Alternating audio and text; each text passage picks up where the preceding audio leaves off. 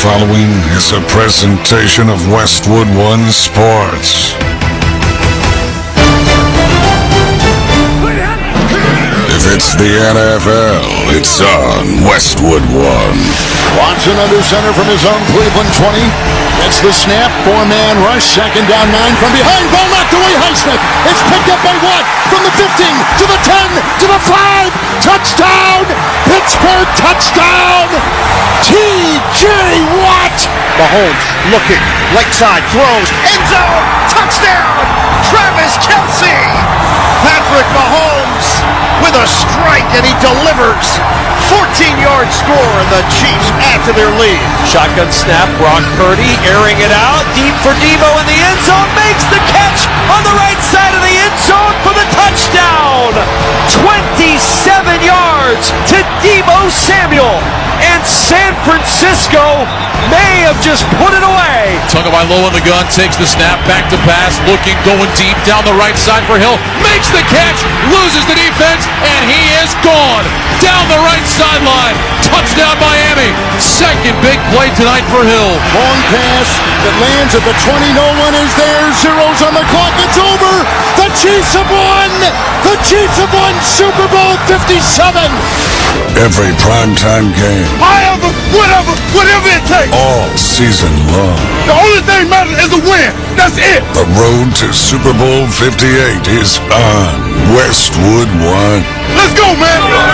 Now it's time for Thursday Night Football. Here's your host, Scott Graham. We welcome you to the start of week number 5 in the National Football League as the Washington Commanders host the Chicago Bears here on Thursday Night Football.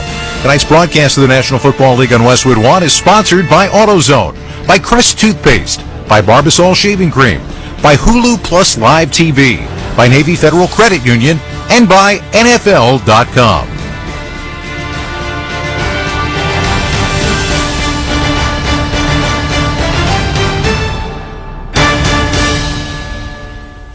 Hi, everybody. I'm Scott Graham. We welcome you to Thursday Night Football here on Westwood One. Tonight, the Chicago Bears, the Washington Commanders. And for Chicago, what we saw last week was major growth from their quarterback in terms of throwing the football. What we also saw for the Bears was another loss. And now that has gone to a team record 14 in a row. On the other side, for the Washington Commanders, we saw a team that fought the Philadelphia Eagles, the defending NFC champions, right to the wire and beyond, only to lose in overtime. But again, big strides moving forward.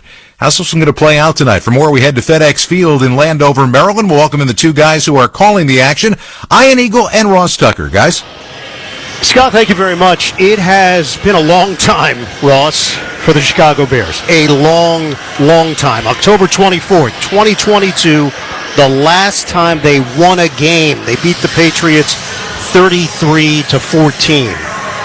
We're coming up on a year. In football terms, that is beyond an eternity. What has to change here for Chicago? How do they get into the win column? Well, and it's interesting, Ian, because obviously playing in the NFL is a dream come true. But I was on an 0-5 Washington team in 2001. I was on an 0-4 Buffalo team in 2004. And those are not good environments to be in. I mean, people don't even want to look at you in the hallways. I mean, when I tell you these guys are desperate for a win, they are desperate for a win. And I think one of the things that needs to change kind of changed last week. They started going with more bootlegs, more play action. I thought it was the best plan that they've had for Justin Fields to have success. Now, the question is, how much of that was because they were going against Denver's defense, and how much of that is something they can replicate tonight against a better Commanders defense? They have lost 18 of 21 games, all of those under head coach Matt Eberflus. Obviously, a lot of chatter this week. Another loss could mean a change in Chicago. Tonight, they are taking on a Washington squad that's 2-2, and that pretty much defines who they are. We're trying to figure out exactly where the Commanders fit in. There's certainly talent here. They're third in the NFC East behind Philadelphia, who's undefeated, Dallas, who's 3-1. And there are pieces. And the quarterback, Sam Howell, really intriguing case of a young guy who has stepped in, who has shown pretty good command at times, and has also shown his inexperience. Well, and to your point, I feel like they've been 500 almost the entirety of Ron Rivera's tenure. They've always been around 7, 8, 9 wins under Rivera. They've been searching for that quarterback, and I got to tell you, Ian, I'm highly encouraged. Anytime you ever talk to a veteran guy that played the quarterback position, they'll always say to you, you don't really know what you have in a young guy until they have that terrible game where they throw 3 or 4 picks and they lose the game. Well, that was 2 weeks ago for Sam Howell against Buffalo. Threw 4 interceptions. He was terrible. Last Sunday might have been his best game as a pro. I mean, they went into Philadelphia. He played at a really high level, had 330 total yards, led the Commanders all the way down the field to tie the game late in regulation. I thought that was highly encouraging. In his 5 starts, 4 of them, he has played winning football. One major concern, though, that is a very troubling trend. Sacks. They give up a lot of them. 24 this season, the most in the NFL. A lot more still to come. From FedEx Field, we have got the Bears and the Commanders tonight. Right now, we send it back to Scott Graham in our Westwood One studios. Scott. All right, thank you very much, guys. We've got a lot more to come as we approach kickoff between the Bears and the Commanders, including the impact that you're going to feel on your fantasy team here in Week 5 from tonight's game. But when we return, a conversation with an interesting guy, the head coach of the Washington Commanders, Ron Rivera. This is Westwood One's coverage of the National Football League.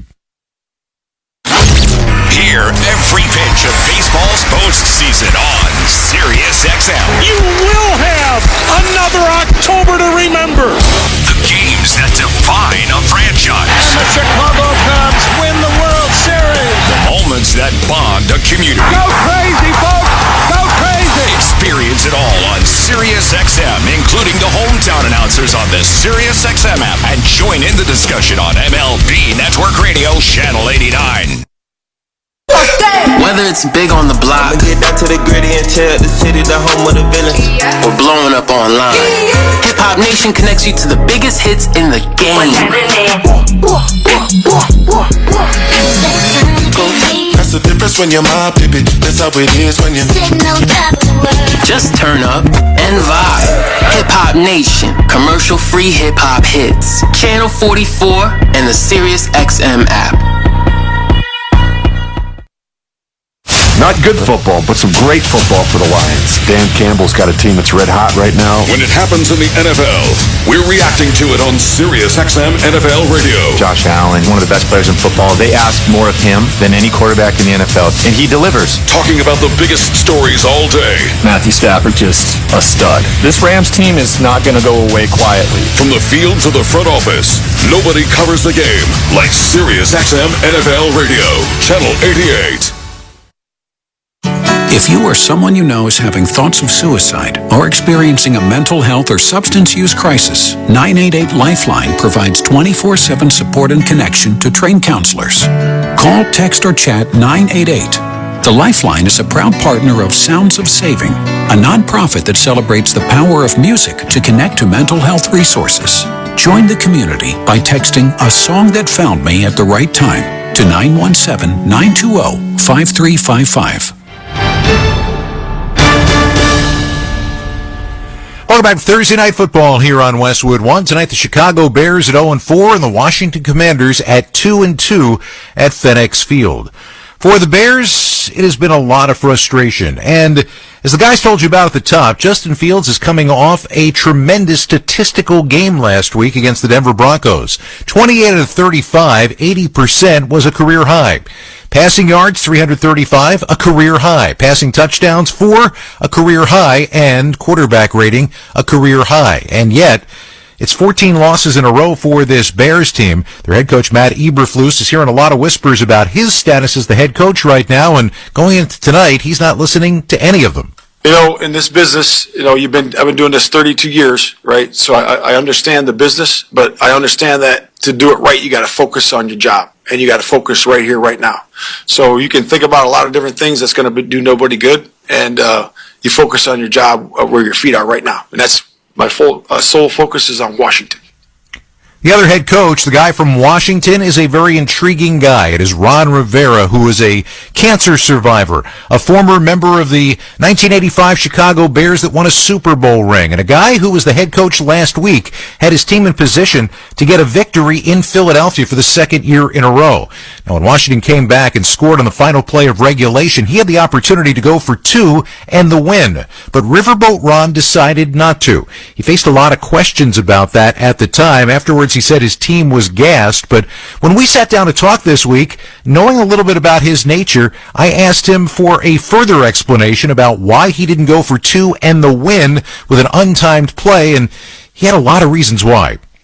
Scott, I think it's very important, and part of it is trying to get the feel and the pulse as to what's going on and who you're playing. This is probably one of the most stout defenses in a short, confined area. Down in the red zone, they're pretty doggone good. On goal line, they're very good. They've got a lot of big-time quality defensive tackles. A lot of things play into that decision-making process, and it's not as if I don't go over it in my head the night before on my check-down list that I have. I'm going to show you the list just so you can see it. Coach's final briefing. So I have a nice big list of them. I go through them. One of the things that I have here, obviously, is I've got a third down, fourth down, a third and goal, and a fourth and goal. What are got to have it placed? And you have that list, and you go through it, and you sit there and say, okay, what's the scenario I would do it in? And so I go through those things, and one of the things is, what is the atmosphere?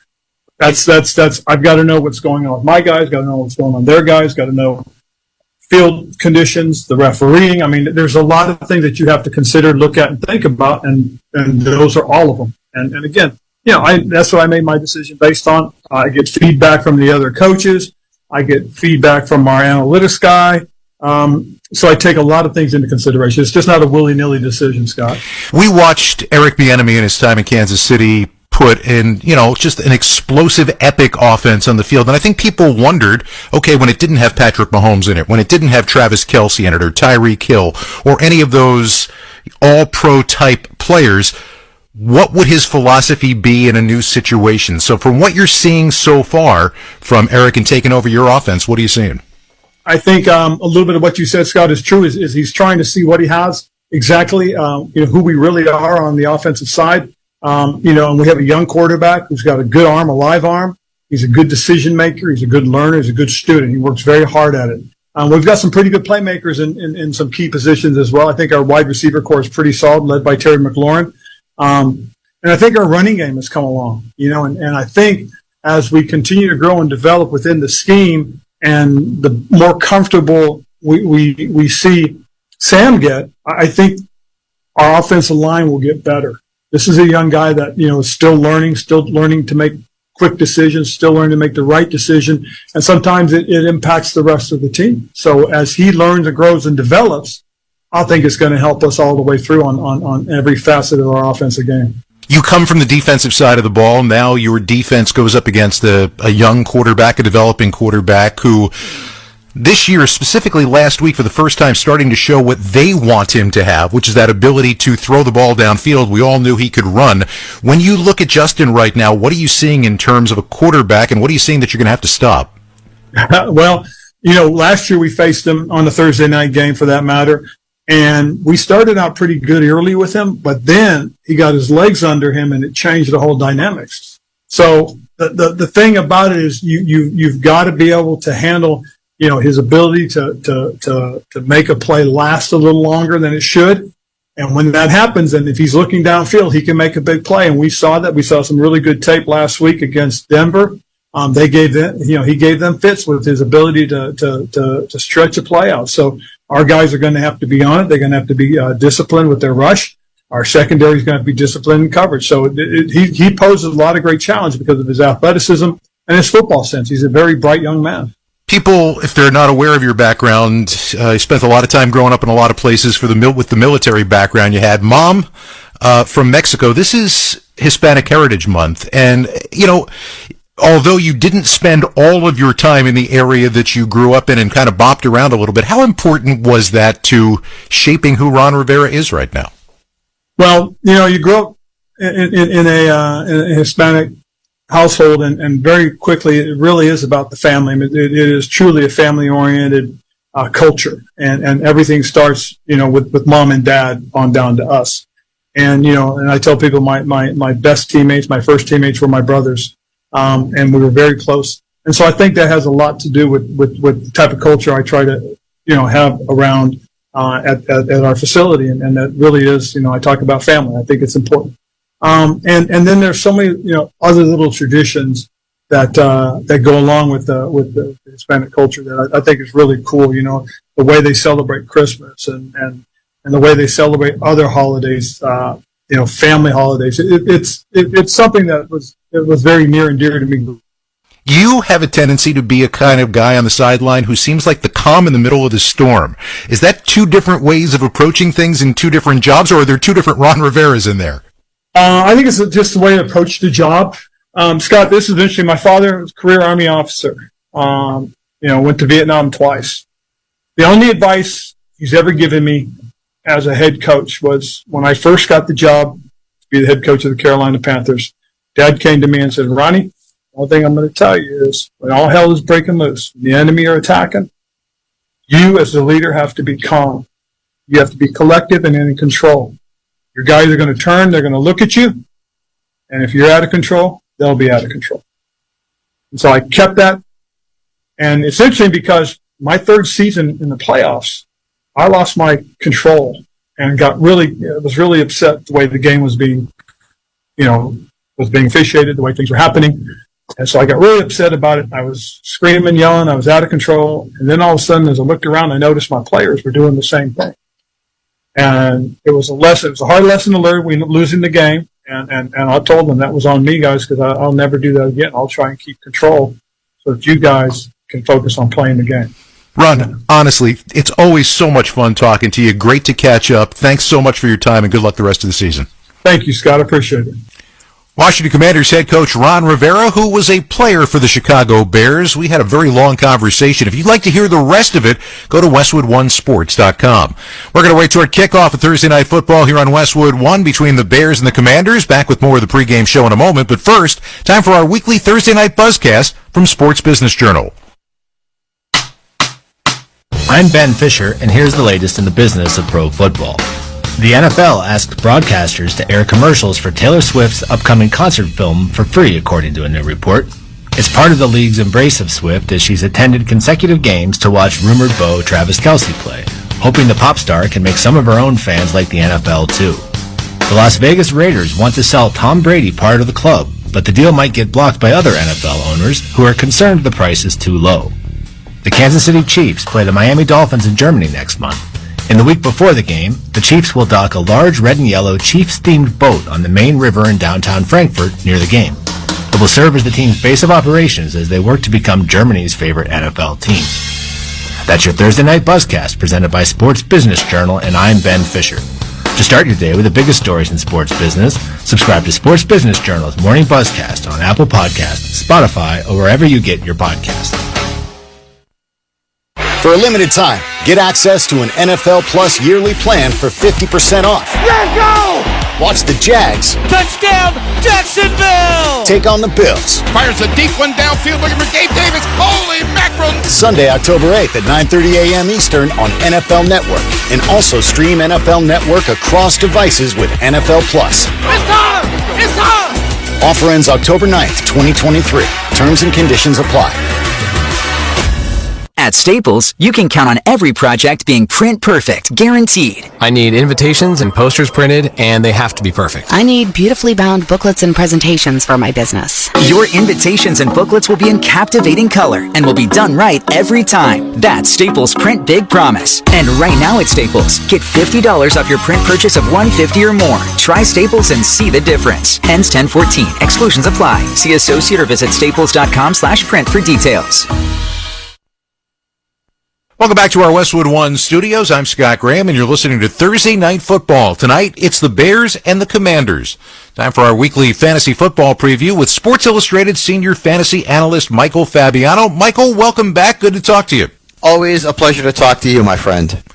You look at this game, and in a lot of ways, there's a handful or less than a handful of players that people who play fantasy football would be relying on here tonight. But at the same time, there are questions about what's going on in terms of Justin Fields, DJ Moore, the Commanders, what they can do, and what this game looks like in terms of the line tonight. Yeah, the Bears and the Commanders both are somewhat shaky from a fantasy perspective. You've got some inconsistent, unreliable options. You just mentioned two of them in Justin Fields and DJ Moore.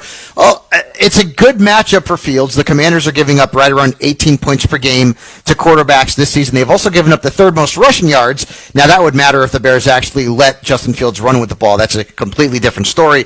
I have Justin Fields ranked as a low-end QB1. As for DJ Moore, I would start him as a flex. The Commanders giving up the seventh most fantasy points to wide receivers. Khalil Herbert, who had a big game last week, is in the mix as a flex. Remember, we've got 4 teams on a bye this week, so that is important to know. You're going to be starting some players maybe you wouldn't want to otherwise for the Chicago Bears. And let's, Scott, just hope that this game is not a reflection of the Thursday night game we saw last year between these two teams, because that one was rough to watch.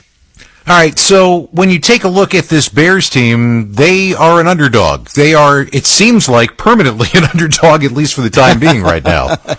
Yeah, this is a game where it's sort of chalk, right? I mean, the Bears have been underdogs in 16 of Justin Fields' last 19 starts. They're 5-10-1 against the spread in those games, and they're 2-7 against the spread as road underdogs. Those numbers seem to have benefited potentially the Commanders, who are a 6-point favorite. All right, so this is the part that I usually get excited about, but I'm coming off a high. I had Allen and Achane last week, so it was a good week for me. But when you look around the league and you start talking about who to start this week around the National Football League, I'm surprised that one of the things you got up on top is Jordan Love.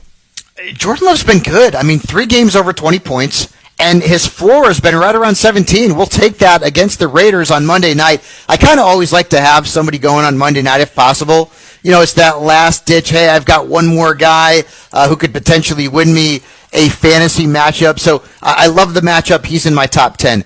I also like Breece Hall, and Breece Hall has not been good this year so far. He's had one decent game, but Robert Saleh's come out and said that Breece Hall will no longer be on the snap count. He's playing the worst defense in the league.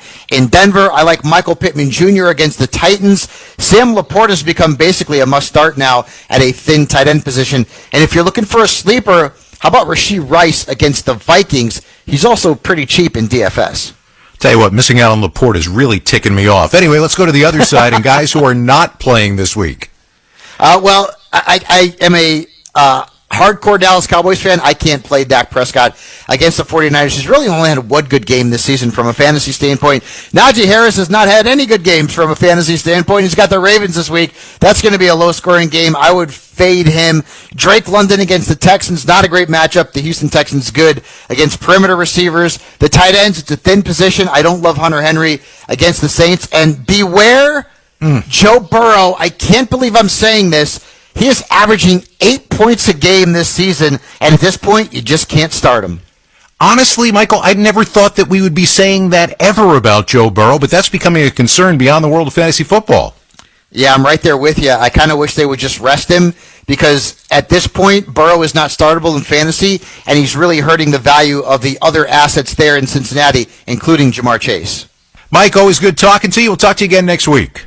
All right, good luck this week.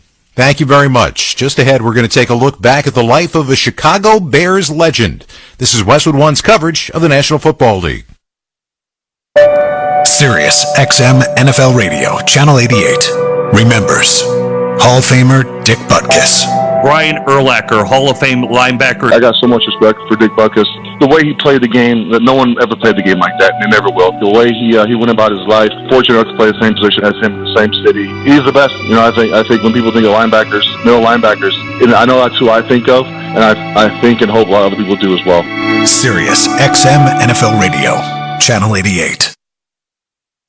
Everything you need to follow ACC football this season is on ACC Today.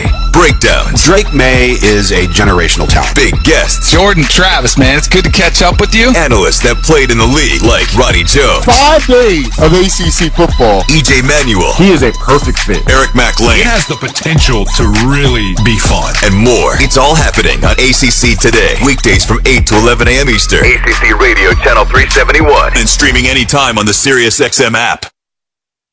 The new basketball season is around the corner, and SiriusXM NBA Radio is getting you ready by talking to the biggest stars in the game every single day. The one and only Steph Curry. Rejuvenate the mind and get ready for another run at it. Every weeknight until the season starts. Hear a different team's preview show. Victor Wembanyama, how do you feel about going to San Antonio? So lucky. So lucky. NBA Radio season preview shows. Every weeknight at 7 and 8 p.m. Eastern. Only on NBA Radio, Channel 86. And for any interviews or previews you missed, hear them on the SiriusXM app. Don't miss the all-new Rise and Shine, a SiriusXM podcast. This is Adam Shine. Every Wednesday morning, we're going to make you remember why you love sports. The crack of the bat, the smell of the grass, the thrill of a buzzer beater, the heroes, the underdogs, the moments you remember forever. Join me, Bob Stew, and the most interesting guests in sports for the all-new Rise and Shine. Download Rise and Shine right now on the SXM app. Available with all trials and popular plans, or wherever you get your podcasts. That's SCHEIN.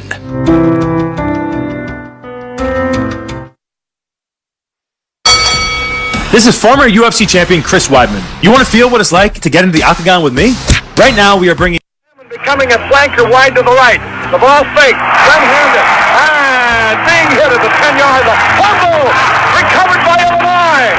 Roger Lopez, the fullback. Dick Butkus. He tackled him and took the ball away from him, Harry. That's all there was to it. Lopez ran smack into Butkus, the middle linebacker. He brought him down, took the ball away from him, and the play was over in about 1 second. If this Butkus isn't an All-American, forget about it. Call from Thanksgiving Day, 1963. Illinois against Michigan State on the Mutual Radio Network, and the tackle by a guy who became an NFL icon and legend. Welcome back to our Thursday Night Football pregame show. The Chicago Bears in the National Football League lost Dick Butkus today, the Hall of Famer passing away at the age of 80. He was the standard bearer for what a middle linebacker would become and a ferocious tackler would become in the National Football League in years forward. Ironically, I got a chance to talk to Dick Butkus less than 2 months ago for the very first time. One of the questions I asked him was where that ability to create a ferocious tackle and the mindset came from. I guess that started back in high school when I was a running back. I just remembered how people tackled me, what I didn't like and what I liked, or, what didn't bother me or whatever. And so when I jumped on defense, I would keep that in mind. Maybe it was a little blown proportionally the way I hit, but that's what I tried to do. I tried to put them on their back and to make them think as they're getting up, who is that? The statement from the Commissioner Roger Goodell on the passing of Dick Butkus just less than an hour ago. Dick Butkus was a fierce and passionate competitor who helped define the linebacker position as one of the NFL's all-time greats. Dick's intuition, toughness, and athleticism made him the model linebacker whose name will forever be linked to the position in the Chicago Bears. We also remember Dick as a longtime advocate for former players and players at all levels of the game. The Dick Butkus Award and his foundation honored achievement on the field and service to the community among high school, college, and NFL linebackers. Dick was a champion of clean sports as his Play Clean campaign helped raise awareness about the dangers of steroid use among high school athletes. We'll have more of my conversation with Dick Butkus coming up at halftime. We get you ready for Thursday Night Football tonight. It is the Chicago Bears. It is the Washington Commanders. A couple of teams coming out and trying to show better than they did last year on Thursday Night Football and trying to get some momentum going this year. When we return, we'll head back to FedEx Field, rejoin Ian Eagle and Ross Tucker. You're listening to Thursday Night Football on Westwood One.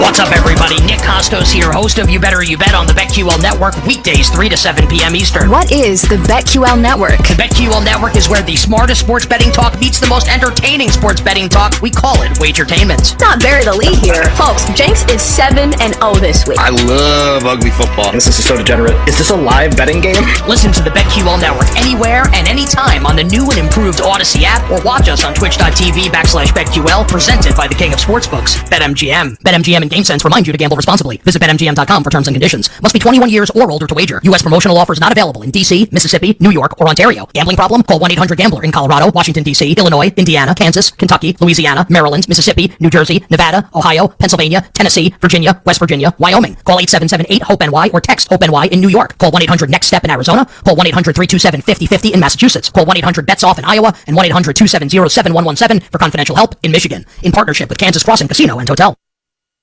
Let's pause 10 seconds for station identification. This is Westwood 1, your home for Thursday Night Football.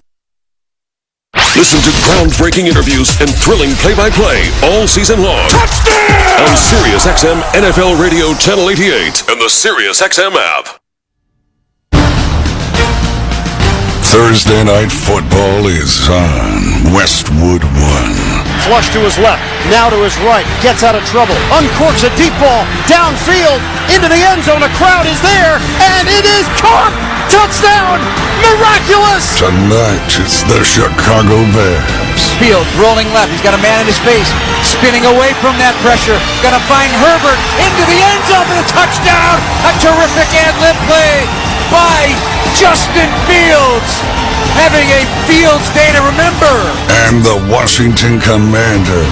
Snap to Hal. Surveying. Throws to the end zone. Touchdown! Touchdown! Touchdown Washington! Jahan Dotson! Unbelievable! Kickoff is less than 15 minutes away. Let's head to the stadium and join Ian Eagle and Ross Tucker. Thank you and welcome to FedEx Field in Landover, Maryland. The Bears and Commanders, we kick off Week 5 of the NFL season. Two teams coming off heartbreakers of different varieties. Just 4 days ago, the Bears led by 21 in the second half after that touchdown that you just heard. Then Denver came all the way back. Meanwhile, Washington managed to tie the Eagles on the final play of regulation, only to fall in overtime, 34-31. I'm Ian Eagle, joined by Ross Tucker. Scott Graham will join us from our Westwood 1 studios at halftime.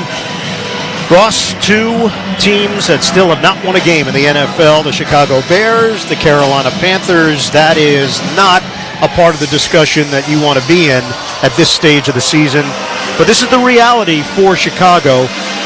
Everybody coming into the year thought maybe this is the year where it clicks and they find the right vibe for Justin Fields and the offense, and while there were moments, certainly last week, they are yet to put it all together to get a win. No, and it has been an ugly, ugly start for the Bears. I've got a bunch of friends that are Bears fans. They had so much hope, to your point, Ian, coming into this year. They were happy almost that the team lost a bunch of games at the end of last year to get the number 1 pick, to be able to trade that to Carolina, get all the draft picks back. Right now, they're actually scheduled to have the top 2 picks in next year's draft. Last week, though, was a little bit of a glimmer of hope. Last week, Justin Fields looked like the quarterback that I think the Bears fans thought they would see. Now, how much of that was because they're going against a bad Denver defense? How much of that is because Luke Getsy, the offensive coordinator, did a better job putting Fields in a position to excel? We will find that out pretty early, I think, tonight. It is a 14-game losing streak for the Chicago Bears. It is the longest in franchise history. For Washington, they're 2-2. The 2 victories to open up the season over Arizona and Denver, then losses to Buffalo and Philly. So again, if we're just looking on paper, Ross, you go, okay, that makes sense. Yeah. You won a couple of games that you're supposed to win, quote unquote, and you lost a couple of games that you were not supposed to win. This would then qualify, at least on paper, as a game that you're supposed to win for Ron Rivera and company. Not only supposed to, really you have to, considering everything going on here in Washington with the new owner, Ron Rivera in year 4. Just talking with some members of the coaching staff, on the field before the game, they know that they need to win this year. I mean, they know when a new owner comes in, sometimes he's going to make changes. This is a game that they have to win. And frankly, that's what makes this game so exciting to me, right? Because both these teams are circling this game and saying, yep, this is a game we can and frankly have to win. It can only be one, though. We're about to find out. Ross, the Commanders and the Bears are 2 of 4 teams allowing 30 or more points per game this season. Denver and the Giants, the other 2. Not shockingly, these are not 4 teams at the top of their respective divisions. You got to stop people in this league. Who's going to stop whom tonight? Well, and to your point, I think we're also seeing 2 teams, Ian, whose quarterbacks are maybe coming off their finest moments as pros. So just based on the numbers, the way the quarterbacks played last Sunday, the way the defenses have played, it should be a high-scoring game with a bunch of points. Now, I go and say that, maybe it'll be 12-7 like the Thursday night game you called last year between these 2 teams. Ross, take that back. I want you to take that back. You just put that into the universe. That set the game back quite a bit last year. That 12-7 final, although exciting at the end, was not going to be sent to Canton by any stretch. So the Bears are 0-4. That 31-28 loss to Denver after leading the game 28-7. Washington is 2-2. They gave everything that they had against Philadelphia, only to fall 34-31 in overtime. You mentioned it. These 2 teams met last October. 12-7 win for Washington. It was a strong performance for the running back Brian Robinson. First NFL start last year. 60 yards on the ground, including the go-ahead touchdown. Stay with us. We're working our way towards the opening kick between Chicago and Washington. This is Westwood One's coverage of the National Football League. The strength of America. Hey, what's going on? This is your boy Kevin Hart, and guess what? I've got my own channel on Sirius XM, Kevin Hart's Laugh Out Loud Radio, channel 96. We play the best stand-up comedy from some of my favorite comedians, and I got my own show. It's called Straight from the Heart, and I host it with a bunch of unattractive friends of mine. They call the Plastic Cup Boys. Every Tuesday and Thursday, real, raw, authentic conversation. 4 p.m. Pacific, 7 p.m. Eastern. Laugh Out Loud Radio right here on Sirius XM, channel 96. Don't miss it. Can I just say breaking news? The Portland Trailblazers are trading guard Damian Lillard to the Milwaukee Bucks. When the sports world is talking, nobody gives you more perspectives than the experts of Sirius XM. Chaos in the NBA. Your instant reaction on Mad Dog Sports Radio. This is the ultimate championship move. Expert analysis on NBA radio. We're getting a guy that can just dominate a game. And a place to be part of the discussion. This is what we've always needed. Live sports talk when you want it on Sirius XM and the Sirius XM app. Hi everybody, Christopher Mad Dog Russo here. Familiar? You should be. Well, now you can catch Mad Dog's Daily Bite each day as a podcast, where you'll hear my thoughts and opinions on the biggest topics around the world of sports. NFL, baseball, golf, NBA, even the hockey. That you know you can count on. That's Mad Dog's Daily Bite. Drops daily anywhere you get your podcasts. And you can also hear me weekdays 3 to 6 Eastern on Mad Dog Unleashed, Sirius XM Channel 82, or anytime on the SXM app.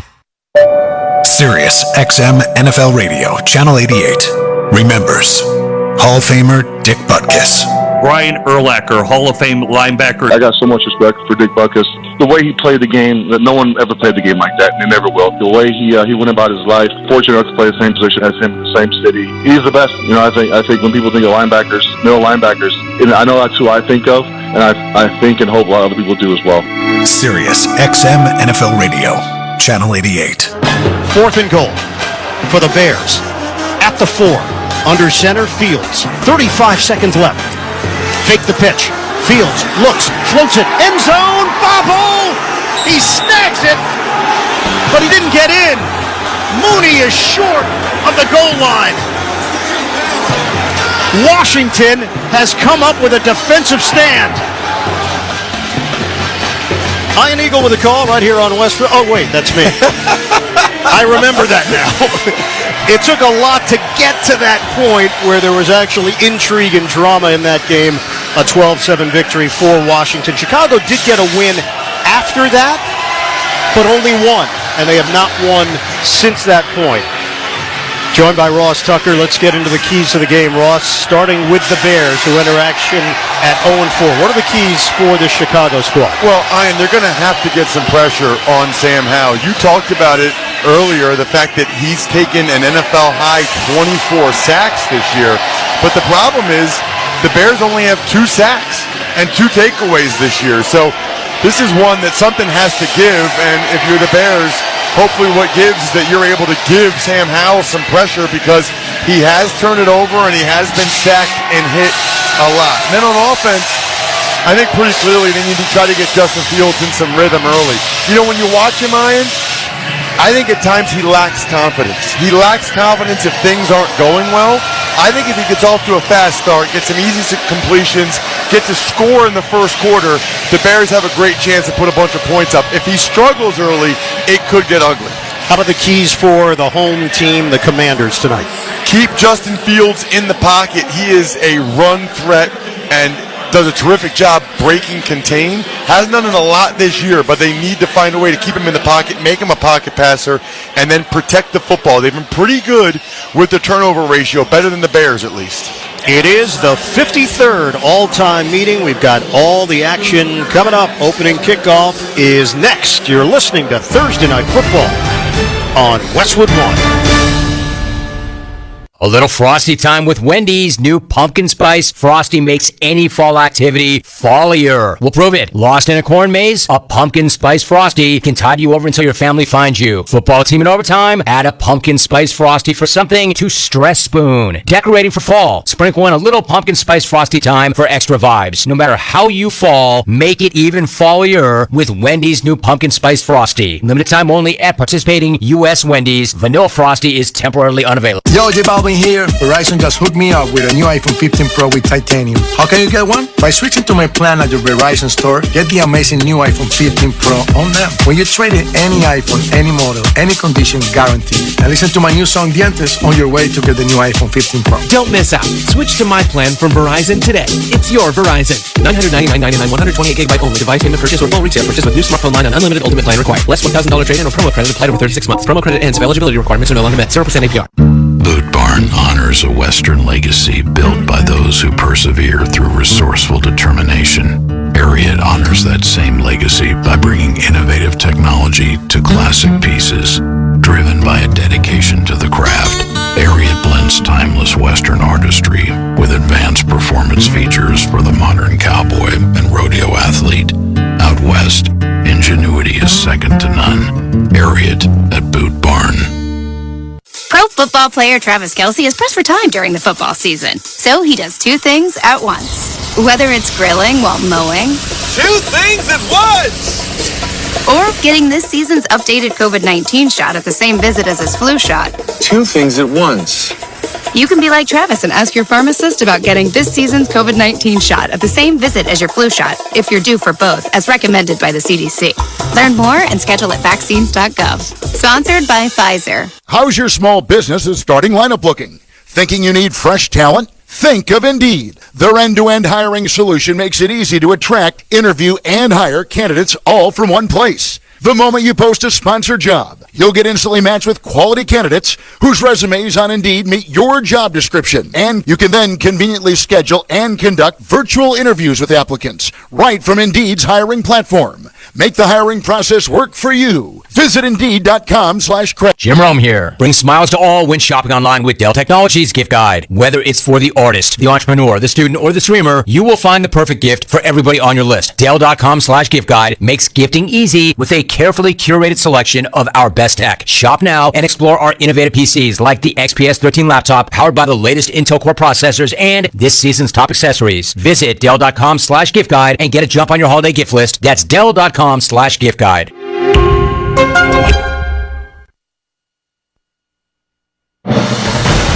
Welcome back to Thursday Night Football on Westwood One. It's time for another memorable moment in football history. Sponsored by Kohl's. 3rd and 7 from the Redskins 13. Taylor, the running back. Now Cutler drops back into the shotgun. Takes a snap. Here's the blitz. Tosses it out. It is picked off. Picked up by the Redskins. Up the far sideline. DeAngelo Hall needs a block. To the 40. To the 30. He's going to take it to the house all the way. D. Hall for a touchdown. Back in 2010, D'Angelo Hall stole the show. Washington visited Chicago in Week 7 13 years ago. Hall tied an NFL single-game record, 4 interceptions, all of which came in the second half, with that 92-yard pick six being the game winner in his team's 17-14 victory. Washington came into the contest ranked worst in the league in total defense, but they forced 6 turnovers, sacked Jay Cutler 4 times, held Bears running back Matt Forte to just 41 rushing yards. That's tonight's memorable moment in football history, sponsored by Kohl's. Everyday style is easy with favorite looks for fall. Whether you're layering up or snuggling in, Kohl's has a priced right picks for any occasion. Shop Kohl's and Kohl's.com today. Ian Eagle, Ross Tucker, the rest of our Westwood One crew getting you ready for the Bears and the Commanders. Last week matched the largest lead the Bears have ever blown. And you have to go back to 2002 and 1953. They led Denver by 21 points, only to see the Broncos rally. Chicago did have 471 yards of offense in that game. They allowed 311. By all intents and purposes, it's a game they should have won. And I think deep down they know it, and now they're trying to get that terrible taste out of their mouth and get something done here tonight in Landover, Maryland. So that's the real positive of the quick turnaround and playing on Thursday night, right, is that they have a chance to get that taste out of their mouth. I'm really curious for both these teams, Ian, to see if there's any hangover from those Sunday losses, right? It was so devastating for the Bears at home, the manner in which they lost. I'm really curious to see if that affects them at all in this game. It can't, right? I mean, as a player, you always say you can have a bad play, you can't have a bad day. Well, you also can't let the last game affect the next game whatsoever. We received some terrible news earlier this evening. NFL legend Dick Butkus has died at the age of 80. He was with the Bears from 1965 to 1973. Hall of Famer. His number 51 retired by the organization, had success outside of football in so many different areas, including Hollywood. And our thoughts with his family and the Bears family. Dick Butkus, an absolute legend of the game. Without question, Ian, and I think I can speak for pretty much every player that's ever put a helmet and shoulder pads on with just the utmost respect for the manner in which Dick Butkus played the game. I think he played the game the way it's supposed to be played, and he then became a really, really strong advocate after his career for former players, which I also really appreciate. So the Chicago Bears on the road tonight trying to get into the win column against the 2-2 Washington Commanders. Sam Howell, second year, 5th round draft pick out of North Carolina. 5th rounders are not supposed to be the guy, and Ron Rivera acknowledged that he was probably too late in going to Sam last year. That takes a lot for a head coach to come out publicly and admit that. And the reality is Sam Howell has looked the part. He has. It's so interesting on multiple levels, right? I mean, number one, going into his junior year at North Carolina, he was a projected first-round pick, Ian, and then he fell to the 5th round. Ron Rivera knows this is a big year for him. It's year 4 as the head coach here, and he is hitching his wagon to Sam Howell. That is the young man that he believes in. Washington won the toss. They have deferred. They kick it off from left to right. End-over-end kick from Sly, and it goes through the back of the end zone. 18 kicks this season for Sly off the tee. All of them have been touchbacks. So, Justin Fields, the quarterback for Chicago, talented, no doubt, but the talent has not translated into consistent wins. Last week, the numbers were off the charts for Fields. A career-high 335 yards, 4 touchdowns, an interception, a fumble that came back for a score, and 4 sacks. He started 16 of 16 in that game. It's a 1st and 10 from the 25-yard line, set up in the pistol with Herbert behind him. Fake the handoff, stepping up. Fields loads it up, fires down the right side. It's over the head of Darnell Mooney. Incomplete. Would have been a huge play to open up. That's one you have to hit. Yeah, that's one that you talked about all week. You schemed it up to get Mooney. It was a bunch set to the left. They brought Mooney across in motion. He was wide open. Fields, I think, a little bit overeager, a little bit excited. He threw it behind Mooney and too far. Should have been a huge play, and Washington's given up a lot of big plays this year. In fact, the most in the NFL, 13 plays of 25 yards or more. Second down and 10 for the Bears. Herbert, they give it to him, and Herbert running to the left is taken down quickly. A gain of 1 off the angle. Montez Sweat helps lead this very talented Washington front. Sweat, Payne, Allen, Young. These are all high draft picks. They have absolutely put money into that line. Jamin Davis, Cody Barton, Khalil Hudson. Linebackers, you'll hear those names. Forbes, Curl, Forrest, and Fuller in the secondary. No changes on the offensive line. We thought Tevin Jenkins may start. He's been activated, but he's not in there right now for Chicago. It's a 3rd down 9 opening possession. Fields in the pocket, looking to his left, throws and hits his man. DJ Moore on the run, across the 30, across the 20, and he's out of bounds. Derek Forrest brings him down. Major cash in by Justin Fields on a deep shot. And that was just a beautiful throw by Fields. It was man-to-man coverage to the left, and DJ Moore had an awesome move at the line of scrimmage, able to go right past St. Juste. Fields laid it out there for him perfectly, and the Bears find themselves in the red zone. We just talked about the Commanders' propensity to give up the big plays, and the Bears got one. It's a 58-yard pass play to put the Bears in business inside the 20-yard line. And a timeout called by Chicago. 13:30 mark of this opening quarter. And the Bears are knocking on the door. Iron Eagle Ross Tucker here in the Grainger broadcast booth at FedEx Field. Give your team an edge with Grainger. You'll find supplies and solutions for every industry, plus fast delivery and 24/7 support. When you call, click Grainger.com or just stop by. So the Bears didn't get it done on the first play from scrimmage, the first play of the game for Chicago, but on 3rd and 9, big-time throw from Fields showing off his arm talent. And that's a pretty bad sign for the Commanders. I mean, they have let a receiver get behind them twice. It's only been 3 plays. And 2 of them, receivers have run right past the secondary. Traditional set fullback blasting game in front of Herbert with a 1st and 10 along the left hash at the 16-yard line. Handoff, Fields to Herbert, runs into a crowd, tries to keep the legs churning. They're going to whistle it dead as he crosses that 15-yard line. Ridgeway combining with Cody Barton to bring him down, and it's going to be a pickup of 1. One of the things that's really interesting about the Bears so far this year is they haven't really run it with Justin Fields that much. He only has 8 design runs. He had 72 last year and didn't even play towards the end of the season. Really curious to see if we see some more design runs from Fields. He's so dynamic with the ball in his hands. 2nd and long, pistol formation. Fields fakes the end of the season. Really curious to see if we see some more design runs from Fields. He's so dynamic with the ball in his hands. 2nd and long, pistol formation. Fields fakes the handoff, looks to his left, looks to his right. Fields gets dumped at the 20-yard line. Couldn't break away from Montez Sweat. And a big loss on the play. And that's what you see a lot from the Chicago Bears offense. You see Justin Fields drop back to pass.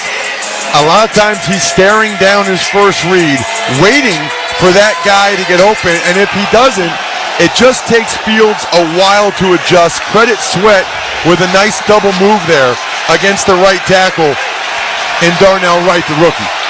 Borum, Whitehair, Patrick, Davis, and Wright across the line. It's 3rd down and 14 now for Chicago. Shotgun. Fields steps up the pocket. Fires left corner of the end zone. Caught. Touchdown. DJ Moore puts the Bears on the board. Impressive from the Chicago offense, and in particular, their quarterback, Justin Fields. A perfect delivery on the throw to Moore. 3rd and 14, and again, Ian, he had as much time as he could possibly want. It was a cover 2 defense for the Commanders. He threw the ball right over the corner's head, and before he got to the safety, perfect pass, but again, questionable coverage from Washington. Extra point, Cairo Santos, and he laces it through to give Chicago a 7-0 lead on the opening drive of the night. 12:04 remaining in the first quarter. We're back to FedEx Field after this. This is Westwood One's coverage of the National Football League. Soccer's biggest clubs play in the English Premier League, and you can hear them in action every week on Sirius XM FC. A five-star show from Manchester City. From the traditional powers Liverpool have been incredible tonight. Manchester United may just have won it. to the new kids on the block. Newcastle United, they have lived off. All the top teams. Whipped by a double from Chelsea. Every match. Absolutely glorious from Tottenham Hotspur. Only on Sirius XM FC 157 and the SXM app. Transform your environment and melt into music channels curated to calm. Fade into the lo-fi haze of chill hop. Relax with soothing new age sounds inside Spa. Or lose yourself in the electronic ambiance of Tranquil. Explore these channels and more across Sirius XM and in the Sirius XM app. Just search Relax.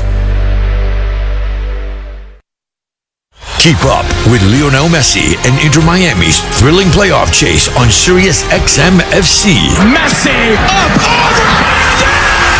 over sensational! It's a must-win for the magisterial one as Miami faces a tough test against the league's best. Acosta! Oh my goodness! Miami versus FC Cincinnati, Saturday night at 7:30 Eastern on Sirius XM FC 157 and the Sirius XM app. Sirius XM NFL Radio, Channel 88. Remembers Hall of Famer Dick Butkus. Brian Urlacher, Hall of Fame linebacker. I got so much respect for Dick Butkus. The way he played the game, that no one ever played the game like that, and they never will. The way he went about his life, fortunate enough to play the same position as him in the same city. He's the best. You know, I think when people think of linebackers, middle linebackers, and I know that's who I think of, and I think and hope a lot of other people do as well. Sirius XM NFL Radio, Channel 88. The drive summary sponsored by O'Reilly Auto Parts. Think O'Reilly Auto Parts for all of your car care needs. Get the parts and service you need fast from the professional parts people at O'Reilly Auto Parts. 6 plays, 75 yards, 2 minutes and 56 seconds. The combination of Fields and DJ Moore connected for 78 yards. Moore, who was a Maryland Terp, so back in this area, originally from Philadelphia, of course, formerly with the Carolina Panthers, came over in that deal for the number 1 overall pick. Had his best game last week of the season and picking up where he left off. And that was a huge part of that trade. Huge. I mean, especially with Chase Claypool and that trade not working out at all for the Bears. Sounds like those two parties are going to part ways here pretty soon. The Bears absolutely needed to get Justin Fields a number 1 receiver, and he has shown to be that. Santos kicking off from right to left. Antonio Gibson, it goes over his head and through the back of the end zone.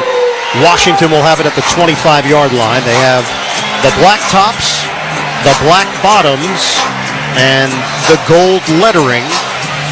Black helmets with a W in the front in gold, and then the uniform number also indicated on the helmet. It takes a little getting used to, Ross.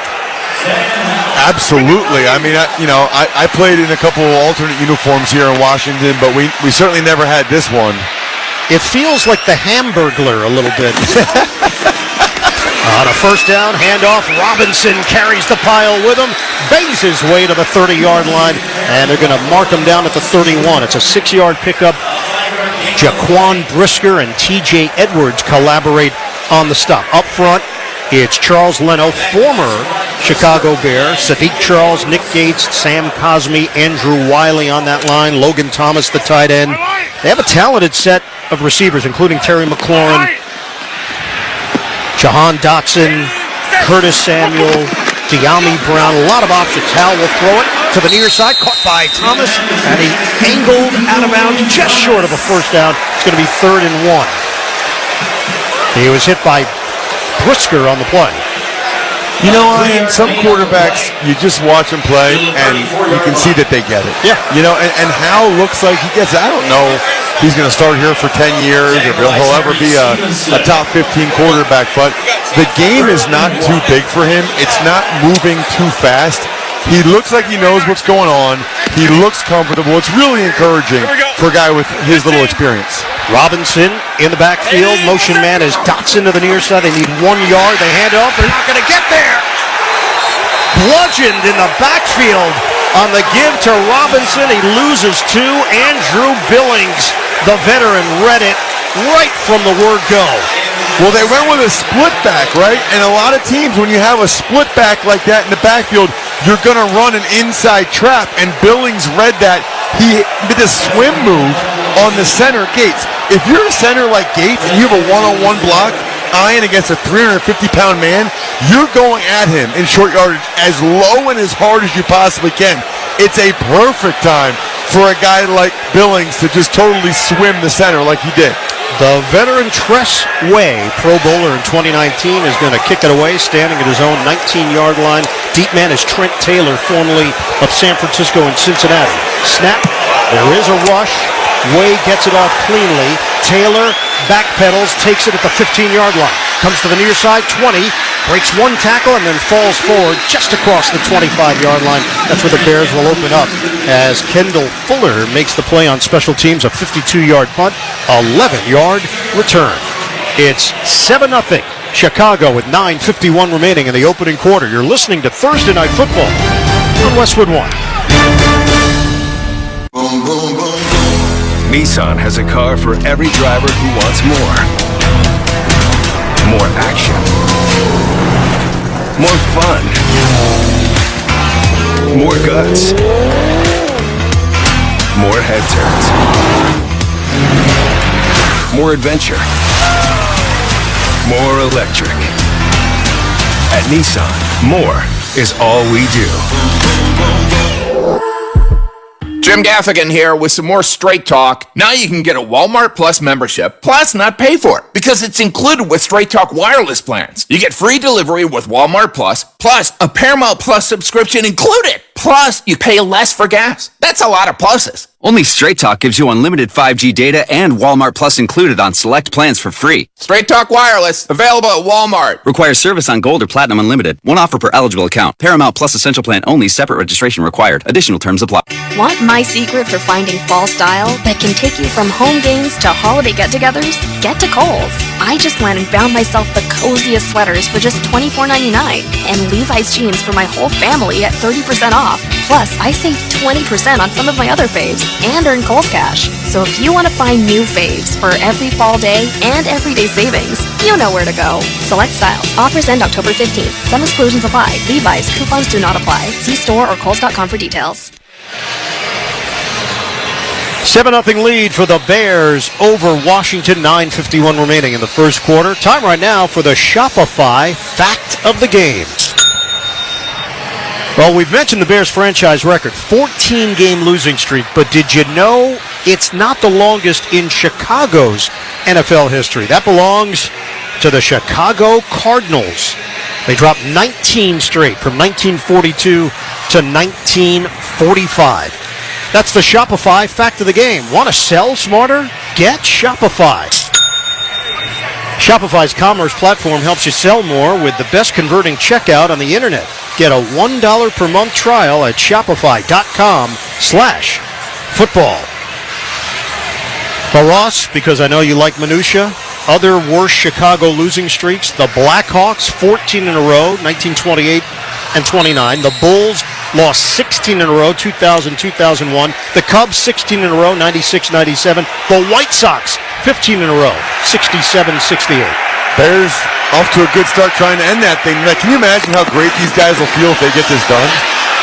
Fake it. Fields will run to the right. He's got blockers, and Fields goes out of bounds. So design play to get Fields to the outside. Good enough blocking up front, and a very solid gain on first down. That's his 9th designed run here in the 5th game of the season, and it's critical that they do that just to set up everything else they do, right? I mean, the other runs off of it, he faked it left to Herbert, that will now slow down the backside defenders knowing, Fields might pull this thing and come out the other side. 2nd down and 3. Initially 3 receivers set to the left side, man goes in motion to the right.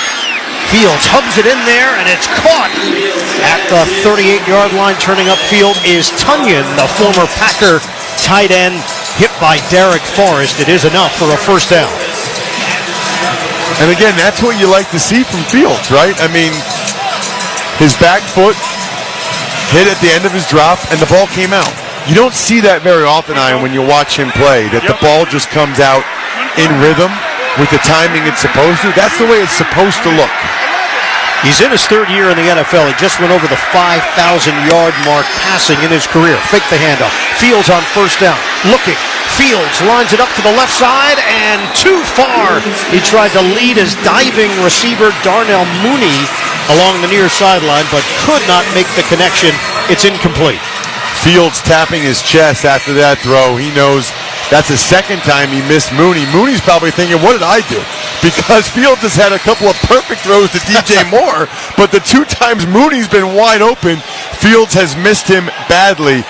Not a good sign for the Commanders' defense right now. Number 1, they're not getting pressure. Number 2, these receivers are open. I mean, almost every play, Ian, he's had a receiver open down the field. And Washington is down a corner. Christian Holmes right now sitting out with a hamstring injury. Questionable return. Catch made on the right side. DJ Moore chewing up real estate along that sideline. And he's brought down by Montez Sweat. But he gains 9 on the catch and run. Well designed and well executed by the Bears, and really it's DJ Moore who emerged out of the traffic. And then he got a couple good blocks too from the big guys. Quick snap, just trying to get a yard.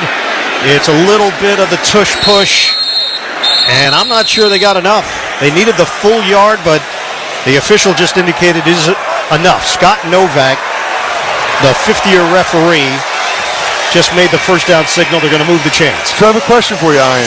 In Philadelphia now, where I reside, they're calling that the brotherly shove. Yeah, I like it. Because the Eagles kind of invented it. It's good. And now everybody... If the Bears do it... No, you can't say that. It's not the brotherly shove. No. Okay. No. But can we come up with something different than tush push? I mean, okay, you can't say brotherly shove if the Bears do it. They had a running back and receiver behind Fields there. But I still... I don't like saying tush while I'm at a football game. You just said it or twice. In the context of you football. Realize? Yes, sorry. You've now said it twice.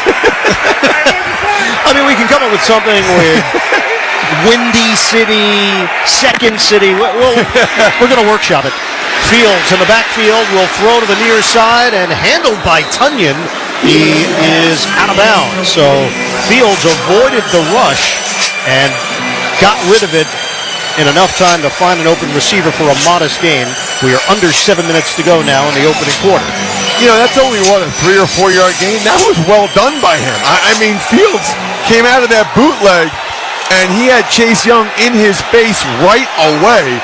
To make that a positive play, that's encouraging, right? There's a big difference between a negative play, you lose 6 yards, and gaining 4. And they are in Washington territory at the 47. Handoff, big hole, Herbert right side, Herbert off to the races, and he's caught from behind, inside the 15, right along the right hash. Herbert cut it upfield, Barton just saved the touchdown. It's a 36-yard rip. Wow. I mean, this Bears offensive line is getting it done right now. That's just an inside zone scheme, and the linebacker overran it. They get to the line of scrimmage quickly. Fields will operate out of the gun. From the 13, Fields moving pocket to the near side. Fields looking, he will float it out of bounds along the left sideline. Montez Sweat was in the general area, putting enough pressure on Fields not to take any chances. This might sound stupid to some of the people listening, but I'm going to say it anyway. That's a good play by Fields. That's a winning play, right? He threw the ball away. He doesn't do that a lot. Yeah. I mean, you watch him play, and he'll take sacks. You know what he would do other times, Ryan?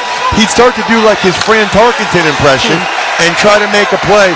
That's what you do there. If the play's not there, throw it away. I like it. Fields is 24 years old, from Kennesaw, Georgia. 2nd and 10 from the 13. Fake the handoff. Fields sidearm underneath. Caught by Kmet. Tries to make a move upfield. And Kmet loses the football. Komet coughs it up at the last moment at the 12-yard line. They're trying to peel off the pile. Washington is indicating that they've got it, and they do!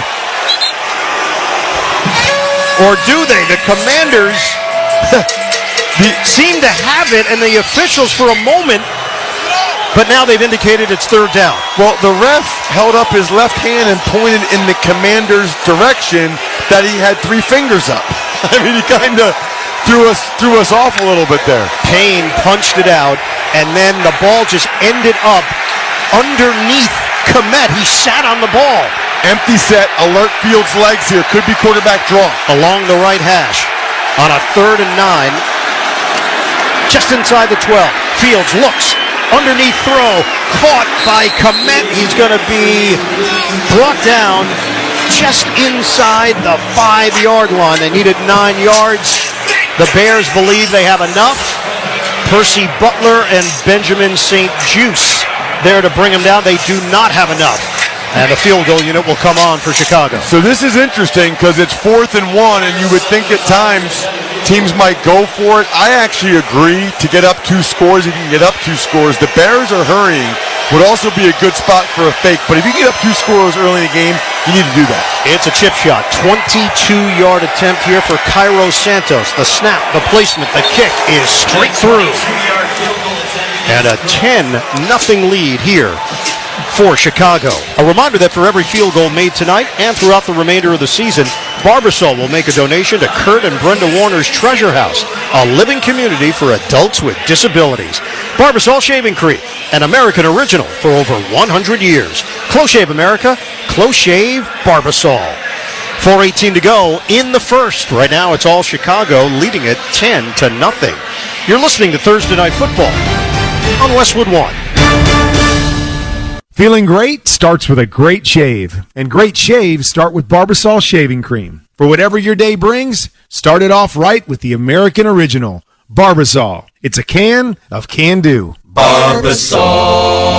How's your small business's starting lineup looking? Thinking you need fresh talent? Think of Indeed. Their end-to-end hiring solution makes it easy to attract, interview, and hire candidates all from one place. The moment you post a sponsored job, you'll get instantly matched with quality candidates whose resumes on Indeed meet your job description. And you can then conveniently schedule and conduct virtual interviews with applicants right from Indeed's hiring platform. Make the hiring process work for you. Visit Indeed.com/credit. eBay Motors is here for the ride.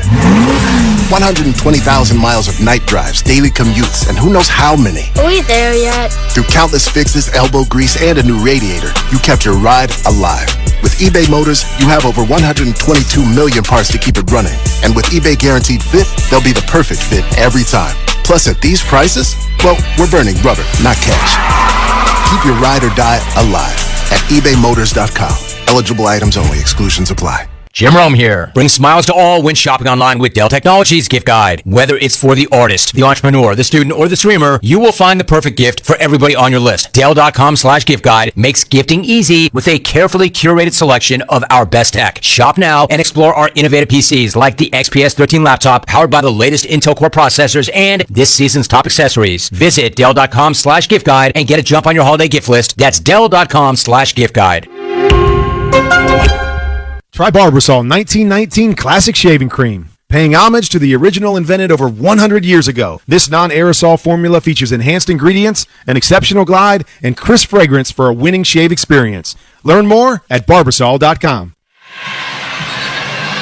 As the world keeps changing, so does COVID-19. That's why this season's COVID-19 shots have been updated. They're designed to help protect against recent variants. Learn more and schedule at vaccines.gov, sponsored by Pfizer and BioNTech. So the Chicago Bears take a 10-0 lead thanks to an 11-play, 70-yard drive. They took 5 minutes and 33 seconds off the clock, cash in on a 22-yard field goal. So Chicago will kick it off from right to left. Antonio Gibson is the deep man, standing 1 yard deep in the end zone for Washington. Santos on the approach, off the tee, and he booms it over the head of Gibson, and a touchback. So Washington Team that took Philly to the limit last week, lost in overtime 34-31, just trying to find its footing here in the early going. They have not had success stopping the Bears here in the first. We talked about, Ian, which team would bounce back faster from the disappointing loss on Sunday, and pretty clearly that's been the Chicago Bears. The Commanders really feel like they're still sleepwalking a little bit, both sides of the ball. They better wake up. 1st and 10 from the 25 for Washington. Shotgun formation for Howell. Looking to his right. Howell now forced out of the pocket. He's going to run. Howell slides down shy of the 30-yard line. He does have ability with his legs. He had 6 carries for 40 yards last week, that time touched by Jack Sanborn after the short game. He's not Justin Fields, right? He's not that type of athlete, but he ran very effectively his last year at North Carolina, and you referenced it, Ian. He ran for several first downs last week against the Eagles, and those first downs are absolutely critical in those third down situations. 3-yard pickup, 2nd down and 7, movement on the line. Chicago pointing at Washington, and now Scott Novak is going to clean it all up for us. False start, offense number 3. That's a 5-yard penalty. 2nd down. And that's Byron Pringle. Tune in to watch all the excitement of the NFL Sunday on Fox. Check your local listings for games and times in your area. Catch the NFL on Fox. So now staring at a 2nd down and 12. Robinson remains in the backfield, sets up to the right of Howell, operating from the gun. Tight formation.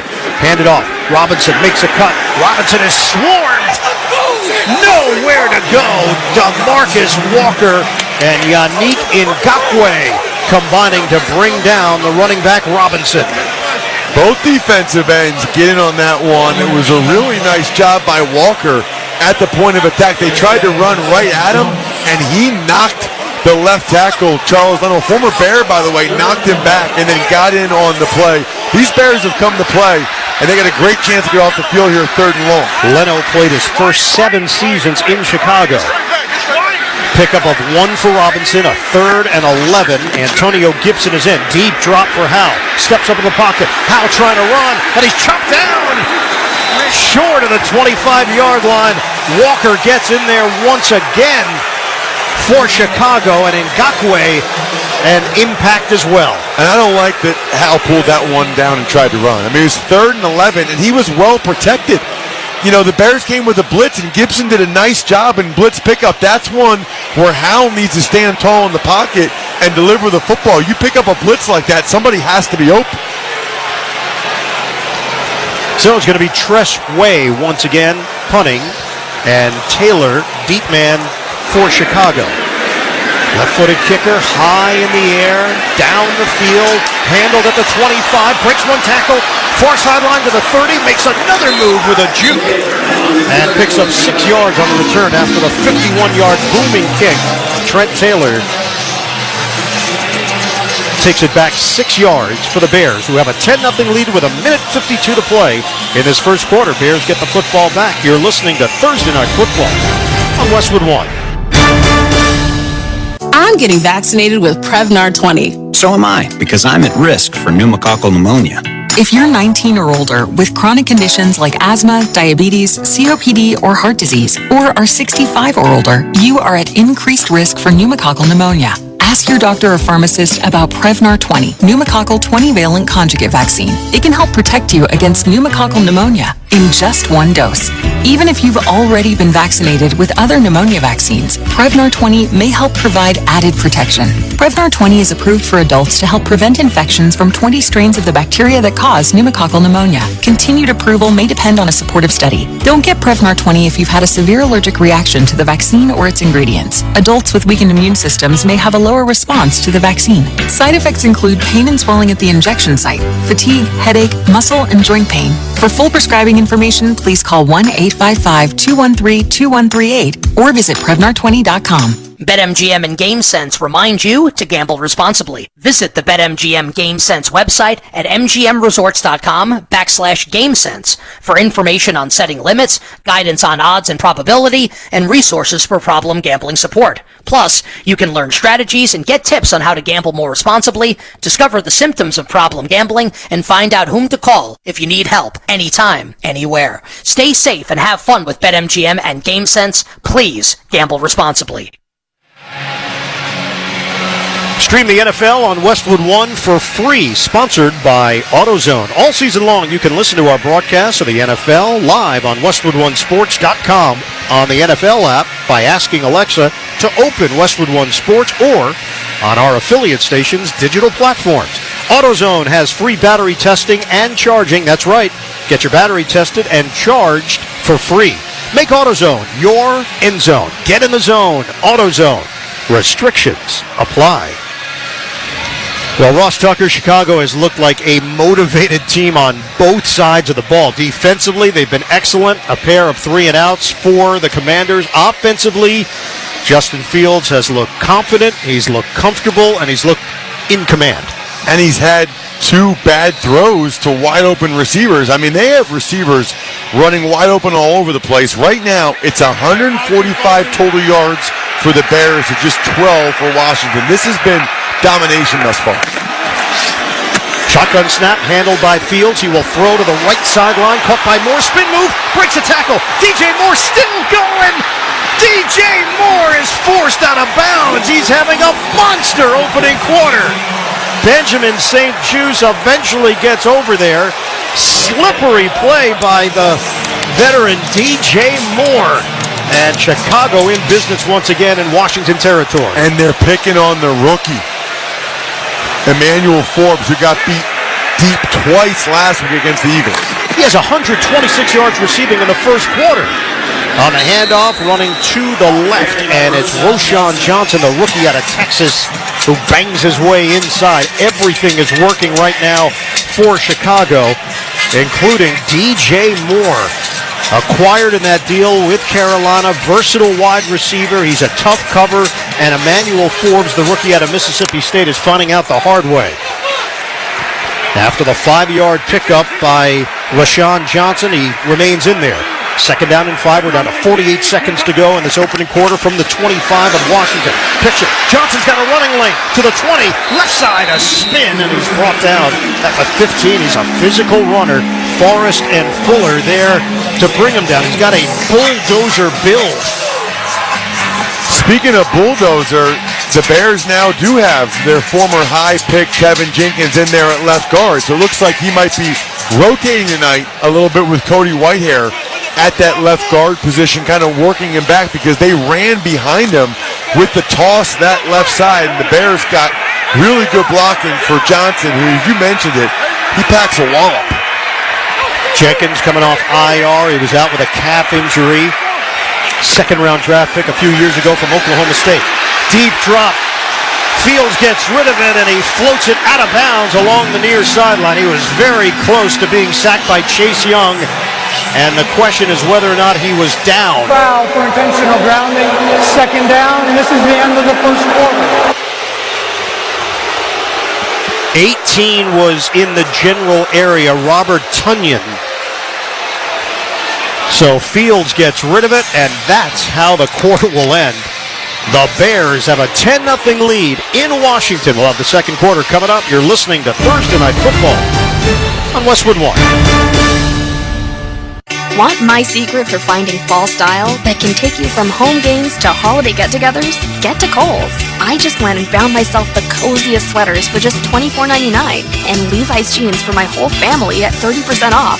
Plus, I saved 20% on some of my other faves and earned Kohl's cash. So if you want to find new faves for every fall day and everyday savings, you know where to go. Select styles. Offers end October 15th. Some exclusions apply. Levi's. Coupons do not apply. See store or Kohl's.com for details. When Shopify says you can sell anywhere, oh, they mean it. Woo, hold up. Just got a new sale. Whoa, Shopify doesn't mind if you're at sea level. or on top of the world. Whether you're selling carabiners or crop tops, start selling with Shopify today and join the platform simplifying commerce for millions of businesses worldwide. This is Possibility, powered by Shopify. Sign up for a free trial at shopify.com/football. Shopify.com/football. Rich Eisen here, and if you're enjoying this game and want to be in the game every day, there's something the guys here on my show studio have been enjoying. Prize Picks Daily Fantasy Sports, the #1 daily fantasy sports app. If you're eager to test your knowledge and skills, play the game enjoyed by millions, and join the Prize Picks community of more than 7 million football fans who have already signed up.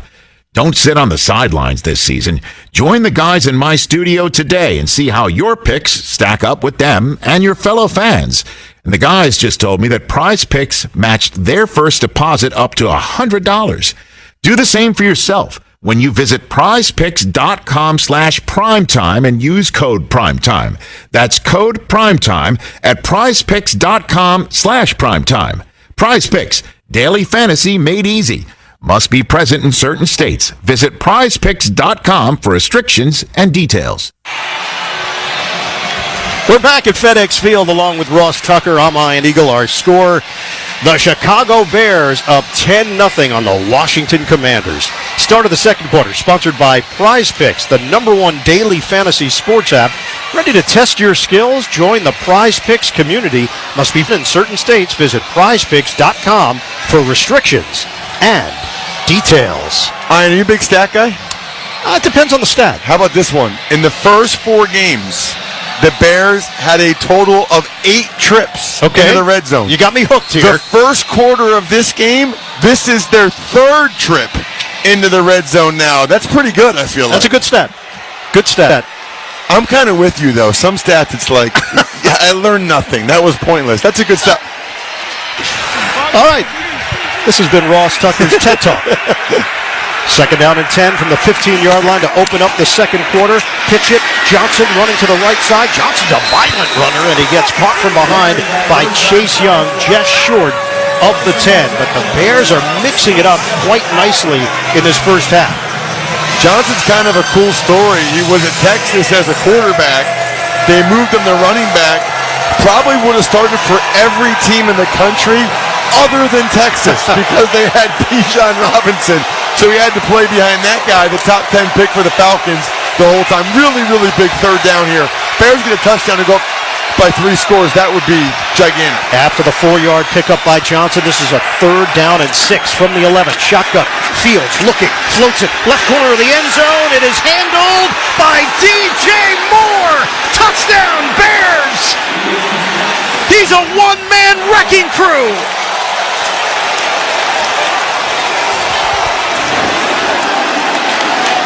DJ Moore is doing it all.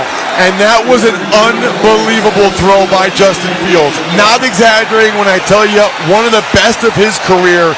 He got hit as he threw it, put it the only place where DJ Moore could make that catch. The Fields-Moore combination is on fire right now. Extra point from Cairo Santos. He knocks it through. This crowd is stunned. DJ Moore is putting on an exhibition. 17-0 Bears. Right now, let's pause 10 seconds for station identification. This is Westwood 1, your home for Thursday Night Football. Listen to groundbreaking interviews and thrilling play-by-play all season long. Touchdown! On SiriusXM NFL Radio Channel 88 and the SiriusXM app. Right now, let's check the drive summary. It's sponsored by Boot Barn. Boot Barn celebrates the values of honesty, hard work, ingenuity, and perseverance, proudly offering a piece of the American spirit. Boot Barn, keep West. 6 plays, 69 yards, 2 minutes and 37 seconds. DJ Moore, the touchdown. 5 catches, 137 yards, 2 scores. We are just underway in the second quarter. Congratulations to everyone out there listening who has DJ Moore on their fantasy team. You won this week. Yeah, you're killing it. You won your league this week. Santos kicks it off from left to right. Deep man is Antonio Gibson. Not going to get a chance to touch it. Out to the 25. Washington has not gotten out of the gate here. We have seen nothing of substance yet offensively. Howell on a couple of tuck and runs. And the fans are restless, and rightfully so. Although last week the Bears were up by 21 and they blew that lead, so maybe the Commanders have the Bears right where they want them. Maybe they wanted to test themselves and see if they could come from behind like the Broncos did last week. 8 first downs for the Bears. Washington, 0. First down from the 25-yard line. Tight formation with Robinson in the backfield. Howell under center. He'll pitch it to Robinson, running to the near side. Robinson tries a zigzag move, and he gets hit hard from every angle. Terrell Smith got in there, rookie out of Minnesota. Robinson limited to a gain of a yard and a half. That's it. Jack Pickens as well. A lot of talk in Chicago this week about Matt Eberflus, their second-year head coach, who obviously has a very poor record. I'll tell you what, this start of this game bodes very well for his ability to get his guys to play hard for him and to get them prepared on a short week. Robinson in the backfield, shotgun for Howell. 2 receivers off to the right, 2 to the left. Howell locks into the right side, hits his man on a quick hitter, caught by Curtis Samuel. He's a former teammate of DJ Moore's in Carolina, and trying to get to the first down line. It's going to come up short by a couple. Greg Stroman Jr. This is a banged-up secondary right now for Chicago in there to make the play. Commanders need a first down here in the worst way, even if it's just to give their defense a breather. I mean, the defense has been on the field the whole game so far. Antonio Gibson is in, sets up to the left of Howell. They need 2 yards to keep the drive alive. Motion man Thomas settles in the left slot. Moving pocket to the left, a throw. It's a low one. Thomas, great hands to get there, and it's going to be a clean catch for a first down. Boy, that could have gone sideways for Washington. Sanborn and Edmonds combined to bring him down. They have their first down of the night. Really tough throw for Howell because he was sprinting to his left. He's a right-handed quarterback as hard as he can, and he threw that right to Logan Thomas's shoe tops. I mean, Logan Thomas is 6'6". You don't want him to have to go low for the ball. You want to throw it high. Credit Thomas, the former quarterback of Virginia Tech, with great hands there. So, new set of downs to work with at the 36. Shotgun for Howell, moving from right to left. He will throw to the right. Open man is Jahan Dotson. Dotson tries to make a move upfield. Forward progress gets him very close to a first down. Looks to be a yard shy. He got belted on the play by Terrell Smith. It's one of the things that Howell does really well is he does throw the ball and the move well. They went with the boot action, and Sanborn was right in his face right now. But Howell able to throw the ball over him and get a really nice first down. This would be a great play to take a shot, right? 2nd and 1. If you have confidence you can get the first down on 3rd down, this is a down to try to drive the ball down the field. Howell is 4 of 4 for just 22 yards. Shotgun formation, they're going to run it. Robinson picks his way for a first down. Needed a yard, gets 2.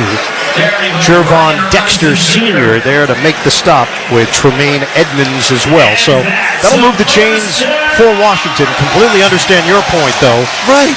And that's a chance to maybe look for a little something to loosen up the Bears' defense. They didn't do it. They go conservative and pick up the first down. So when I see that, I think of that as a coordinator that's lacking confidence in his offense and offensive line right now, that he felt like he had to run it on 2nd down rather than use that opportunity. Motion man is Curtis Samuel to the right. Howell will throw it to the near side. Catch made right at midfield.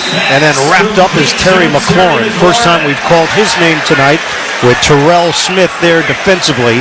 They're taking quick hitters and short ones, whatever the Bears defense is giving them, mostly on the perimeter. That's a gain of 3. One of the most fascinating aspects of this Commanders team this year is just the Eric Bieniemy dynamic, right? The longtime Chiefs offensive coordinator came here to Washington because he wanted to call plays. He wanted to show that he could call plays at a high level, and he certainly took on a big challenge here in Washington. Lucas Patrick, Bears offensive lineman in the center, going to the locker room. Howell sets up, hums it in there, and connects with Logan Thomas inside Chicago territory to the 40-yard line. That's a 12-yard pickup through the air. Tackle made by Greg Stroman Jr., and now Washington has a little bit of a flow going. Absolutely they do, and the biggest reason for that is Howell's getting rid of the ball quickly. I mean, he is getting that ball out of his hands, which is another really good sign for a young quarterback, right? The faster they're getting the ball out of their hands, that means they're processing things quickly. It means they know where to go. A lot of times, quite frankly, almost before the ball snapped. Antonio Gibson now in at running back. He sets up to the right of Howell with two receivers left.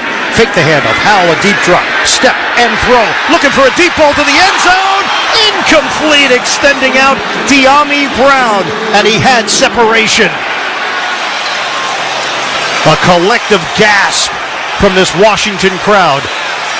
A missed opportunity. Boy, that's a huge missed opportunity. I mean, Eric Bieniemy dialed up the play-action fake.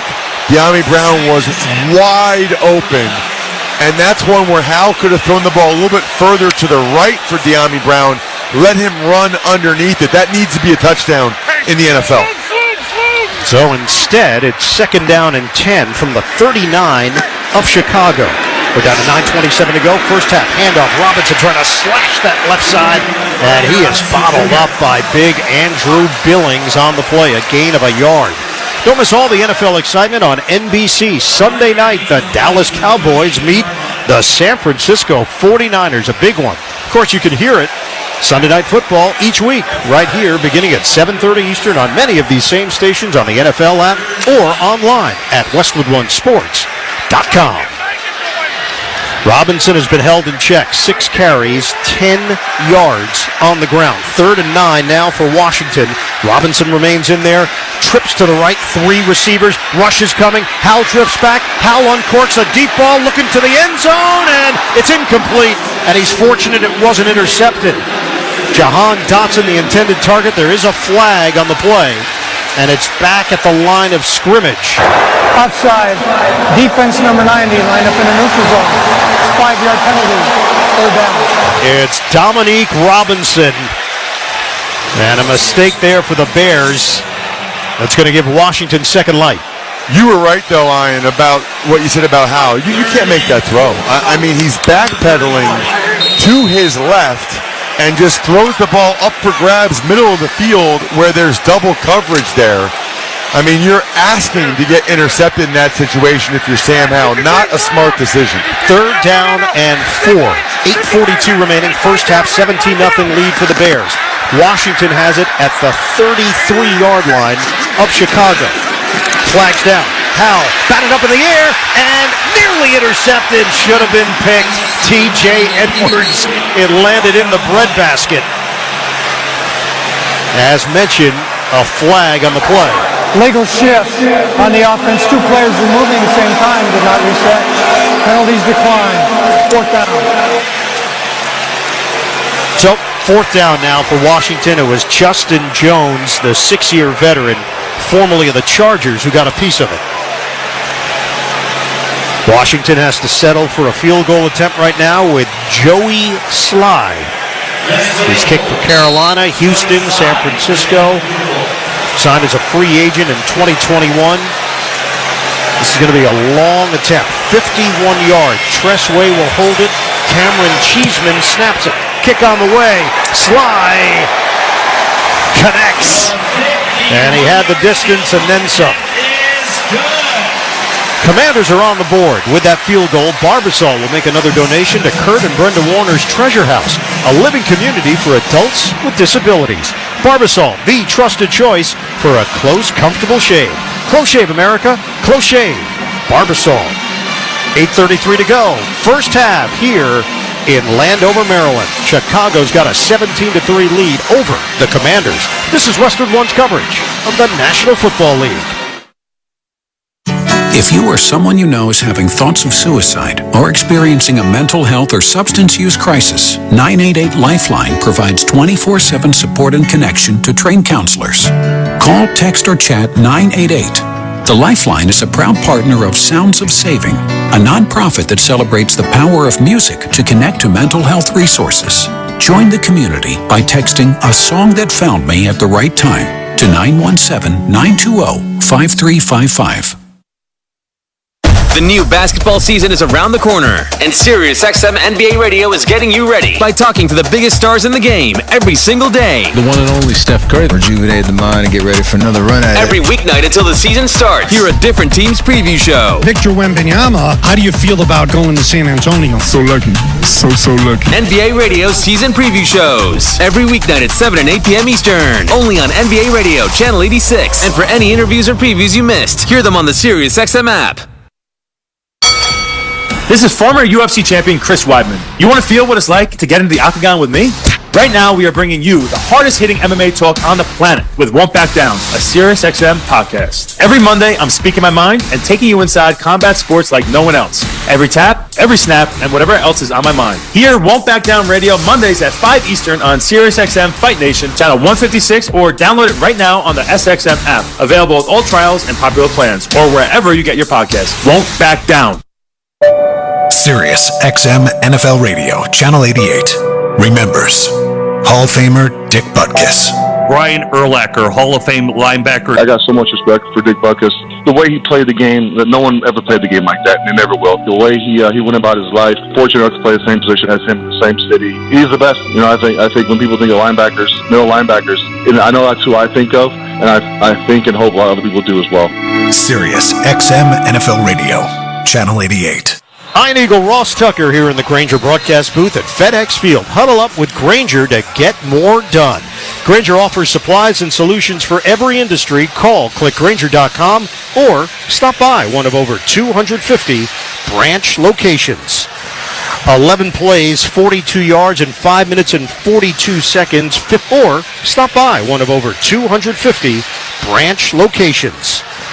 11 plays, 42 yards in 5 minutes and 42 seconds. 51-yard field goal by Joey Sly to get Washington some points. And now the Commanders will kick it off from right to left. Bayless Jones Jr., second-year wideout from Tennessee, is the deep man for Chicago. Sly will do the honors. Ball on the tee. And Sly kicks it high, end over end. It goes through the back of the end zone out to the 25-yard line for the Bears. Will the DJ Moore show continue here in the first half? He has been incredible for the Bears. He really has, and it's been going against both corners. I mean, he's gotten Forbes, the rookie, a couple times. He's gotten Fuller a couple times. He has been phenomenal, and really this Bears offense has picked up where they left off last week. I mean, last week against Denver, it was a lot of Fields to DJ Moore. Those two guys are really clicking right now. Washington needs to adjust what they're doing defensively. Lucas Patrick back to the locker room. That means Cody Whitehair is now in at center, 8-year veteran. Fake the handoff. Fields will run it to the left, gets to the sideline, hits that edge, and veers out of bounds. Cam Curl helps cut off the angle, but another designed run, 7-yard pickup for Fields on first down. And so it really does two things. I mean, number one, it sets up all the other run plays they have off of it, and also it slows down the D-line a little bit from rushing the quarterback, because you think, okay, he's in shotgun, pretty good chance this is going to be a pass, and then he just takes it and runs it himself. You can't just fly up the field against potential quarterback runs. Khalil Herbert in the backfield. Fake it. Fields stepping up in the pocket. He delivers downfield and hits Cole Kmet. First down into Washington territory, and he bodies his way to the 45-yard line. Cody Barton with the tackle. That's a 23-yard pass play, and the Bears are picking out chunks of yards against this Washington D. Really well blocked again, and Kmet just sat down in the middle of the zone. And right now, we talked before the game about the battle for Justin Fields' confidence in the first quarter. Well, right now, the Bears are winning that battle. He is extremely confident, playing at a very high level.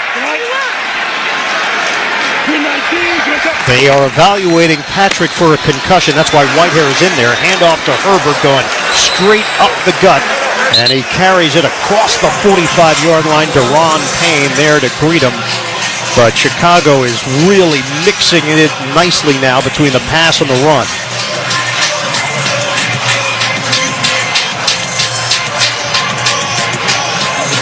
So this Bears team that is yet to win a game He is averaging 18.8 points per game. They're already at 17 with 6:42 to go in the opening half.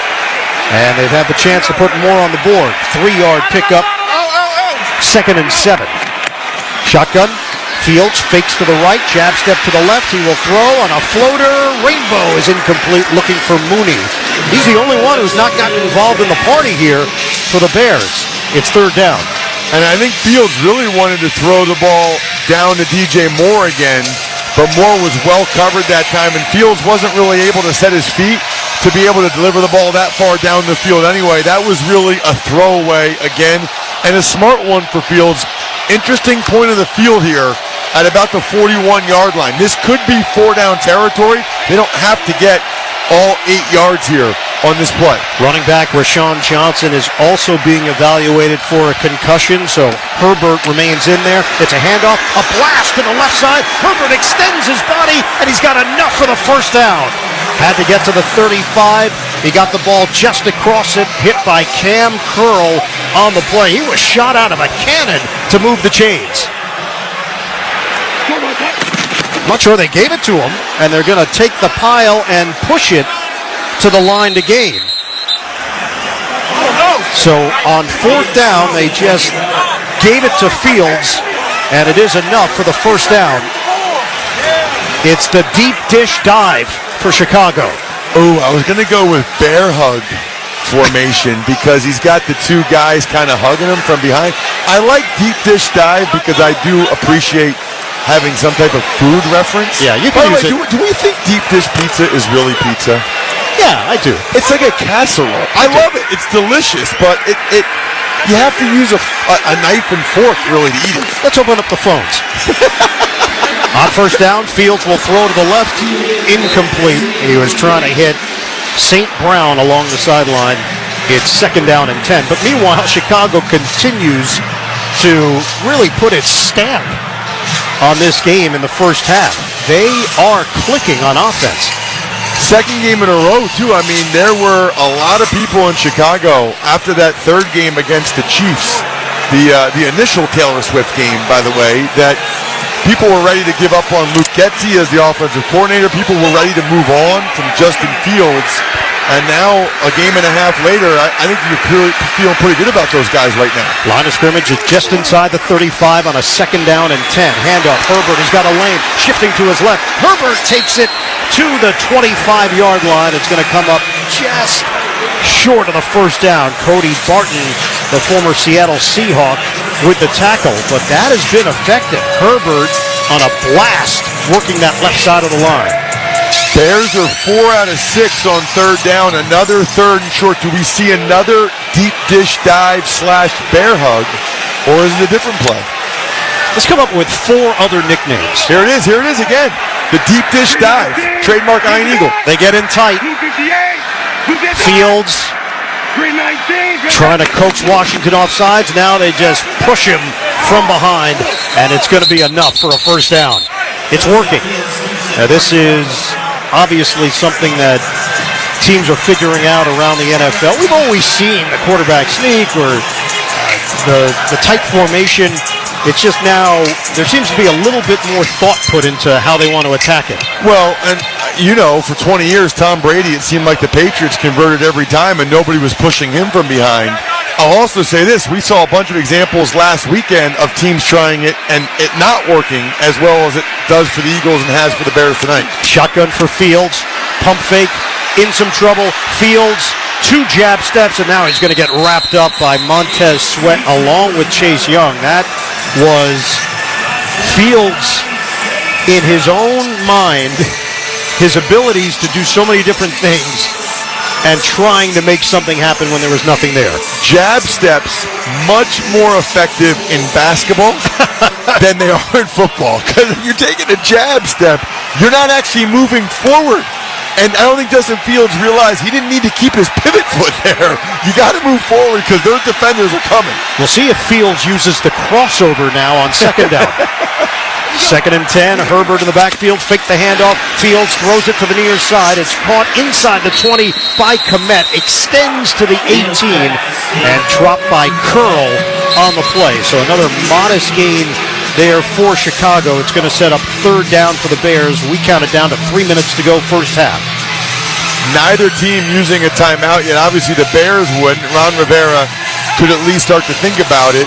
And this is one where you tell Justin Fields, be very careful with the football because you want to make sure you reserve the right to kick a field goal, right? I mean, the opportunity to go back up by 3 scores is significant. 3rd and 4 from the 18. 2:38 to go, second quarter. 17-3 lead for the Bears. Herbert in the backfield. Shotgun for Fields. Fields looking. Fields lofts it to the left side. It is incomplete. Darnell Mooney, the intended target. Benjamin St. Juice back there defensively for Washington. And that was another beautiful throw from Fields. It was, I think, the exact same play that he scored the touchdown on to DJ Moore, put it right where he had to. There was a little bit of contact there before the ball got there. I think probably a good no call. Mooney got up limping, and he was not complaining to the official. So, Cairo Santos is on for a 36-yard attempt, trying to add to the Bears' lead. Along the right hash, Santos leans into it, and he converts. With that field goal, Barbasol will make another donation to Kurt and Brenda Warner's Treasure House, a living community for adults with disabilities. Barbasol, the trusted choice for a close, comfortable shave. Close Shave America, Close Shave. Barbasol. 20-3, the Bears lead the Commanders with 2:24 remaining. Second quarter, you're listening to Thursday Night Football on Westwood One. An A-piece of Kentucky Fried Chicken's new hot and spicy wings is just $4.99. Prepped in secret spicy marinade, hand-breaded until crispy perfection. They're a delicious combination of heat and flavor. Kinda makes me want to celebrate. Hit it! Tasty heat! Tasty heat! Tasty heat! Wings, am I right? You're right! Grab an 8-piece of KFC's new hot and spicy wings for just $4.99. Prices and participation may vary. Taxes, tips, and fees extra. On job sites, few things are more important than a solid work boot. At Boot Barn Work, we pride ourselves on knowing that no matter your trade, when there's hard work to be done, your boot should be built for non-stop protection and mobility. Thorogood checks all the boxes. Their Wear Anywhere boots are time-tested and crafted with the highest quality materials for relentless support. For job-fitted boots, Thorogood at Boot Barn Work. O'Reilly! Get ultimate durability and extreme weather performance with Rain-X Advantage wiper blades at O'Reilly Auto Parts. Purchase a pair of Rain-X Advantage wiper blades and save $10, plus get 2 times O-Rewards points. Our professional parts people will even install your new wiper blades for free. Stop by O'Reilly Auto Parts today or visit O'ReillyAuto.com. O'Reilly Auto Parts. For a limited time, get access to an NFL Plus yearly subscription for 50% off and never miss a moment of football action this season. Sign up now at plus.nfl.com. Terms and conditions apply. So the Bears now have a 20-3 lead over Washington. Bears have had 4 possessions, 4 scores for Chicago. That's pretty good. I mean, that's 100% hit rate, Ross, if we're getting in deep into the numbers. And now the Bears are going to kick it off from left to right with Cairo Santos. Antonio Gibson is the deep man. We don't have a lot of returns in the NFL these days. Occasionally, a team will design it, try to place the ball inside the 5. But for the most part, we see booming kicks going through the back of the end zone time and time again.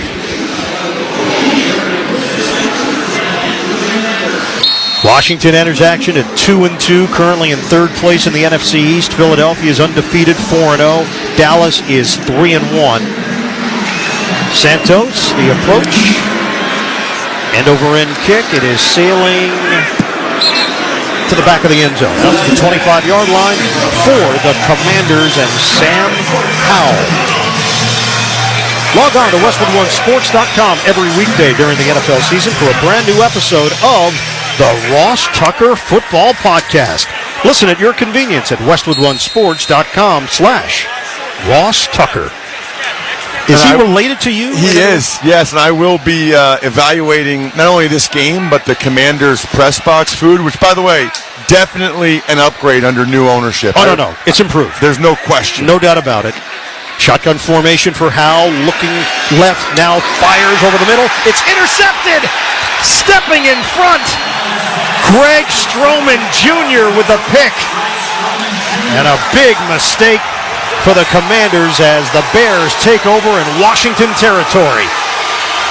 Boy, you said it, Ian. I mean, just when you think maybe the Commanders can go down and get some points, he was way late to throw that ball over the middle to Samuel. I mean, Samuel's standing there in zone coverage waiting for the ball, and by the time Howell finally looked at him and threw it, Stroman stepped right in, and the Bears are right back in business.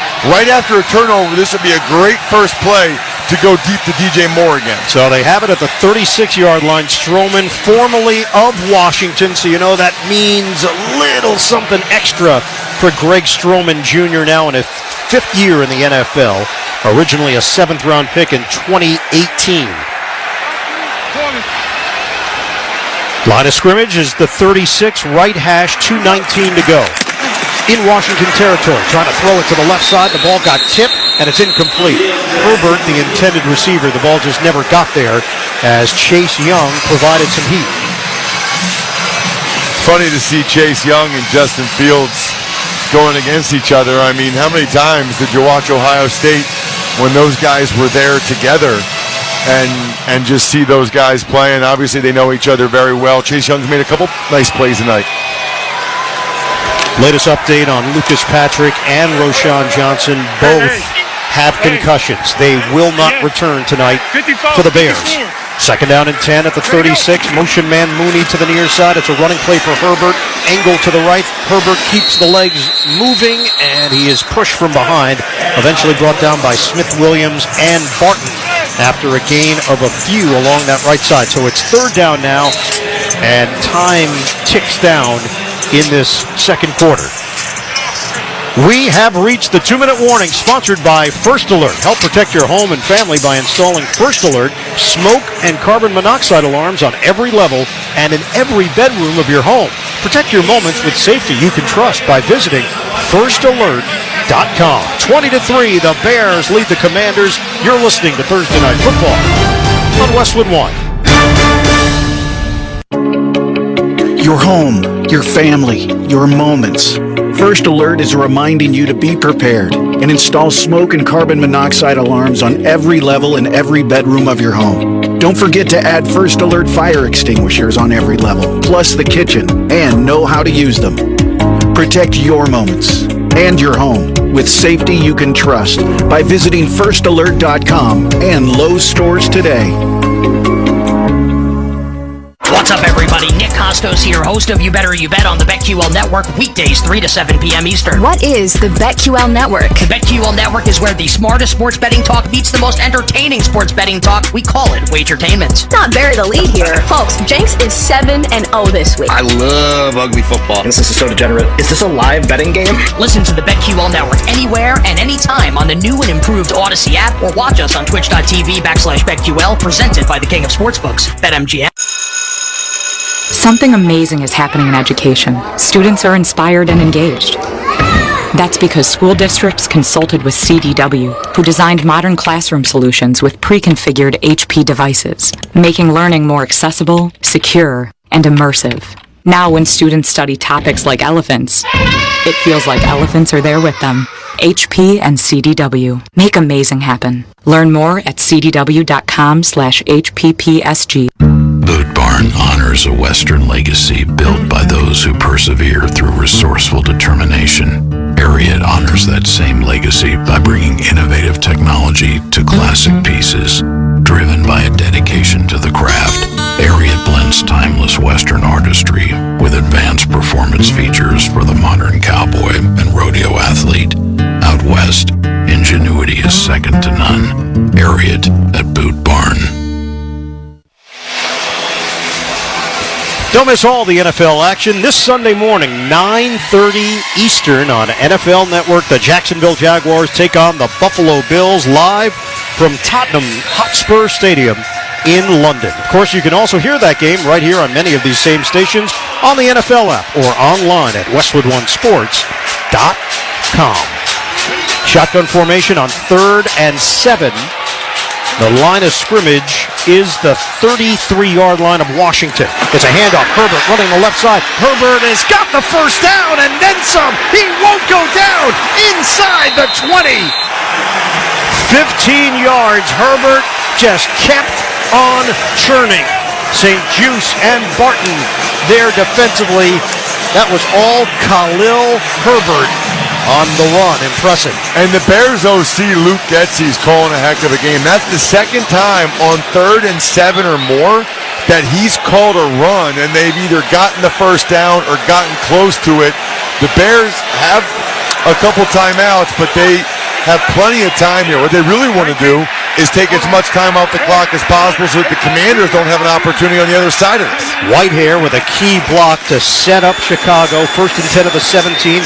Run to Herbert, left side. Herbert gets out of bounds.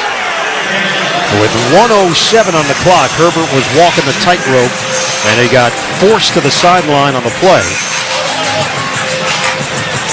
So Bears will catch their breath here, as will the Washington defense. Chicago leading at 20-3 with 1:07 to go in this first half. 4-yard pickup.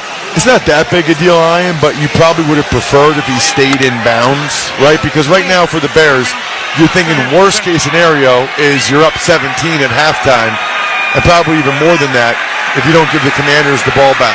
Operating from the 13, left hash. Snap. Fields running to the left, turns it to the 10, slides down inside the 5. 58 seconds on the clock, and it's moving. It's a first down.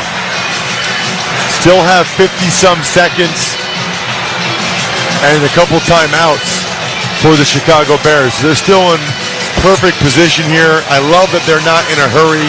They know they don't need to be. This is well done from a clock management standpoint.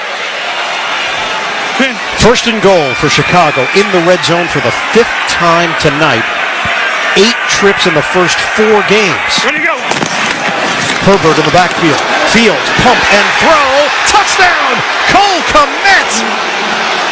A little hot sauce on that one from Fields. And the Bears are pouring it on in this first half.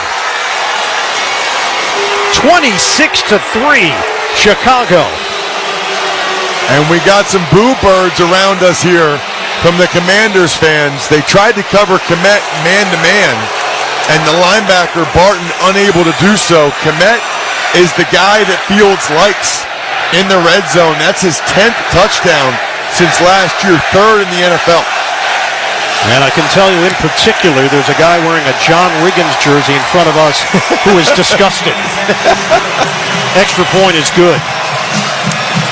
27-3, Chicago. We're down to 24 seconds to go in the first half. You're listening to Thursday Night Football on Westwood One.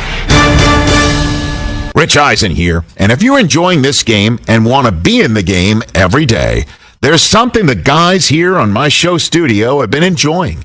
Prize Picks Daily Fantasy Sports, the #1 daily fantasy sports app. If you're eager to test your knowledge and skills, play the game enjoyed by millions, and join the Prize Picks community of more than 7 million football fans who have already signed up. Don't sit on the sidelines this season. Join the guys in my studio today and see how your picks stack up with them and your fellow fans. And the guys just told me that Prize Picks matched their first deposit up to $100.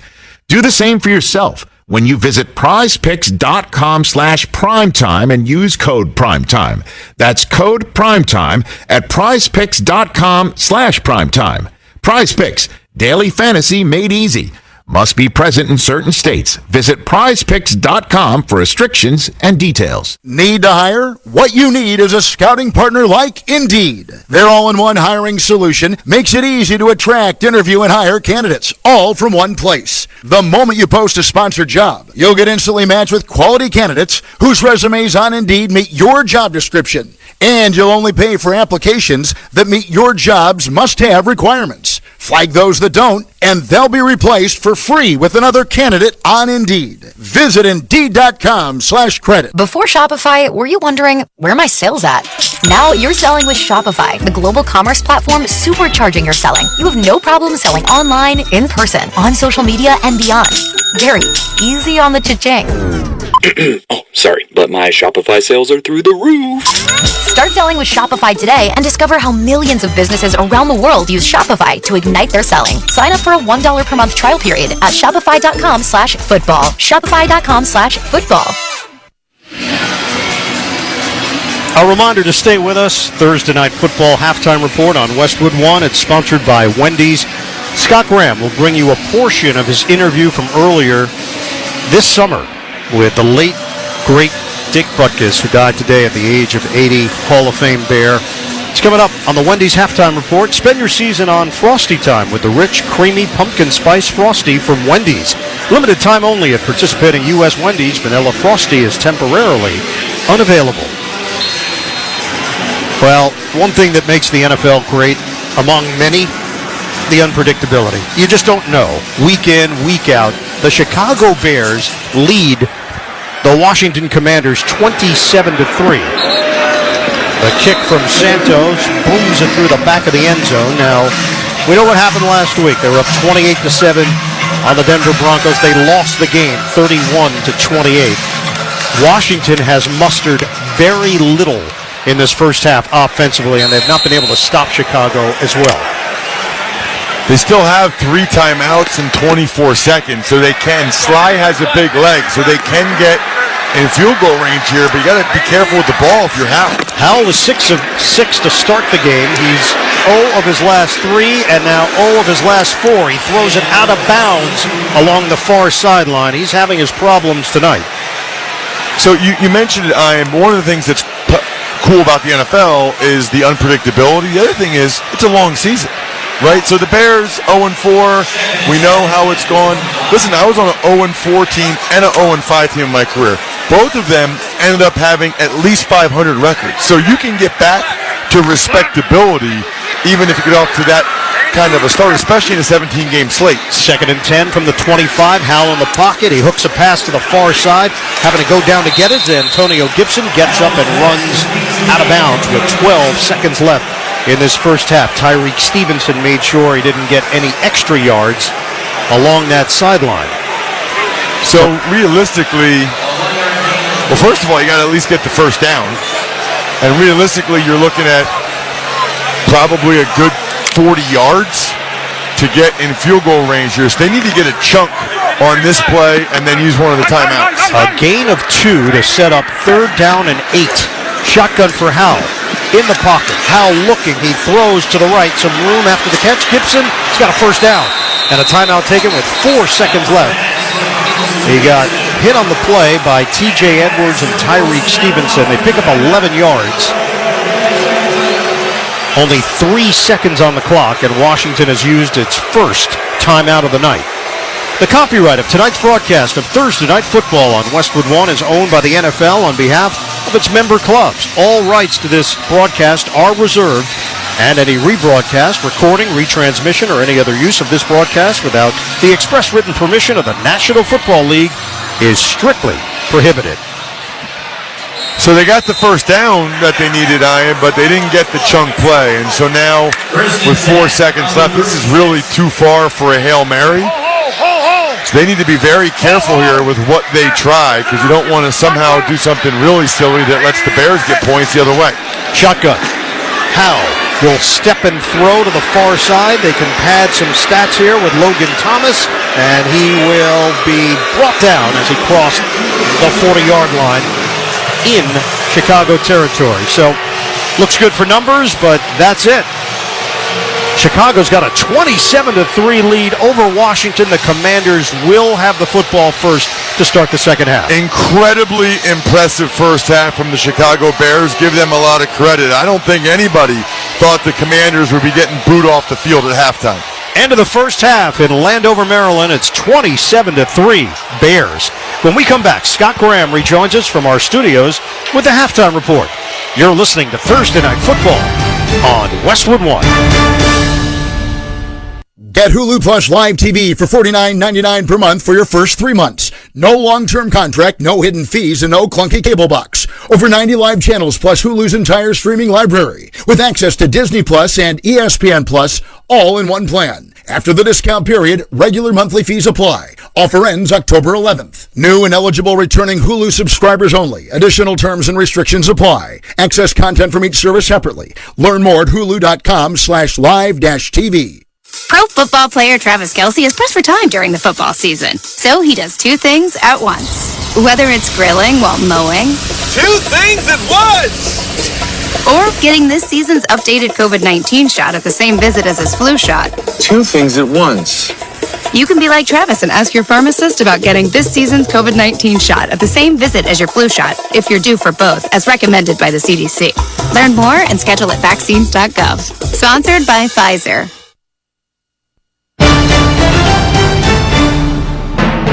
Welcome to the Thursday Night Football Halftime Report on Westwood One. Sponsored by Wendy's. Spend your season on Frosty time with the rich, creamy pumpkin spice Frosty from Wendy's. Limited time only at participating U.S. Wendy's. Vanilla Frosty is temporarily unavailable. Once again, here's your host, Scott Graham. From our Westwood One studios, we have reached halftime at our nation's capital, and the Chicago Bears with a near-perfect first half for a team that's winless this year, winless in their last 14 games. They dominated in that first half, and they lead the Washington Commanders by a score of 27-3.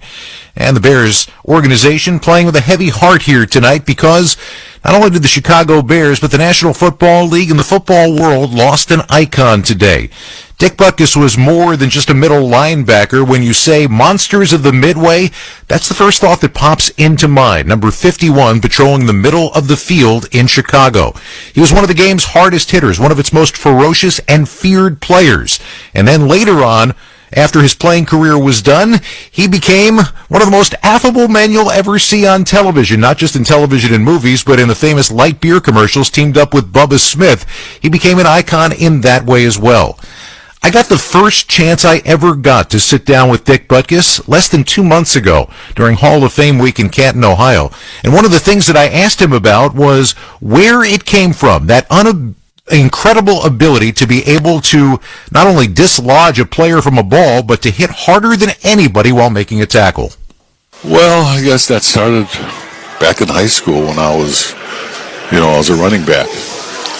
I just remembered how people tackled me, what I didn't like and what I liked, or what didn't bother me or whatever, and so when I jumped on defense, I would keep that in mind, what had bothered me, or nobody likes to get hit high and bear hugged because there's nothing to break the fall.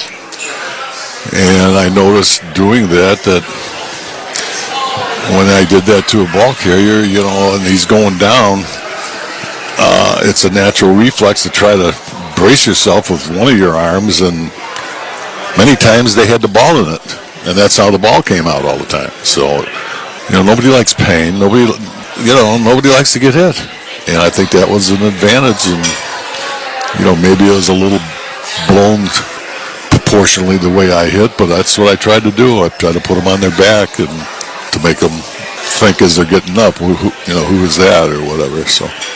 That's the story. You were revered and feared in the National Football League, and then in the years after playing, people got a chance to see you in the light beer commercials. People got a chance to see you in movies, and it looked like this totally different guy from what they had been used to seeing, this ferocious man in the middle. This was a likable, funny, gregarious. It was. Yeah. Were you surprised at how well and how nicely you were embraced by everybody in that side of things? Well, people watched me, and they, had all these illusions that, this guy gets around on all four, and then somewhere I'll make some stupid statement. He licks himself clean after the game. I mean, what the hell's he talking about? I don't know, but away from the field, they don't really know me. I was, and even on the field, I would jag guys. Joe Cap with the Vikings, when they'd line up in the huddle, everybody's, in the huddle, and Joe is kneeling down and he's talking to everybody, and I could look. After I give my signals or whatever we line up, I look and I could see and I could read his lips, and it's a red right, toss to 48 on 2, and then they'd come to the line and I'd just say, "Hey Mick, don't forget it's on 2," and they would all look around like that. And when Plunkett was a rookie, we had an exhibition game up there in New England or somewhere, and he came to the line, and I was just, like fooling around with my chin strap, and he comes to the line, and he's calling. I said, hold it, Jim. Could you wait till I fix it? And so he stopped his cadence, and the center turned, don't listen to him. And I'm like, well, I had fun, So when the Miller Lite thing came along, it was nothing. I mean, it really hit when they teamed me up with Bubba. Yep. So we started doing them, and then we started getting calls to LA. So the name got us in there, and it was just a matter of if you did well, you'd move on to the next job. So I thought, well, I'll give it a year or whatever. So that's how I started. Can't tell you how much I enjoyed that conversation less than 2 months ago with Dick Butkus, an icon in the National Football League, who passed away today at the age of 80. Our halftime score, the Chicago Bears 27, the Washington Commanders 3. This is Westwood One's coverage of the National Football League. Transform your environment and melt into music channels curated to calm. Fade into the lo-fi haze of chill hop. Relax with soothing new age sounds inside spa. Or lose yourself in the electronic ambiance of tranquil. Explore these channels and more across Sirius XM and in the Sirius XM app. Just search Relax. Keep up with Lionel Messi and Inter Miami's thrilling playoff chase on Sirius XM FC. Messi up over! Sensational! It's a must-win for the magisterial one as Miami faces a tough test against the league's best. Acosta! Oh my goodness! Miami versus FC Cincinnati, Saturday night at 7:30 Eastern on Sirius XM FC 157 and the Sirius XM app. Hear Megan Rapinoe take the pitch in front of the OL Reign faithful for the final time in the regular season on Sirius XM FC. Megan Rapinoe's done it now and put OL Reign ahead! The U.S. Women's National Team legend leads her OL Reign up against Trinity Rodman and the Washington Spirit. Just like that, Washington tallies! It's the NWSL Game of the Week. OL Reign versus the Washington Spirit. Tomorrow night at 8 Eastern on Sirius XM FC 157 and streaming on the Sirius XM app. Sirius XM NFL Radio, Channel 88. Remembers Hall of Famer Dick Butkus. Brian Urlacher, Hall of Fame linebacker. I got so much respect for Dick Butkus. The way he played the game, that no one ever played the game like that, and they never will. The way he went about his life, fortunate enough to play the same position as him in the same city. He's the best. I think when people think of linebackers, middle linebackers, and I know that's who I think of, and I think and hope a lot of other people do as well. Sirius XM NFL Radio, Channel 88.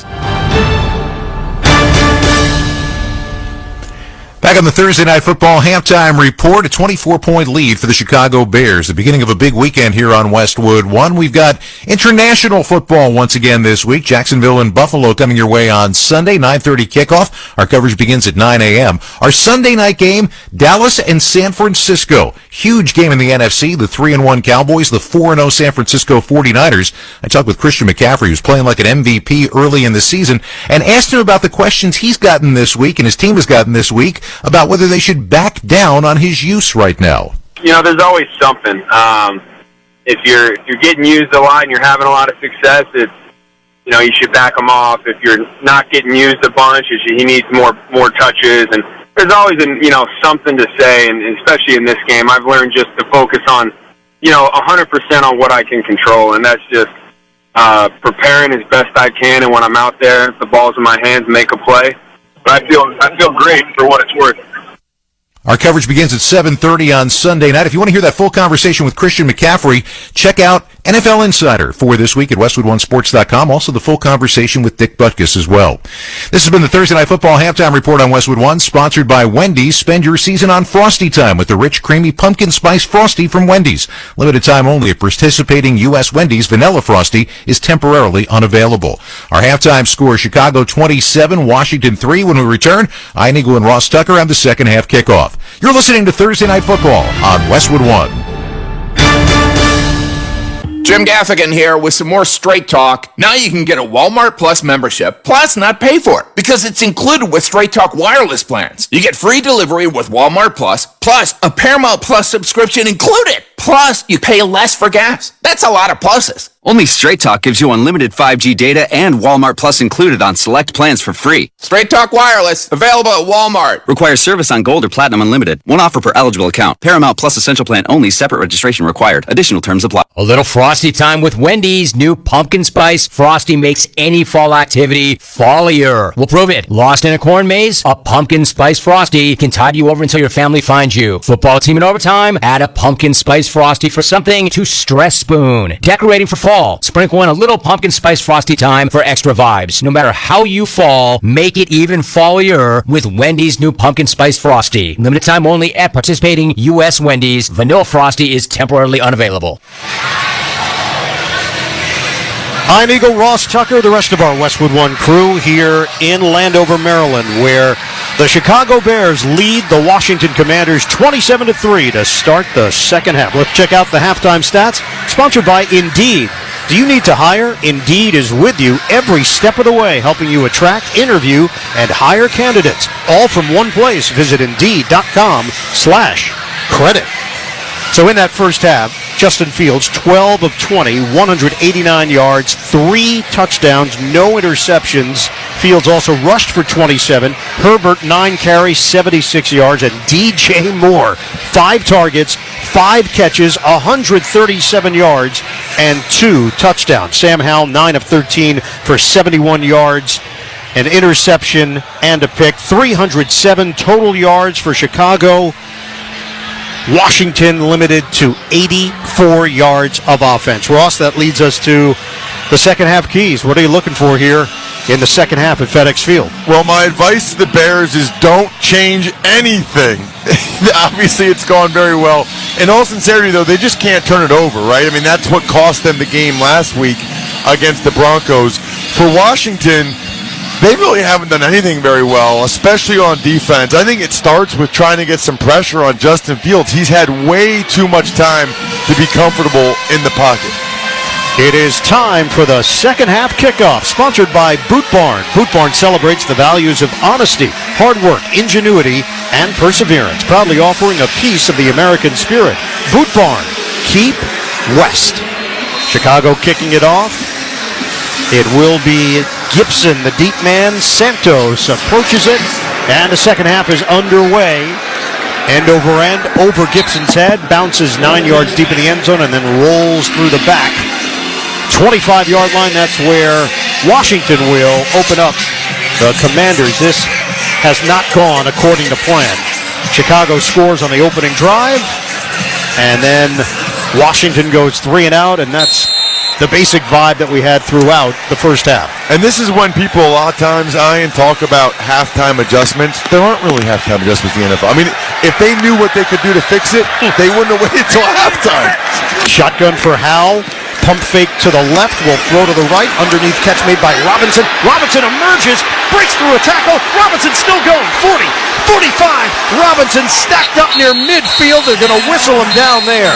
That's a pretty good way to jumpstart things on the first play from scrimmage in the third quarter to the tune of a 23-yard catch and run. And it was a terrific job by the big man in front. I mean, Nick Gates, the center, had a pancake, and then the backside guard, Sadiq Charles, was able to block T.J. Edwards. You don't have successful screen passes unless your big men are able to get out in front and block smaller people. It's not easy to do.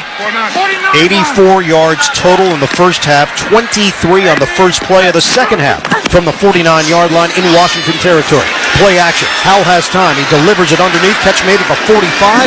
And then trying to turn it upfield is Robinson. He's dumped at the 44 after a gain of 7. Hit by T.J. Edwards on the play. And it's a cliche, obviously, Ian, about how you come back when you're down by 24 points, but you really just have to get the first touchdown, right? You just have to get the first score here, put some pressure back on the Bears, start to feel better about yourselves, and then find a way to get a stop, and you just kind of come back one step at a time. Antonio Gibson is in, sets up to the right, now shifting to the left, in motion behind Howell. Howell will throw it to the near side. It's caught for a first down. Logan Thomas is forced out of bounds after the gain of 5, and that'll move the chains for Washington. Hit by Stevenson on the play. Well, they certainly haven't folded up shop coming out of halftime, that's for sure. The Commanders have come out looking much sharper, frankly, than they did pretty much the entire first half here on this drive. But at this point, it really can't end in a field goal. They need a touchdown when they get the ball down here. It's a team averaging 22.3 points per game. That's not going to be good enough here tonight against a Chicago team that's already put up 27. First down, shotgun, ball fake, throw to the left side, room to run, Gibson the catch, and he darts out of bounds along the far sideline. Good enough for a first down. Covers 13 yards on the play, and Washington is on the move now, getting deeper into Chicago territory. That's one of the things Sam Howell really does well. I mean, he was looking to the right, and he looked to the middle. Nobody was open. He knew where his check down or his outlet receiver, Antonio Gibson, was, and sometimes you just get the ball to those guys in space. They're able to do something with it. Plenty of room for Gibson to get a nice gain, and the Commanders continue to roll on this drive. They are inside the Chicago 30. Line of scrimmage is the 27, left hash. Shotgun. Howell has got the snap. Deep drop. Looks. Long ball. End zone. Left side. Incomplete. Flag throw. McLaurin in a matchup with Stevenson. Penalty marker on the play.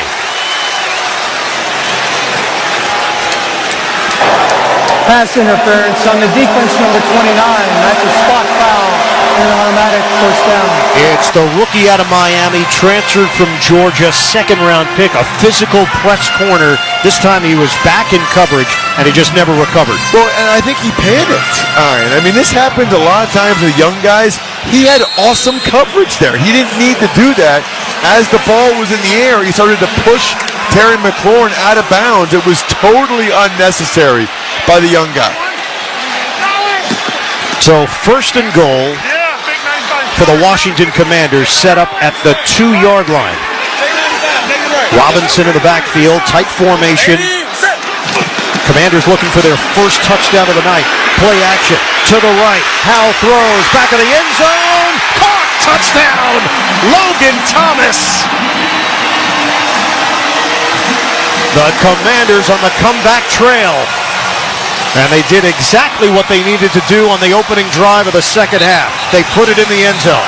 Boy, that was a gutsy throw by Howell right there, because Logan Thomas was well covered by the safety for the Chicago Bears, Elijah Hicks, but Elijah Hicks wasn't looking at Howell. So Howell said, I'm just going to throw it right over top of his head, and Logan Thomas caught that ball on top of Hicks's helmet. Ross are going to go for 2, trying to cut this to 16, which would be 8-8 if they do climb back into it. Absolutely makes sense. It's the right decision. You're down 24. If you get 3 touchdowns and 2-point conversions, it's a 3-score game. Right now down 27-9. 2-point try. Gibson's in there. Howell on the move. Pump fake to the right. Howell looking to get to the goal line. He does! On a zigzag! Put 2 on the board for the Commanders. Exciting, and maybe something that will fuel this team. Terrific answer. I really like Sam Howell. I really do. I mean, that was not open. Nobody was open. He pump faked T.J. Edwards in the backfield, pulled it down, and dove in for a very critical 2-point conversion. 12 minutes to play in the third quarter. The Bears now lead it 27-11 over Washington. This is Westwood Lunch coverage of the National Football League. Hey, Cody Allen here. Excited to be with you playing country music's next generation on the highway. You may have seen or heard of me. Now every morning I'm on the pulse of everything country live from Nashville. The biggest stories, some unexpected moments and pop culture topics with plenty of our artist friends dropping by. Highway Mornings with Cody Allen and Macy Banks. Weekdays on Channel 56 and on the SiriusXM app. Included in all trials and popular plans. Mad Dog Sports Radio now has an even bigger bite. Now you're talking some sports. Introducing the DA Show with Babchick. You know, every morning we're just breaking down sports and some other stuff. Yeah, the other stuff. I like the other stuff. I'm sure you do. And Beetle and Decker at noon. I think more of the listeners will be on my side than your side. But that doesn't make it right. They join Adam Shine. Let me make sure I'm clear, tough guy. And Christopher Mad Dog Russo. Come on, that is a garbage call. To bring you a full day of passionate sports talk on Mad Dog Sports Radio, Channel 82, and the SiriusXM app. Hear every pitch of baseball's postseason on SiriusXM. You will have another October to remember. The games that define a franchise. And the Chicago Cubs win the World Series. The moments that bond a community. Go crazy, folks! Go crazy! Experience it all on SiriusXM, including the hometown announcers on the SiriusXM app, and join in the discussion on MLB Network Radio, Channel 89. Sirius XM NFL Radio, Channel 88. Remembers Hall of Famer Dick Butkus. Brian Urlacher, Hall of Fame linebacker. I got so much respect for Dick Butkus. The way he played the game, that no one ever played the game like that, and they never will. The way he went about his life, fortunate enough to play the same position as him in the same city. He's the best. You know, I think when people think of linebackers, middle linebackers, and I know that's who I think of, and I think and hope a lot of other people do as well. Sirius XM NFL Radio, Channel 88. In the Grainger broadcast booth at FedEx Field. For the ones who get it done, there's Grainger offering over 1 million industrial-grade products, fast delivery, and free technical support.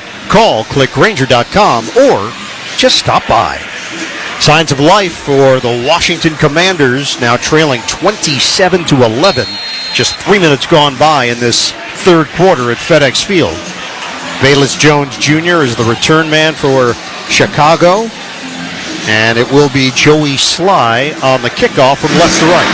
Ball on the tee. Sly kicks it off, end over end, and another touchback. Right now let's pause 10 seconds for station identification. This is Westwood 1, your home for Thursday Night Football. Get daily football news on the players and teams that matter to you on SiriusXM NFL Radio Channel 88 and the SiriusXM app. Last week, Chicago led Denver 28-7. They lost the game 31-28. Tonight, up 27-3. And now trying to sustain what they put together in the first half of action. First possession of the second half for the Bears. Shotgun formation. It's a running play to the right. Fields trying to cut. Now he'll reverse field to the near side. And Fields will stumble down right around the line of scrimmage. And maybe pick up a yard and a half, depending upon the spot. That just never got off the ground, Ross. No, it didn't, and we're about to find out whether or not the Commanders' offensive drive carries over to what they do here on the defensive side of the ball. The Bears had 5 scores on their 5 possessions in the first half. The Commanders really didn't stop them once. They're coming out here to start the second half with a 5-man defensive front. A little bit of a different look from the Commanders, and that 5-man front helped them stuff that first Fields run. We'll call it 2nd and 9. Mooney motion man from left to right of the formation. Fields fakes the pitch. He's going to run it to the left. He's got the 30. He's got the 35. And Fields is forced out of bounds. Great vision. Patience from Fields to await that hole to open up. And Derek Forrest there to chase him down. Good for 14 yards. That's a really important point by you, Ian, because just because you're fast doesn't mean you really know how to run the football, right? You know how to set up blocks. He let the right guard and the right tackle both get in front of him. He kind of was slow to the hole and then fast through the hole. That was a big first down for the Bears. 10:40 mark of the third. Clock is moving. Line of scrimmage is the 40 in Chicago territory. Deep drop from Fields. His pass deflected, incomplete. He tried to put it over the outstretched arm. Deron Payne One of those big bodies on the line looking for Khalil Herbert. It's 2nd and 10. You look at that Commanders D-line, you don't see many like that. I mean, first-round picks across the board. And their D-ends, I mean, that is what you would like your defensive ends to look like in pro football. 6'5", 265, 6'6", 262. Like perfect. It was the pressure from Payne and the tip ball from Sweat. The throw from Fields on 2nd and 10, caught by DJ Moore, and that was a short gain of 5 yards. He got hit right away by Emmanuel Forbes, rookie corner. First round pick, 16th overall. It's going to be 3rd and 5 now for Chicago. And they kind of got away from DJ Moore after that second touchdown. I don't even know if they targeted him again the rest of the first half, even though he was so successful. The Commanders obviously giving him a little bit more attention here with the safety help over the top. From the 45 of Chicago, this is a 3rd and 5 for the Bears. Shotgun, Fields. He's got the snap, steps up. Fields gets out of trouble. Running, flipping, low throw. Is it a clean catch for Herbert? No.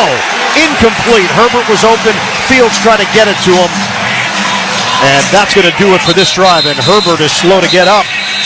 And that's a problem because Roschon Johnson is already out with a concussion. And Deontay Foreman, a healthy scratch tonight. Oh, I did not like the way Herbert's right leg bent underneath his body as he tried to contort backwards to make that catch. That was ugly. Ooh, just saw it on the replay.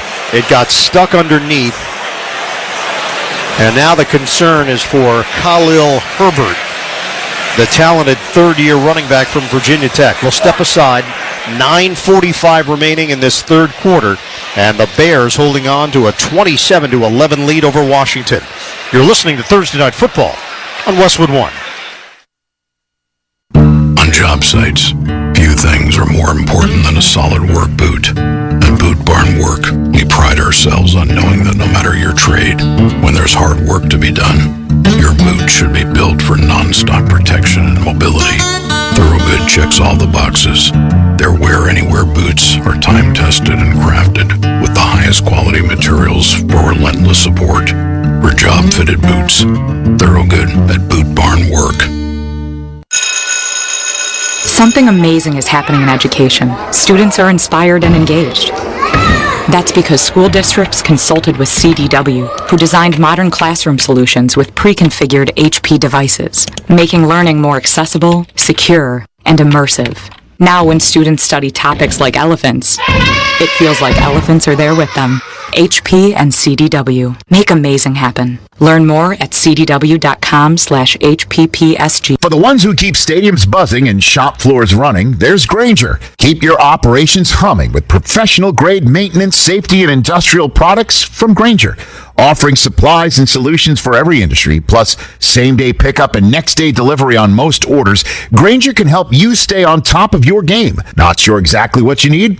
Huddle up with Grainger's product specialists. They'll tackle your toughest questions to help you move your team forward. Call, click Grainger.com, or just stop by. KFC's new hot and spicy wings. Get fired up this fantasy season with 8 pieces of spicy marinated, hand-breaded wings for just $4.99. They're a can't-miss call for whatever the fantasy gods throw your way. In the midst of a managerial hot streak, keep it rolling with KFC's new hot and spicy wings. Did you just assemble the worst lineup in fantasy history? Who cares? You can get 8 hand-breaded, spicy marinated wings for just $4.99. Grab KFC's new hot and spicy wings now. It's finger-licking good. Khalil Herbert got up on his own, walked over to the sideline for Chicago, but gingerly. He was not moving well. His leg got caught underneath trying to make the catch on a low throw from Fields. Herbert has moved into the pop-up tent, so athletic training staff will take a look. First punt of the night for Chicago, it's Trenton Gill. High kick. Crowder's got it at the 10-yard line, and he's working to the far side. He's got some room to the 20, to the 25, and he's out of bounds. So the veteran back in a Washington uniform, 14 yards on the return, chased down by Hicks after the 44-yard kick. Let's see if there's some momentum here for Washington after the touchdown to open up the second half. They get the ball back. And there's kind of momentum in all three phases, right? I mean, they get their first defensive stop of the game, and then now special teams where the Bears had the ball in the field. The Commanders should have been pinned deep, but Crowder gets a really nice return, and you look at the stats, you're much more likely to score when you start a drive on the 30-yard line than backed up inside your own 15. Washington trailed Denver 21-3 earlier this season. They won the game 35-33, so it's in there. Powell throws, finds a soft spot, catch made at the 35. Logan Thomas turns it upfield for some extra yards, gain of 7, hit by Tremaine Edmonds, the former Buffalo Bill. And just going back to that last third down play by the Bears, that was a really nice play by Fields to see that Herbert was open. He had escaped. I think Fields probably could have run for the first down, but he saw a wide open Herbert. He just didn't put it on him. I mean, if he put it right on him, Herbert might have been able to run a long way. Antonio Gibson in the back now shifts to the left side as a receiver, so they're going to spread it. 5 receivers. Howell takes the snap. He fires underneath. It's a first down catch made by Logan Thomas, carrying 2 defenders, and the ball's jarred loose. Thomas trying to do a little extra, and it's a turnover. The Bears recover on the fumble. Terrell Smith for Chicago. That is a wow. I mean, Logan Thomas is burrowing. He's carrying Bears defenders, and then right before he goes to the ground, they rip it out, and Smith grabs it. Gigantic turn of events here. It's Smith who jars it loose and jumps on top of it. So a double hatter for Terrell Smith, rookie out of Minnesota, 5th-round pick. He's played well. I mean, back-to-back games with 5 tackles, tackle for loss, pass defense, pretty good for back-to-back games. And this is usually a good opportunity on the field to try to take a shot. They call it quick change. Ready to go. Kari Blasingame is in. Herbert not available, so it's the fullback. Fields in the pocket. Fields pump. Fields is slammed down at the 49 by Jonathan Allen. Loss of 5 on the play. I think he wanted to go deep to DJ Moore, and I think he had him. He just didn't have quite enough time. The pocket crumbled before Fields was really able to uncork that one. He wanted to let it go and try to add to DJ Moore's big night. And Jonathan Allen just passed Dave Butts for 7th place on the all-time sacks list in franchise history, and a chance for us to say Butts on radio. 2nd down and long here for Chicago. Blasingame remains in there. Fields off his back foot, floats it to the near sideline, and it's incomplete. They look discombobulated. A flag down on the play. Chase Young with pressure on Fields. As good as they were in the first half, as crisp as they were, now they're searching for it here in the 3rd quarter. So Scott Novak's going to There is no give us a foul message. for an illegal shift. Please set the play clock to 40 seconds. 40 on the play clock. Not sure why the fans reacted in that manner. They might not understand the ramifications. I think that they thought the penalty was on the Commanders somehow. Okay. They were just glad that it wasn't. But you're right. Now this place getting loud. I mean, it wasn't that long ago they were booing the home team. Now they're feeling some excitement, and they're trying to cheer these guys on to get some more pressure on Fields. 3rd and 15 from the 49 in Chicago. Home team. Now they're feeling some excitement, and they're trying to cheer these guys on to get some more pressure on Fields. 3rd and 15 from the 49 in Chicago territory. Jump along the right side. Chase Young looking for an advantage. Was he coaxed offsides? Ball start. Offense number 69. He was. 5-yard penalty. 3rd down. It is Jatari Carter, 2nd-year offensive lineman from Southern University, who gets called for the false start. It was really both guys on the left side that moved, but that's interesting that Carter's in there. You wonder if Tevin Jenkins is just not ready yet to play every snap. Jenkins was rotating earlier with Whitehair, but now Whiting that Carter's in there. You wonder if Tevin Jenkins is just not ready yet to play every snap. Jenkins was rotating earlier with Whitehair, but now Whitehair has to play center. It's 3rd and 20. Concussion for Lucas Patrick. That's why Whitehair's in there. Pump fake and a throw to the near side is out of bounds. Incomplete. Washington is gaining steam on defense. Chase Young has been lurking around the quarterback now on a number of plays. Fields really did well just to get rid of that ball right there. I mean, as much time as he had to throw in the first half, it is the total opposite now at this point. And Fields is kind of running for his life, just trying to get rid of the ball without turning it over. Trenton Gill, the second-year punter from NC State, sets up, standing at his own 30-yard line, waiting for the snap from Patrick Scales. And he boots this one high in the air. Jamison Crowder on the other end lets it bounce at the 16, and the Bears cover it up right around the 15-yard line after the 40-yard kick by Gill. 7:40 to go in the third. Our score, the Bears 27, the Commanders 11. You're listening to Thursday Night Football on Westwood One. Get in the zone, AutoZone. Is your battery dead? At AutoZone, you can get the right Duralast battery to get you back on the road. Duralast batteries are designed to deliver OE performance and strong starts, even in extreme weather conditions. When you have a battery problem, get the right Duralast battery for your vehicle at AutoZone, America's #1 battery destination. Get in the zone, AutoZone. Restrictions apply.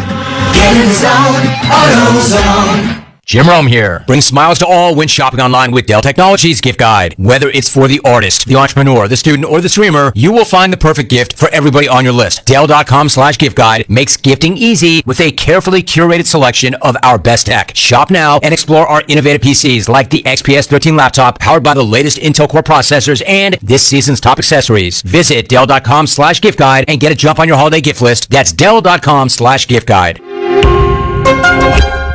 A little Frosty time with Wendy's new Pumpkin Spice Frosty makes any fall activity fallier. We'll prove it. Lost in a corn maze? A Pumpkin Spice Frosty can tide you over until your family finds you. Football team in overtime? Add a Pumpkin Spice Frosty for something to stress spoon. Decorating for fall? Sprinkle in a little Pumpkin Spice Frosty time for extra vibes. No matter how you fall, make it even fallier with Wendy's new Pumpkin Spice Frosty. Limited time only at participating U.S. Wendy's. Vanilla Frosty is temporarily unavailable.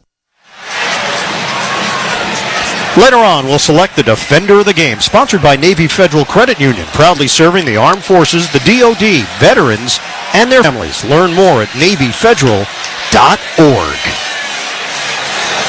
So, Washington gets the football back deep in its own territory, but you could feel a shift in this game. The Bears doing anything they wanted in the first half, not the case so far in the third quarter. The Logan Thomas fumble obviously affected Washington's momentum in the second half, but they get the ball right back, and now Washington will operate with 7:40 to go in the third, trailing by 16. That's the only thing that hasn't gone Washington's way so far here in the second half. It really is truly remarkable how it almost seems like at halftime, sometimes these teams, it's like they flip a switch. Hey, let's trade places. Let's have everything go well for you guys, everything go poorly for us. We'll see if the Commanders can keep it rolling here on this drive. And legitimate concern at the running back position for the Chicago Bears. They are playing their fullback, Kari Blasingame, at running back just to get through the plays.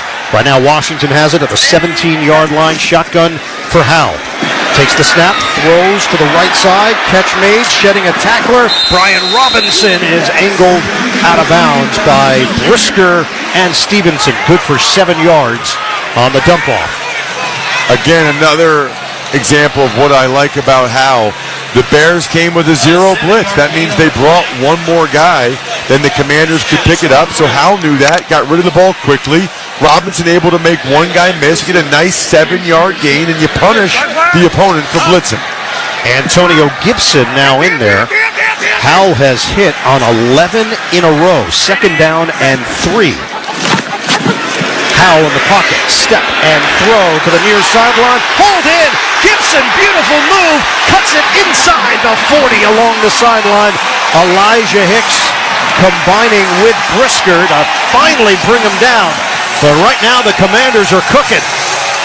And that's a matchup you're okay with if you're the Bears. You have your cover safety and Jaquan Brisker on Gibson, but Gibson played a lot of wide receiver in college at Memphis. He is very comfortable running routes. Brisker was right there, but Gibson just stronger at the catch point when the ball arrived. Multifaceted Antonio Gibson now in his 4th year in the league. He was the number 1 running back for Washington. Robinson supplanted him last season. Shotgun for Howell from the 35, darts it near side, catch made Dotson, spin move to the 20, right along the right hash marks for 15 yards. And once again, the Commanders are on the precipice.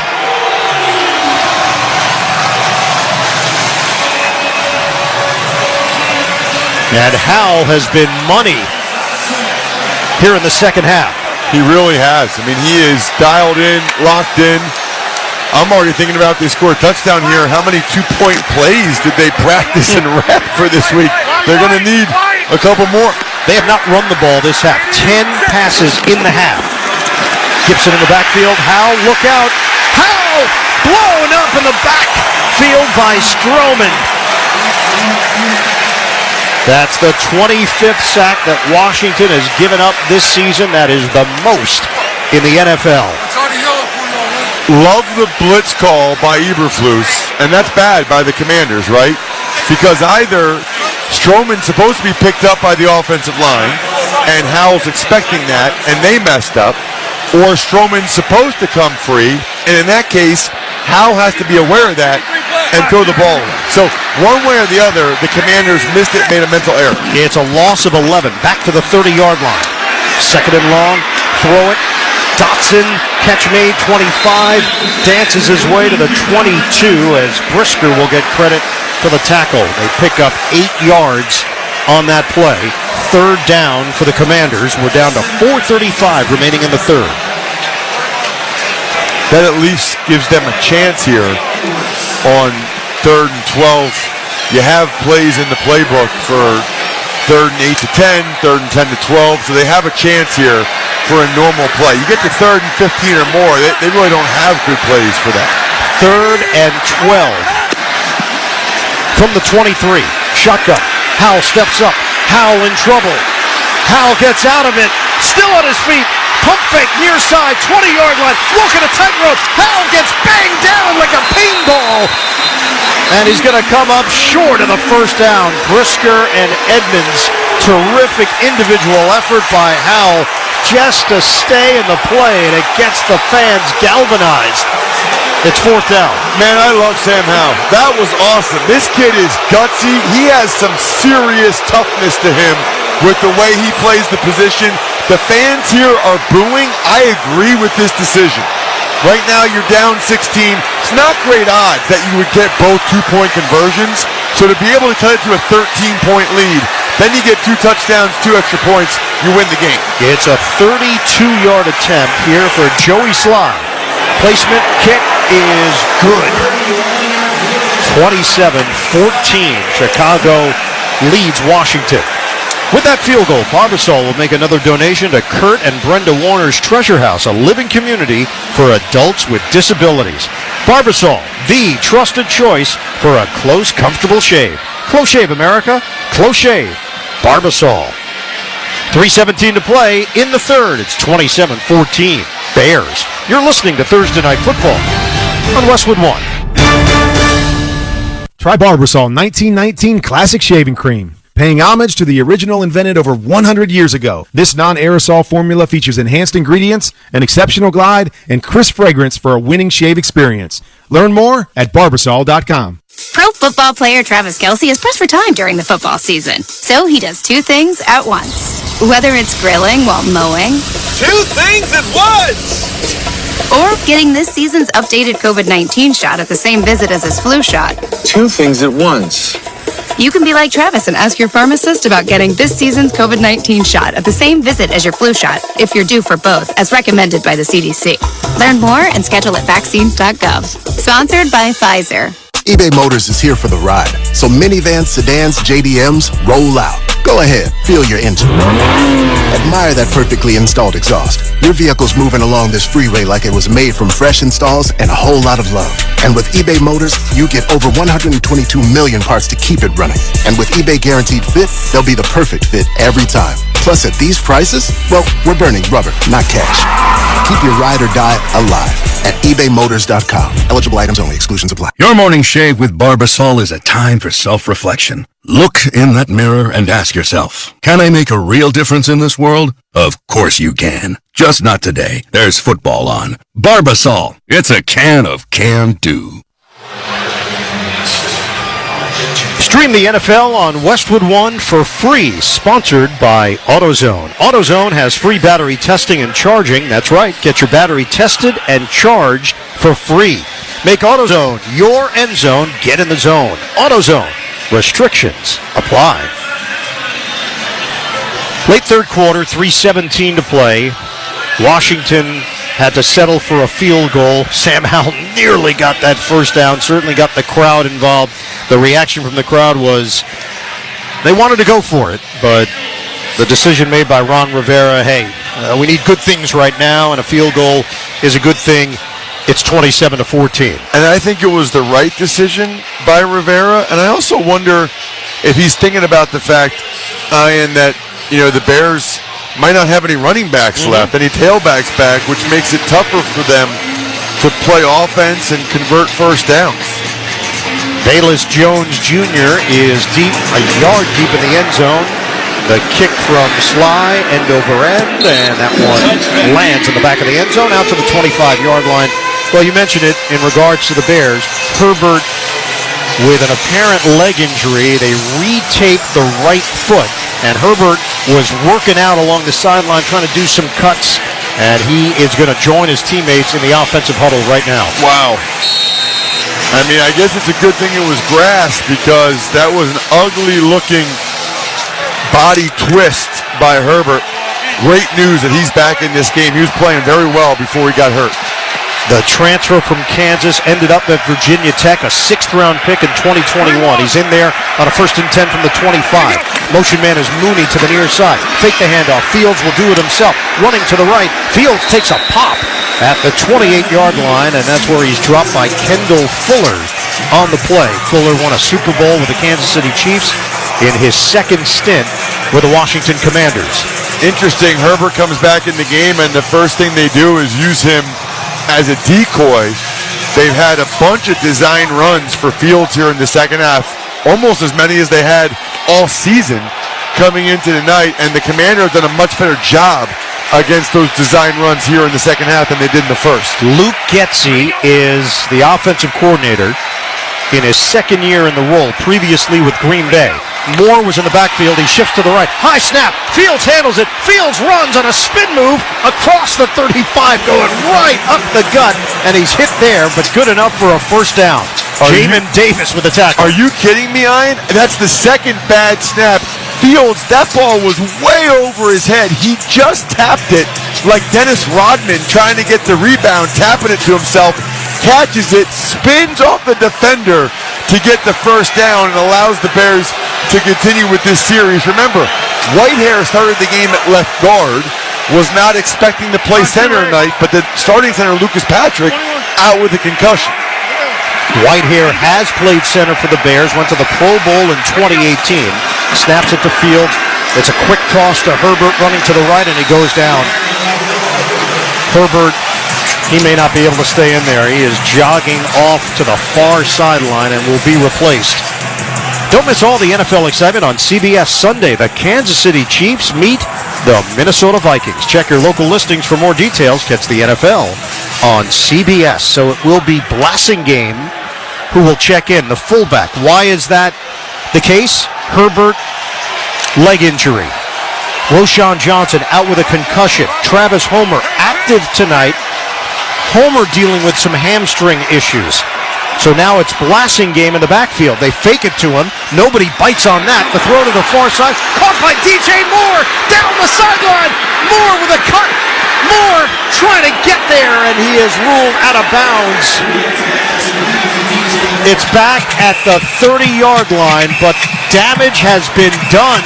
On third down, the Bears convert. They go to their main man once again, DJ Moore. Boy, he's going to learn one way or the other. This rookie corner, Emmanuel Forbes, is just taking too many chances here. He did it against A.J. Brown last year in Philadelphia. They're going to pull him. This is the second time this game they're taking him off the field. You got to at least make the tackle there. It's just an out route. Even if you don't make a play on the ball, you got to be able to tackle the receiver. Line of scrimmage is the 31. They hand it off to Blassingame, fullback who played with Minnesota and Tennessee. And he picks up a couple. 7 catches, 174 yards for DJ Moore. Couple of touchdowns. It's a new career high for Moore. Previous high was 157 his rookie year with Carolina against Detroit. And that is going to do it for this third quarter. End of 3 in Landover, Maryland. The Bears 27, the Commanders 14. Chicago looking for its first win of the season. You're listening to Thursday Night Football on Westwood One. Pro football player Travis Kelce is pressed for time during the football season. So he does 2 things at once. Whether it's grilling while mowing, 2 things at once! or getting this season's updated COVID-19 shot at the same visit as his flu shot. 2 things at once. You can be like Travis and ask your pharmacist about getting this season's COVID-19 shot at the same visit as your flu shot if you're due for both, as recommended by the CDC. Learn more and schedule at vaccines.gov. Sponsored by Pfizer. For a limited time, get access to an NFL Plus yearly plan for 50% off. Let's go! Watch the Jags Touchdown, Jacksonville! take on the Bills. Fires a deep one downfield looking for Gabe Davis. Holy mackerel! Sunday, October 8th at 9:30 a.m. Eastern on NFL Network. And also stream NFL Network across devices with NFL Plus. It's on! It's on! Offer ends October 9th, 2023. Terms and conditions apply. Boot Barn honors a Western legacy built by those who persevere through resourceful determination. Ariat honors that same legacy by bringing innovative technology to classic pieces. Driven by a dedication to the craft, Ariat blends timeless Western artistry with advanced performance features for the modern cowboy and rodeo athlete. Out west, ingenuity is second to none. Ariat at Boot Barn. Jim Gaffigan here with some more Straight Talk. Now you can get a Walmart Plus membership, plus not pay for it, because it's included with Straight Talk wireless plans. You get free delivery with Walmart Plus a Paramount Plus subscription included. Plus, you pay less for gas. That's a lot of pluses. Only Straight Talk gives you unlimited 5G data and Walmart Plus included on select plans for free. Straight Talk wireless, available at Walmart. Requires service on Gold or Platinum Unlimited. One offer per eligible account. Paramount Plus Essential Plan only. Separate registration required. Additional terms apply. Time to check the schedule of games coming up on Westwood One. Sponsored by Hulu Plus Live TV. Sunday morning, 9 a.m. Eastern. The Jaguars and the Bills from London. Sunday night, Cowboys and the 49ers. Monday night, the Packers are at the Raiders. Hulu has live sports. Watch football games all season long with over 90 live channels. Get Hulu Plus Live TV today. Live TV plan required. Restrictions apply. Access content from each service separately and select ESPN Plus content via Hulu. Learn more at hulu.com. Ian Eagle, Ross Tucker, the rest of our Westwood One crew. DJ Moore, 311 yards receiving in his last 2 games. Questions as to whether or not he was actually out of bounds there. They ruled him out at the 31. Kari Blassingame is in on a 2nd down and 7 at the 28. Chicago in Washington territory to start the fourth quarter. It's a handoff to Blassingame, and he falls forward at the 26. Pickup of 2, Deron Payne in on that stop. And Ian, really, any score now for the Bears would put the Commanders in a bad spot. Obviously, a touchdown would be significant, but even a field goal, the Commanders will be right back into the situation where they need 2 touchdowns and 2 extra points. And typically they tell you, a 2-point conversion is about a 50-50 proposition. So for the Bears to give up 3 2-point conversions to the Commanders, Well, that would be asking something for the Commanders to do that. 3rd down and 5. Shotgun. Fields. Fake the handoff. Fields will throw it. Left side separation. And it's too far for DJ Moore. He was one-on-one with Danny Johnson along the sideline. Left corner of the end zone.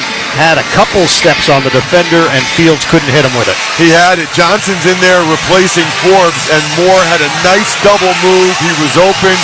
Fields threw it just past Moore's outstretched left hand. He almost had another touchdown. And Fields knows that one got away. But field goal attempt here of 43 yards for Cairo Santos. They're going to line it up on the left hash. Scale snaps it. Gill holds it. The field goal is up, and it flutters through for Santos. 30-14, Chicago. Good answer by the Bears. Create a little more separation. 16-point disparity. Iron Eagle, Ross Tucker here in the Grainger broadcast booth at FedEx Field. Tackle your to-do list with Grainger. From locker rooms to plant floors, Grainger offers supplies and solutions for every industry. Call, click Grainger.com, or just stop by. So, Sam Howell is warming up along the sideline, just trying to get himself centered and ready for what will be a very tall order right now for the Washington Commanders. They trail by 16 points, 51 seconds gone by here in the 4th.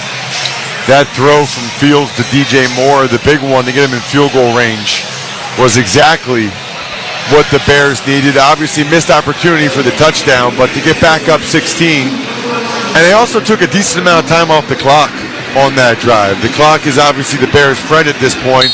The more they can keep that thing moving, the better. It is an ankle injury for Herbert. His return is questionable. It didn't look good on the previous possession. Kickoff from Santos to Gibson, and this is not returnable out to the 25-yard line for Washington. Commanders trying to avoid a 2-3 start. The Bears attempting to snap a 14-game losing streak that is the longest in franchise history. Really big game for both teams. I mean, there's a huge difference for the Commanders between being a game above 500 and a game below 500, including losing a home game to a winless team. And for the Bears, just to get that win, I can't even imagine what that locker room would be like. Washington needs to go 75 yards for the touchdown. Howell spun. Howell stays on his feet, somehow is upright, and he gets hit from behind along the left side, inside the numbers at the 30 by Edmonds and Ngakoue. It's a 5-yard gain for Howell. He is tough as nails. He has a special ability to find space in a muddy pocket to somehow get out of there and get some yards. And that goes down as the first run of this half for Washington in the pocket. Howell will throw it, and a comebacker to the right sideline. It's caught for a first down with a penalty marker on the play. Catch made by McLaurin, who has had a quiet night. That one's good for 12 yards. The question is the flag, which was thrown in the secondary. While the quarterback was in the pocket, illegal contact on the defense, number 49. That penalty is declined. First down. That was Tremaine Edmonds, the inside linebacker. It's irrelevant now because they got the first down. They'll move the chains with 13:34 to go in the 4th. 15 straight completions now for 23-year-old Monroe, North Carolina native Sam Howell. 21 of 25, 216 yards, a touchdown and a pick. From the 40-yard line, deep drop. Howell out of the pocket, moves to his right, fires and hits Byron Pringle with a first down grab at midfield. Brought down by Brisker after the gain of 10. I think Howell's almost better thrown on the move. I mean, he looks more comfortable to me when he gets outside of the pocket. He was under duress there, and that was a frozen rope to Pringle with pretty good coverage around there. He's not afraid to try to fit the ball into small windows. Line of scrimmage is now at the 49 Chicago territory. Howell hums it in there, and it's nearly intercepted. Looking for Pringle. Stevenson was all over him, and it's incomplete. Pringle fell coming out of his break there. He just started to lose his footing just as the ball was coming. Could have been real bad, actually, for the Commanders. Usually when the receiver falls, that leads to bad outcomes. Sam Howell breaks the huddle. 12:42 remaining in this fourth quarter. Commanders trail 30-14 to the winless Bears. 2nd and 10 from the 49. Deep drop. Howell steps up. Howell fires. It's caught at the 40-yard line with a flag down. He hits Crowder, the veteran, and he places it right at the 40, the line to gain. Penalty marker Greg Stroman with the stick. There is no foul for illegal contact on the play. Result of the play is a first down. It's good for 10 yards, down to the 40. And if you're the Bears, you might want to rotate in some more defensive linemen. Looks like they just did it because those guys look tired. I think they're tired of chasing after Sam Howell. There's nothing as tiring in football, I know, than maybe being a gunner than rushing the quarterback. It just takes so much energy that if you don't get fresh guys in there, it's going to be like they're stuck in mud. Washington with 10 first downs in this second half. 3 for Chicago. Ball spotted just inside the 40. Howell off his back foot throws it into the ground in the area of Brian Robinson because Jervon Dexter Sr. had a beat on him. Incomplete. Well, they were trying to set up the screen, and T.J. Edwards read it right from the start. T.J. Edwards had the running back in man-to-man coverage. He is such a smart player. He snuck behind the Commanders' offensive line almost immediately, and that play was dead upon arrival. So the pressure there from Dexter threw off the timing. As you mentioned, Edwards was on top of the play design, and Howell fortunate to get rid of it. 2nd and 10. Howell sets up a deep ball to the right sideline, extending, incomplete. Logan Thomas, the tight end, matched up with a corner. They're going for it all. They were, and Logan Thomas had a step, and it was a good throw by Howell. That's a tough catch for a 250-pound man to lay out horizontal like that. It would have been phenomenal. Credit Stevenson for really good coverage. I think he got his hand in there to just bother Thomas enough that he couldn't haul that one in. So now it's 3rd and 10. Antonio Gibson is in, sets up to the left of Howell. 2 receivers to the right. Howell looks that way. He throws underneath. Catch made by Brown. Makes a move upfield, and it's enough for a first down. Right along the numbers. He crosses the 30-yard line. Jones and Stevenson combined to bring him down. After the gain of 11, this drive remains alive. Been a while since Howell's had a bad throw. I mean, even the ones Thomas was a really good one. Line of scrimmage is now the 28. Howell in the pocket. Howell tosses it in there. Caught inside the 5 by Samuel. He's brought down. It'll be a 1st and goal for Washington. Howell is bringing the heat. He is, and he's having them huddle up. I'm not really sure why. I mean, they have the Bears on the ropes right now. The Bears look tired to me. I don't think I'd be huddling. I think I'd get up on the ball and snap this thing and get a quick touchdown in there. 23-yard pass play. 1st and goal at the 3. Shotgun. Howell moving to his right. Howell looks, slings it, incomplete. It glances off the hands of Logan Thomas with coverage from Terrell. I'll make it Elijah Hicks, the safety. Really well done by Hicks. You know, as soon as you see a quarterback sprint out like that, Ian, you know one of the receivers is running a speed out, right? You know one of them is running that quick out for the pylon. So Hicks saw that. He saw Howell sprinting out, and he just sprinted for the pylon knowing that's where Howell was looking. 2nd and goal from the 3. Gibson in the backfield. Motion man is Brown. Howell tosses to Brown. Incomplete. The knockaway by Terrell Smith for Chicago. It's 3rd and goal. And that ball might have been a little bit behind De'Ami Brown, but that's one I think De'Ami Brown would tell you he still should have been able to catch. This is absolutely now at this juncture in the game 4-down territory when you're this close. So Eric Bieniemy can call this play knowing they have another down after this. Do they dare try to pop a run up the middle here with the Bears not expecting? Shotgun, Howell, 3rd and goal. Takes the snap, looks, throws, wide open, right corner of the end zone, caught by Samuel. Touchdown, Commanders. And they're clawing back into it. 30-20, and Washington will go for 2.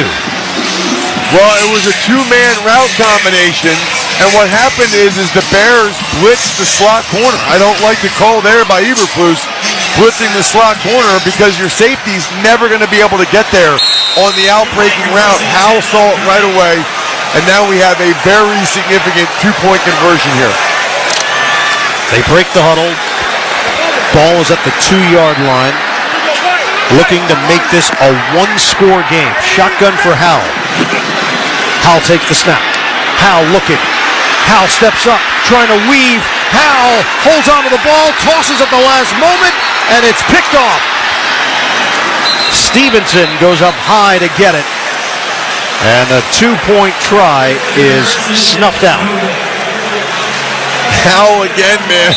He's got guys all over him. He tried to give it everything he could to try to get the ball there, but the Bears get a big stop when they needed it. So Chicago's got a 10-point lead, 30-20 with 10:51 to go in the 4th quarter here at FedEx Field. This is Westwood One's coverage of the National Football League. The new basketball season is around the corner, and SiriusXM NBA Radio is getting you ready by talking to the biggest stars in the game every single day. The one and only Steph Curry. Rejuvenate the mind and get ready for another run at it. Every weeknight until the season starts. Hear a different team's preview show. Victor Wembanyama, how do you feel about going to San Antonio? So lucky. So lucky. NBA Radio season preview shows. Every weeknight at 7 and 8 p.m. Eastern. Only on NBA Radio, Channel 86. And for any interviews or previews you missed, hear them on the SiriusXM app.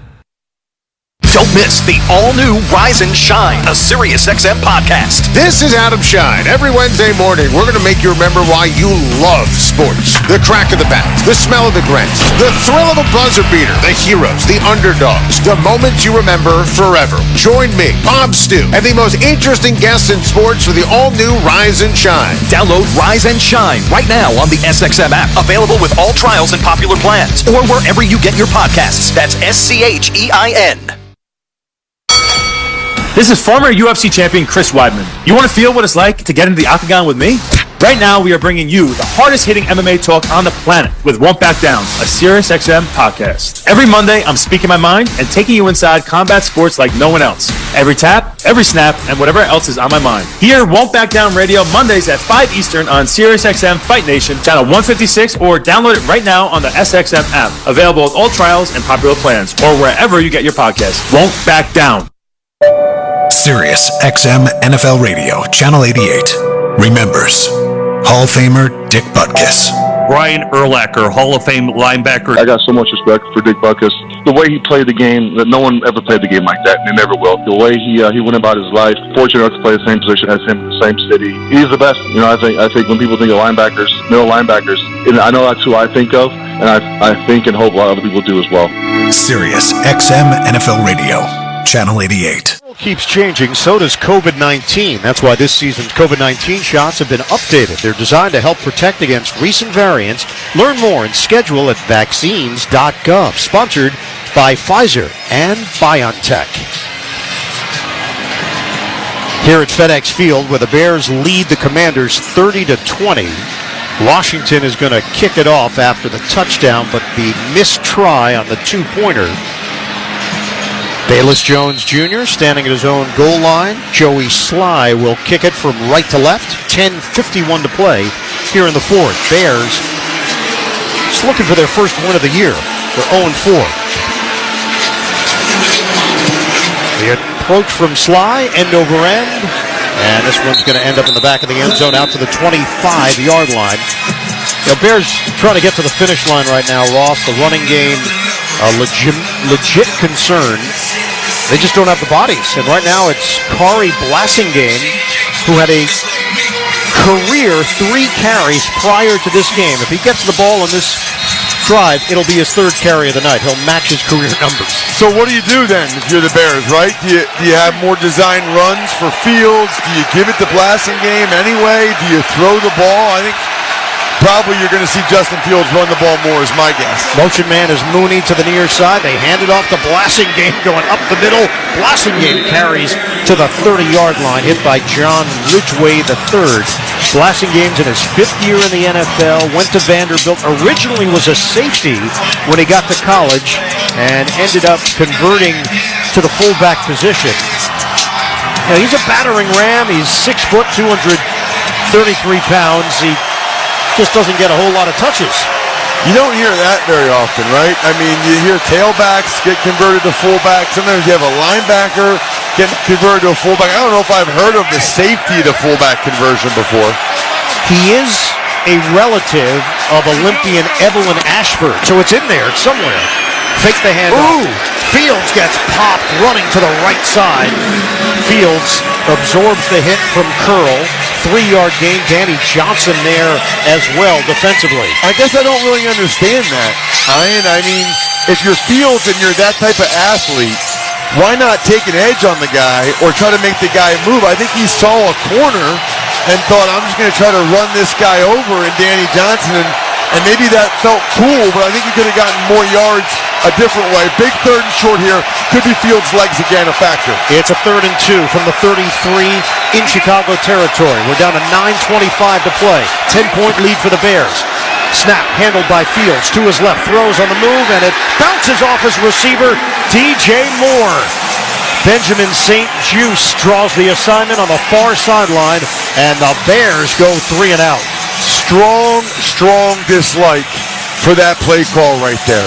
You're going to have a hard sprint out left for a right-handed quarterback, barely able to get his shoulders around. The coverage was excellent. It's a one-receiver route. Really don't like that, and the Bears still haven't converted a 3rd down here in the second half. They're 0 for 4. Bears were upset. They thought there was contact there on DJ Moore. Justin Fields shared his opinion. Moore was distressed as well. The snap to Trenton Gill. The punt high, and a fair catch called for at the 19-yard line by Crowder. Washington's going to get the football back with 9:13 to play, and the Bears holding on to a 30-20 advantage. You're listening to Thursday Night Football on Westwood One. Get in the zone, AutoZone. Welcome to AutoZone. What are you working on today? I'm looking for fuel injector cleaner. Right now, you can get 2 bottles of STP Super Concentrated Fuel Injector Cleaner for only $10 at AutoZone. Will it also help with my mileage? Get everything you need to restore your performance in MPGs. Get in the zone. Wait, is it good for trucks too? Whatever vehicle you have, you can find the right products and parts at AutoZone. Get in the zone, AutoZone. Restrictions apply. What's up, everybody? Nick Costos here, host of You Better You Bet on the BetQL Network, weekdays 3 to 7 p.m. Eastern. What is the BetQL Network? The BetQL Network is where the smartest sports betting talk meets the most entertaining sports betting talk. We call it Wagertainment. Not bury the lead here. Folks, Jenks is 7-0 this week. I love ugly football. This is so degenerate. Is this a live betting game? Listen to the BetQL Network anywhere and anytime on the new and improved Odyssey app, or watch us on twitch.tv/BetQL, presented by the King of Sportsbooks, BetMGM. When Shopify says you can sell anywhere, oh, they mean it. Woo, hold up. Just got a new sale. Whoa, Shopify doesn't mind if you're at sea level or on top of the world. Whether you're selling carabiners or crop tops, start selling with Shopify today and join the platform simplifying commerce for millions of businesses worldwide. This is Possibility, powered by Shopify. Sign up for a free trial at shopify.com/football. Shopify.com/football. For a limited time, get access to an NFL Plus yearly subscription for 50% off and never miss a moment of football action this season. Sign up now at plus.nfl.com. Terms and conditions apply. I love NFL Plus. Honestly, couldn't live without it. I mean, the condensed version, when I'm traveling, being able to watch the red zone, that thing is awesome. You are not a paid spokesman. No, I'm not. I'm willing to be, though. I am open to any paid spokesmanships out there. Call my people. Oh, there it is. I knew it was coming. I knew we had a sound effect somewhere. How do you have it that quick? I travel with it. Do you remember back in the day, radio, like talk radio, there used to be a lot of sounders, I feel like. There's not as many as there used to be. You don't think so? I don't think Drops. so. Drops. A lot of drops. That's right. Give you some radio terms, Ross. 30-20, Chicago leading it over Washington, but the Commanders get it back with 9:13 to play here in the fourth. 4 second-half possessions, only one run, and it was from Sam Howell escaping the pocket from the 20-yard line. Shotgun, Howell. Howell looking, surveys the field, throws it to the near side, and it's incomplete. Antonio Gibson, he was trying to set it up, and Jaquan Brisker was there defensively, lurking in the area. Looking at the clock here, 9 minutes left. Commanders down by 10. You really can't count on getting a third possession. I mean, they got to look at these two possessions as it's got to happen now. 2nd and 10 from the 20. Out of the gun, Howell, 3 receivers to the right. Takes the snap. Howell, step, throw. He delivers downfield. Sliding catch made at the 35-yard line by Curtis Samuel. It's good enough for a first down. Touch there by Jalen Jones. There's a lot of defensive backs, not a whole lot of experience for Chicago. Well, you got that right. I mean, for the Bears to be without guys like Jalen Johnson and Eddie Jackson, they've got really young guys on the back end that Howell's starting to take advantage of. Here's Howell from the gun once again. Step up in the pocket, gets out of trouble at the 30, makes a move at the 35, and he gets hammered there at the 36 by Elijah Hicks. Hicks stepping in for the injured Eddie Jackson. They were hoping to have Jackson back. He's now missed 3 straight games with a foot injury. Jackson, a 2-time Pro Bowler. Howell's not going to make it all year, Ian, if he keeps playing like this. I mean, he just takes too many shots that are unnecessary. I appreciate the toughness, but there's also, at this level, a fine line between toughness and recklessness. 2nd down and 9. Under 8 minutes to go. Howell, step up, and Howell gets smothered by Ngakoue. A sack for the Bears defense. That's been an issue for Chicago. They came in with the fewest sacks in the NFL, just 2. They've got 3 tonight. Well, and if anybody's going to do it, it's going to be 91. Unique Ngakoue. They signed him right before camp to pretty big money, although I felt like that was a good pocket. Ian, it almost felt like Howell stepped up into that sack. Charles Leonard, the left tackle, was kind of looking at him after the play like, man, what are you doing? I had him blocked. You stepped into him. So now 3rd and 13. Howell, step and throw. Underneath, catch made at the 40. Diving. Logan Thomas propels himself for a first down. He'll have enough with Edmonds and Smith trying to keep him behind the line to gain. Smith is down at the tail end of the play. That is surprising. You got him in 3rd and 13. You drop back into zone coverage. You can't be so deep that they can throw it to 8 yards and Logan Thomas can dive forward for first down yardage. Howell has cracked 300 yards on the day. Terrell Smith is slow to get up. They are checking on him. He's on his back. Logan Thomas, 9 catches, 77 yards and a touchdown on 11 targets. I have no idea what happened to Terrell Smith. Nobody touched him. He just totally whiffed trying to hit Logan Thomas. We'll step aside with 7:16 to go in the fourth quarter. The Bears holding on to a 30-20 lead over the Commanders. You're listening to Thursday Night Football on Westwood One. Some days, my active psoriatic arthritis makes it hard to get in the game. Now, the ball is in my court, thanks to treating my skin and joints with Skyrizi, Risankizumab Rizin, a prescription-only 150-milligram injection for adults. Nothing is everything. Skyrizi helps with less joint pain, stiffness, swelling, and fatigue. For those who also have plaque psoriasis, 90% clearer skin is possible with just 4 doses a year after 2 starter doses. Don't use if allergic to Skyrizi. Serious allergic reactions and an increased risk of infections or a lower ability to fight them may occur. Before treatment, your doctor should check for infection and tuberculosis. Tell your doctor if you have an infection or symptoms such as fever, sweats, chills, muscle aches, or cough, or if you plan to or recently received a vaccine. With Skyrizi, there's nothing like clearer skin and better movement, and that means everything. Ask your doctor today about Skyrizi and visit skyrizi.com or call 1-866-SKYRIZI to learn more. Before Shopify, were you wondering, where are my sales at? Now you're selling with Shopify, the global commerce platform supercharging your selling. You have no problem selling online, in person, on social media, and beyond. Gary, easy on the cha-ching. Oh, sorry, but my Shopify sales are through the roof. Start selling with Shopify today and discover how millions of businesses around the world use Shopify to ignite their selling. Sign up for a $1 per month trial period at shopify.com/football. Shopify.com/football.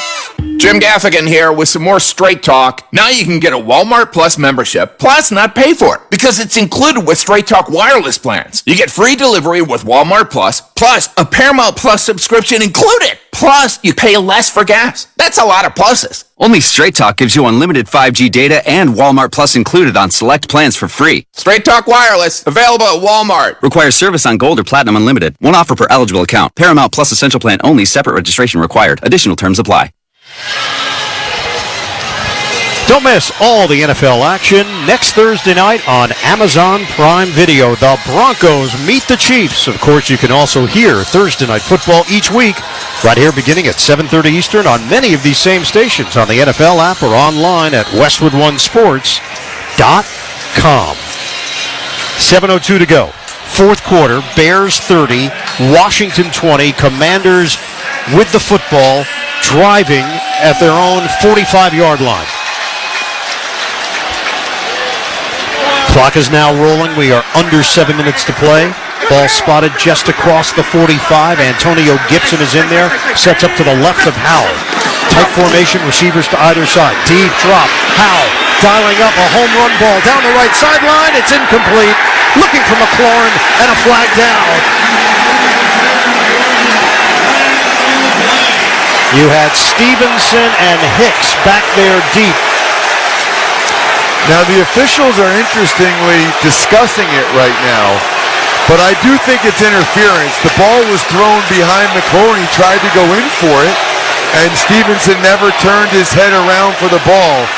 When they discuss it this long, there's usually a decent chance that they pick it up. This is a big, big call by these officials. Scott Novak. Right now, he's in listening mode. He's allowing the two other officials to discuss it, and he's taking it all in. Side judge has now joined the party, and here's Novak. There is no foul for defensive pass interference on the play. Second half. You talk about the fluctuation of emotions. You had fans on their feet cheering the officials, and just like that, it's going the other way. They just showed it on the big screen. I think it's the wrong call. I mean, the ball was thrown to the inside. Stevenson never looked at the ball at all. McLaurin tried to come get the ball, and Stevenson basically blocked him and prevented him from going. I mean, he's interfering with McLaurin's ability to go for the ball, and he's not playing the ball himself. And Ron Rivera is all over the official along the sideline. 6:38 remaining here in the fourth. It's especially tough to pick it up after you already threw it. From the 46 on a 2nd and 10 for Howell and the Commanders in the pocket. Howell looks. Howell lofts it. Drops it in the bucket near side McLaurin. And he's banged down inside the 25. Stroman and Stevenson collaborate. The Washington gets a chunk play back. Maybe Howell's best throw of the night. I mean, they had double coverage on McLaurin, and he threw it over the outstretched hands of both the linebacker Edmonds and Stevenson. Stevenson, the rookie, is really struggling to keep up with McLaurin right now. 31-yard pickup through the air. Line of scrimmage is the 23. Out of the gun. Howell has time. Howell tosses it to the near sideline. Incomplete. Dotson in the area. with a one-handed attempt, but it didn't matter. The ball was carrying out of bounds with Brisker and Stevenson there defensively. Right now, let's pause 10 seconds for station identification. This is Westwood 1, your home for Thursday Night Football. Get daily football news on the players and teams that matter to you on SiriusXM NFL Radio Channel 88 and the SiriusXM app.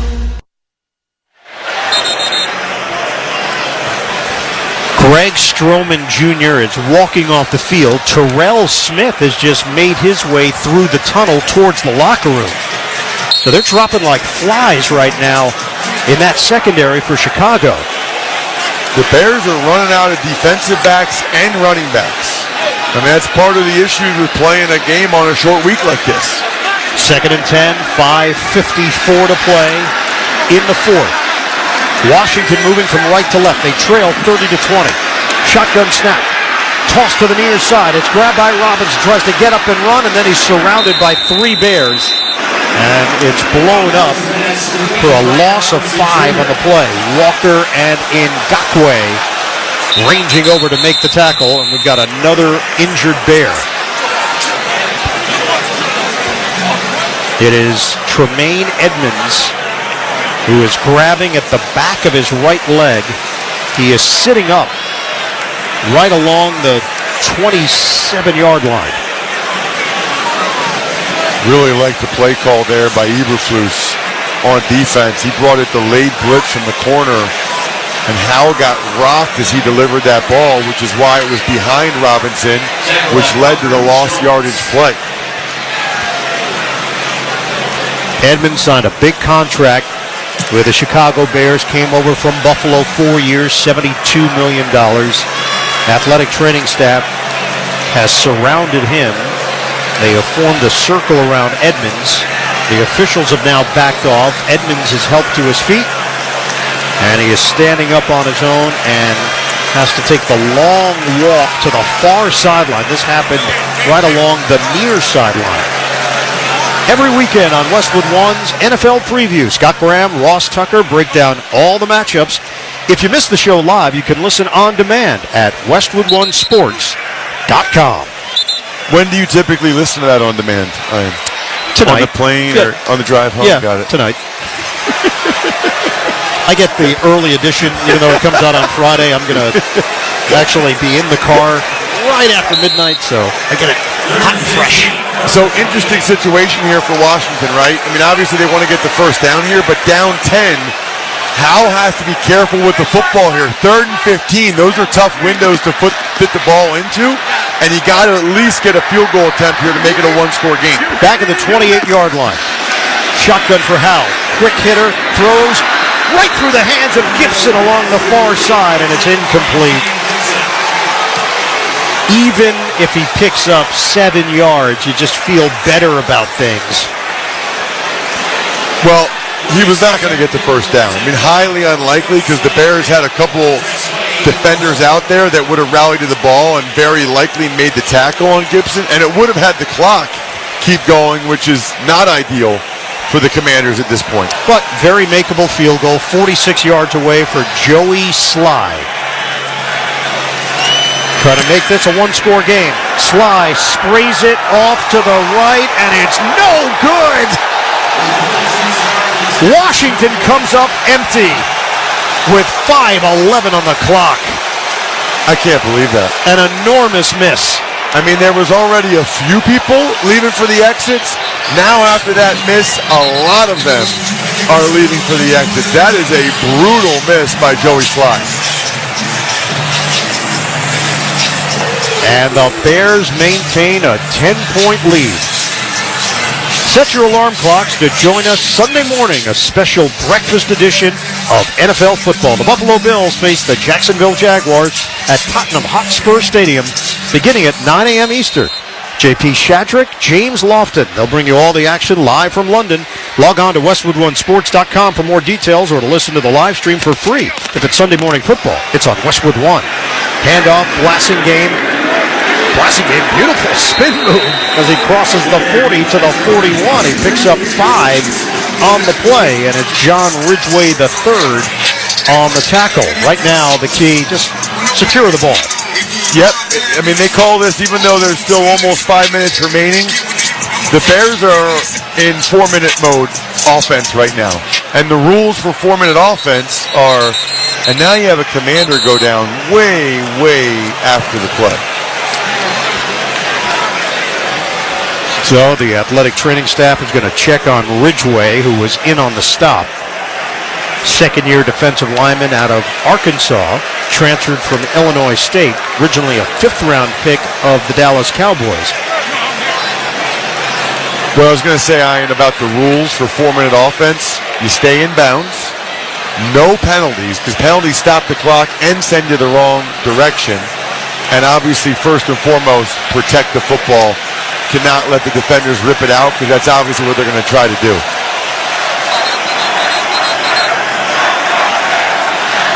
Ridgway is up, being escorted to the near sideline for the Commanders. Each team has 3 timeouts remaining. It'll be a 2nd down and 4 for Chicago.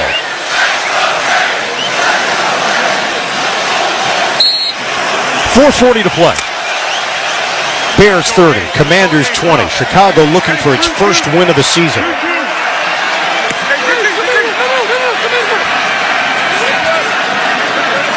Operating from the 42. Handoff to Blasingame.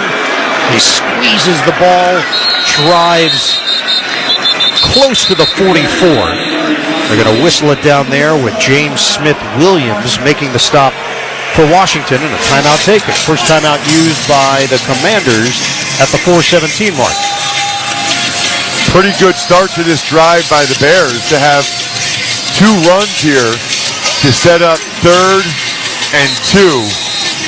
Goes without saying, but getting the first down here would really be significant for the Bears just to keep that clock moving. You always have to be alert now for Fields' legs, but you got to think that the Commanders are talking about that as well, right? Hey, alert for Fields to pull the ball and try to take it himself. 3rd down and 2 for the Bears. They have missed on their last 5 third downs. 5 straight. 4:18 to go in the 4th. Blasingame remains in there. Sets up to the left of Fields, operating from the gun. 3 receivers set, 2 to the left. Fields takes the snap, looks, he throws, and it's caught by DJ Moore down the sideline. There's nobody there, streaking to the end zone for the touchdown. 56 yards. DJ Moore has made sweet music all night. I cannot believe that.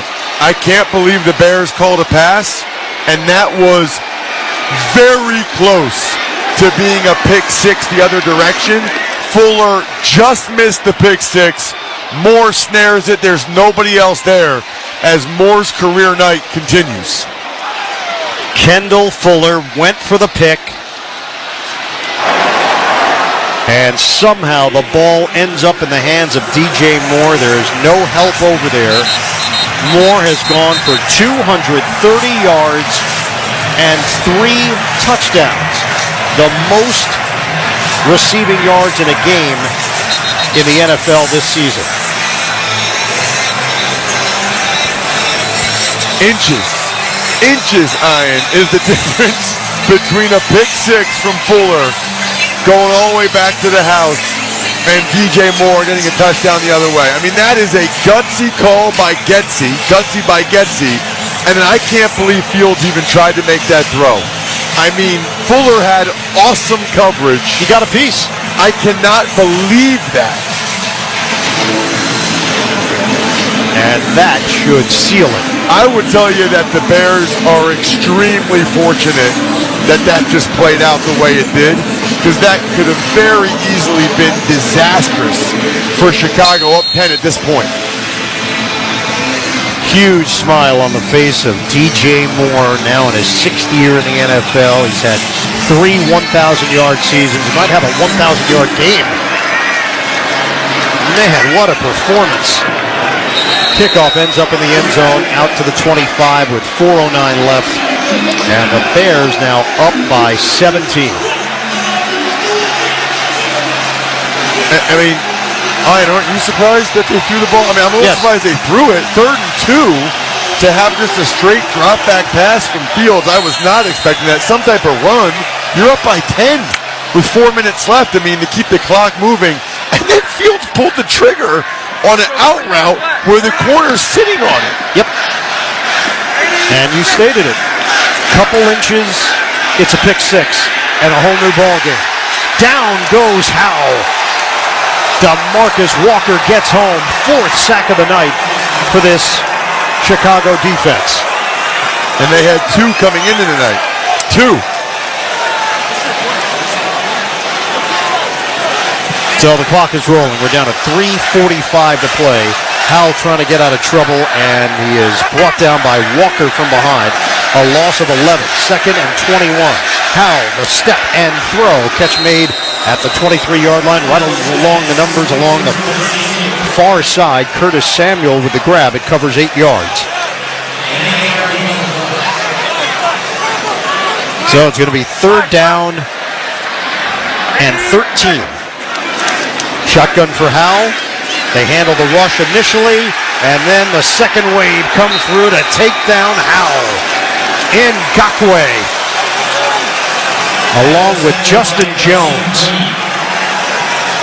Boy, this is a really, really tough loss that it looks like Washington's going to take, obviously being down 3 scores with less than 3 minutes left.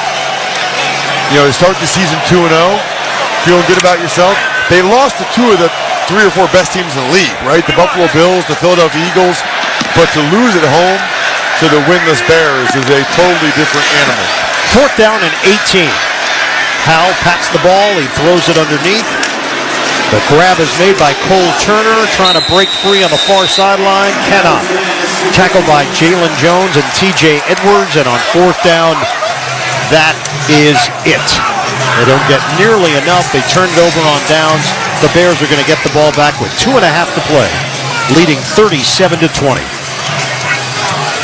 So I mentioned earlier in the night, Ian, being on an 0-5 team in Washington 2001 and an 0-4 team, Buffalo 2004. It's hard to describe just how that feels in the locker room. It's like this release. This weight is off of you because they've been working for a win since March. Sure. I mean, every day, the OTAs, the mini camps, training camp. And yeah, they're playing pro football because of the money, of course. But you also want the reward of a victory. You want to be able to smile and celebrate and enjoy yourself. 1st down handoff to Blasingame, trying to dish out some punishment from the 26-yard line. He leans in and takes it for 2 yards to the 24. Timeout taken. Washington will have 1 remaining. Tackle made by Jonathan Allen on the play. We're down to 2:24 to go. Every Westwood One football broadcast this season is now available on all Alexa-enabled devices. Just say Open Westwood One Sports. You'll be taken straight to the action. That's Open Westwood One Sports to listen on Alexa. I have a friend whose daughter is Alexa. That creates issues. Yeah, confusing. At times, yes. I think you can name Alexa something else if your daughter's Alexa. Is that right? I think that's what they did. Yeah, I think you can program it to be Ian. Only if your daughter's Alexa? That's the only way you get to do it? On a handoff for Blasingame. And he carries to the 21-yard line. Fields is going to help him to his feet. Blasingame has done yeoman's work, stepping in for all of the injured running backs. Tackle made by Abdullah Anderson. But this night has belonged to DJ Moore. A career night. The best game for a wide receiver so far on this young season in the NFL. I just realized you said DJ Moore making sweet music. I did. I just realized that. I did. Well, you're on a 6-minute delay.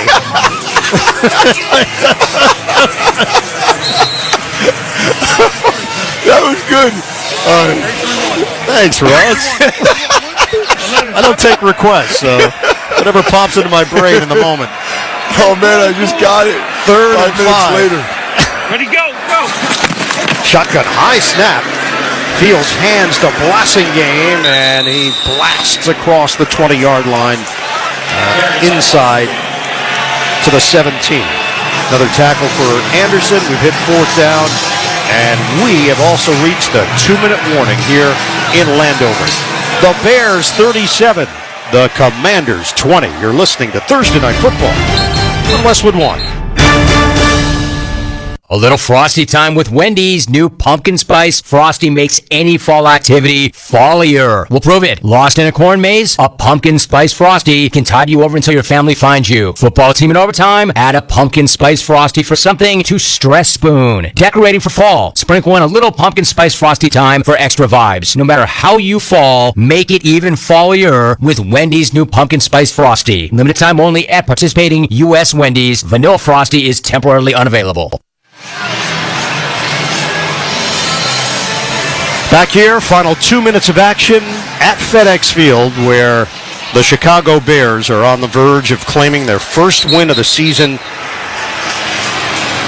Chicago thought they were going to get it last week, up 28-7 against the Denver Broncos, only to fall 31-28. But different story being written here tonight in the D.C. area. 4th and 3, field goal unit on. So it's going to be a 37-yard attempt for Cairo Santos. I think I would actually go for it here to try to end the game. I mean, this should turn it from a 3-score game into another 3-score game. Santos nails it to go up 40-20. And with that field goal, Barbasol will make another donation to Kurt and Brenda Warner's Treasure House, a living community for adults with disabilities. Barbasol, the trusted choice for a close, comfortable shave. Close Shave America, Close Shave, Barbasol. So 1:56 on the clock. Yeah, look, I mean, I get it. They're up 40-20 now. It's immaterial, really. It doesn't really matter, but I think I probably would have gone for that and just try to kneel the game out and end the game, not give the ball back to Washington, because there's not really much of a difference, especially this late in the clock, between being up 17, up 20. I always wonder, they all have these analytics, they all have these charts, right? I always wonder, do they have a chart? 15 minutes, a minute left and you're up by 17. Do you kick the field goal there, or do you go for it? I'm assuming they do. Well, you definitely have your gut instinct and flow of the game, and your Matt Eberflus maybe just thinks, hey, put points on the board, make it a 20-point game, kick it off, let Washington do whatever they want to do, but there's just not enough time for them to do what they need to do to win. Regardless. Yeah. Again, it makes for good fodder and good discussion. Gibson, the return man, that ball's going to be over his head on the kickoff and out to the 25.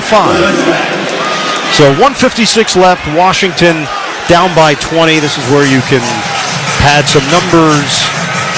Those that play fantasy football, keep an eye open for Howell and other Washington skill position players. So I wouldn't have Howell in the game right now. He takes too many shots as it is. You're down by 20. It is highly unlikely you score 3 touchdowns in the last minute and 50 to win the game. I would consider not having him out there. You don't want him hurt. He's your guy. Howell throws underneath. Catch by Samuel. He is stood up short of the line to gain. He'll pick up 8 yards on the play. Edmonds is back in there, and he collaborates with T.J. Edwards. Especially with no timeouts, but I can see the other part of it. Hey, maybe we get lucky, break a big one, then it's a 2-score game. 2nd and 2. Howell throws it, middle of the field. Called in by John Bates. Backup tight end, known more as a blocker. And he's tackled after he gains the first down. Tremaine Edmonds and Jalen Jones. We're down to 1:18 to go. Chicago up by 20. Line of scrimmage is the 43. Howell, deep drop, floats it high, near side, and puts it out of bounds, incomplete. Stops the clock with 1:08 to go. This is one of the worst times to be an offensive lineman in the NFL. because nothing good can happen here. You're not going to come back and win the game, and all you can do, Ian, is give up a sack that looks real bad for you. I mean, you're on national TV, national radio. You don't want to have it against your stats. And the D linemen, they are just teeing off because they know this is their chance to get a sack for their contracts. 2nd and 10. Howell gets rid of it quickly. The low throw handled by McLaurin, and he is touched after the grab at the 48 by Jalen Jones. We are under a minute to go now. It's going to be 3rd down and 6.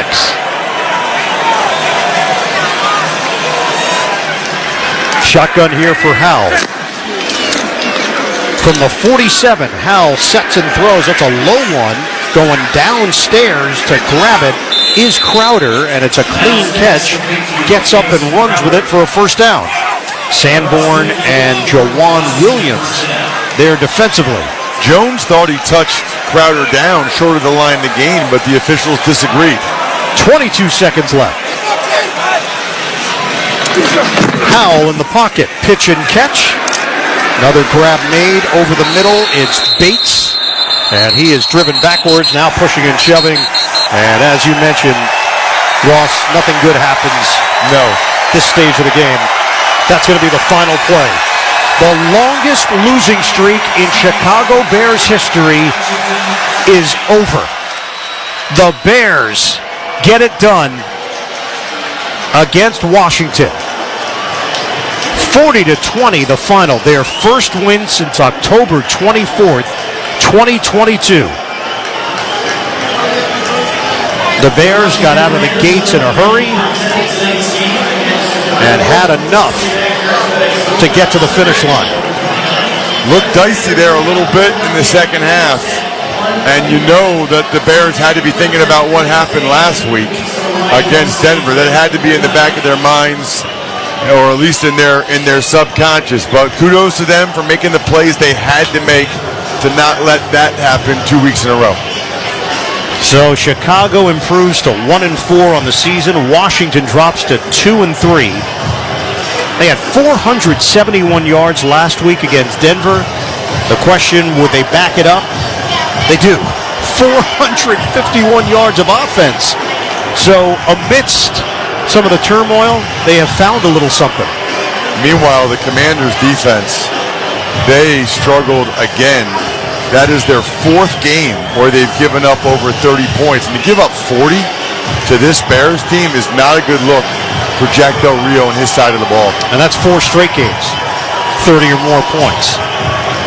Week 1, they only gave up 16 to Arizona. Right. And since that point, they have not been able to stop anybody. Washington, last week, so much promise against Philadelphia. They couldn't win the game in overtime, 34-31, but the quick turnaround at home. Yeah, you look for trends on Thursday Night Football. There really aren't any.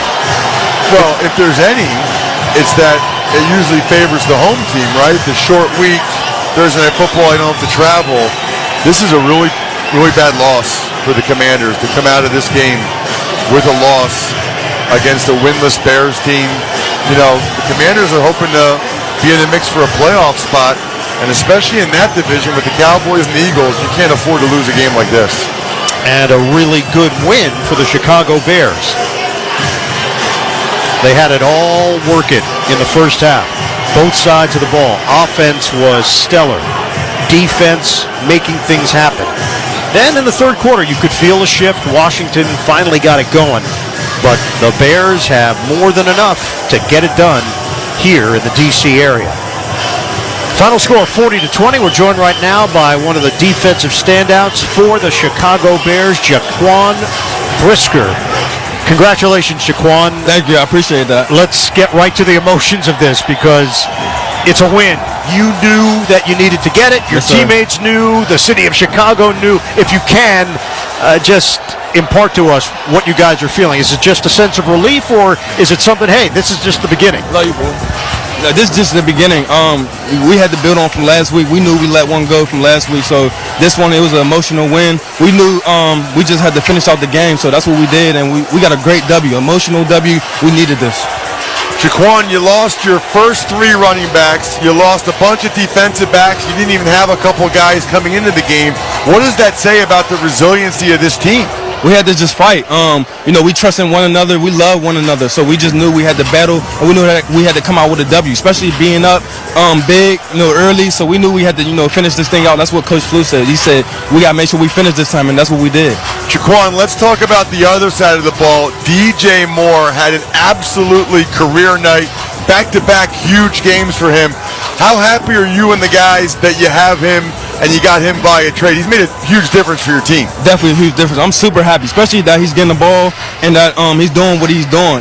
He's scoring touchdowns, making huge catches. He put the game away from us for us today, and that was huge. So I'm thankful for DJ. I'm thankful for Justin, the whole offense. They closed this thing out today, and I'm proud of them boys. Jaquan, how do you build on this? We just got to keep going. We can't just focus on this. We got to keep going, keep the same energy, the emotion that we had from the last 2 games.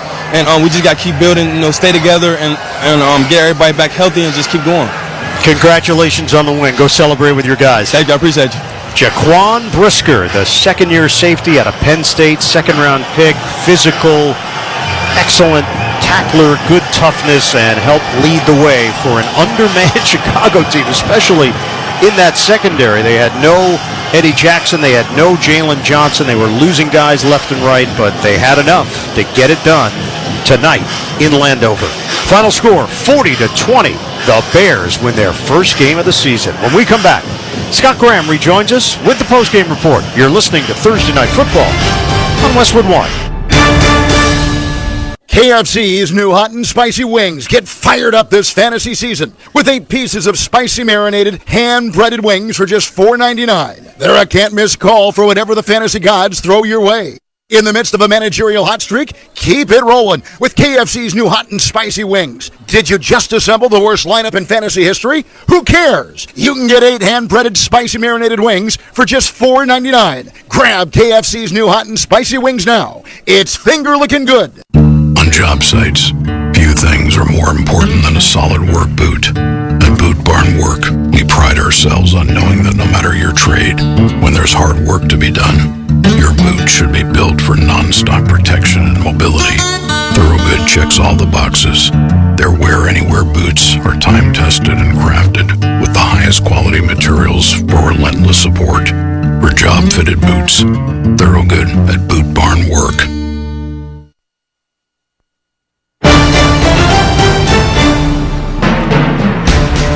Welcome back to Thursday Night Football here on Westwood One. This game in the books in Landover, Maryland, and the Chicago Bears coming in at 0-4, trying to build on a big offensive game from Justin Fields last week, a game that they let get away against the Denver Broncos, going up against the Washington Commanders, as you heard, a team that fought the Eagles into overtime in Philly last week and trying to figure out a way to get a victory, get back above 500 for the year. Bears wanted to get the offensive rhythm going, and that's exactly what they did on their first drive of the game. First time they touched the ball, it took them only 6 plays to go 75 yards, and Justin Fields, who had himself a big first half, found a favorite target early and often. Borum, Whitehair, Patrick, Davis, and Wright across the line. It's 3rd down and 14 now for Chicago. Shotgun. Fields steps up the pocket, fires left corner of the end zone, caught, touchdown! DJ Moore puts the Bears on the board. Quick score for Chicago. The extra point from Cairo Santos was good. It was a 7-0 game. Bears moved the ball well in their next drive, an 11-play, 70-yard drive that came up short of the end zone. Santos converting on a 22-yard field goal. And Chicago at the end of the first quarter had a 10-0 lead. They stretched that lead early in the second quarter. This was at the back end of a 6-play, 69-yard drive. And Fields realized when you've got a hot hand, you just keep feeding it. After the 4-yard pickup by Johnson, this is a 3rd down and 6 from the 11. Shotgun.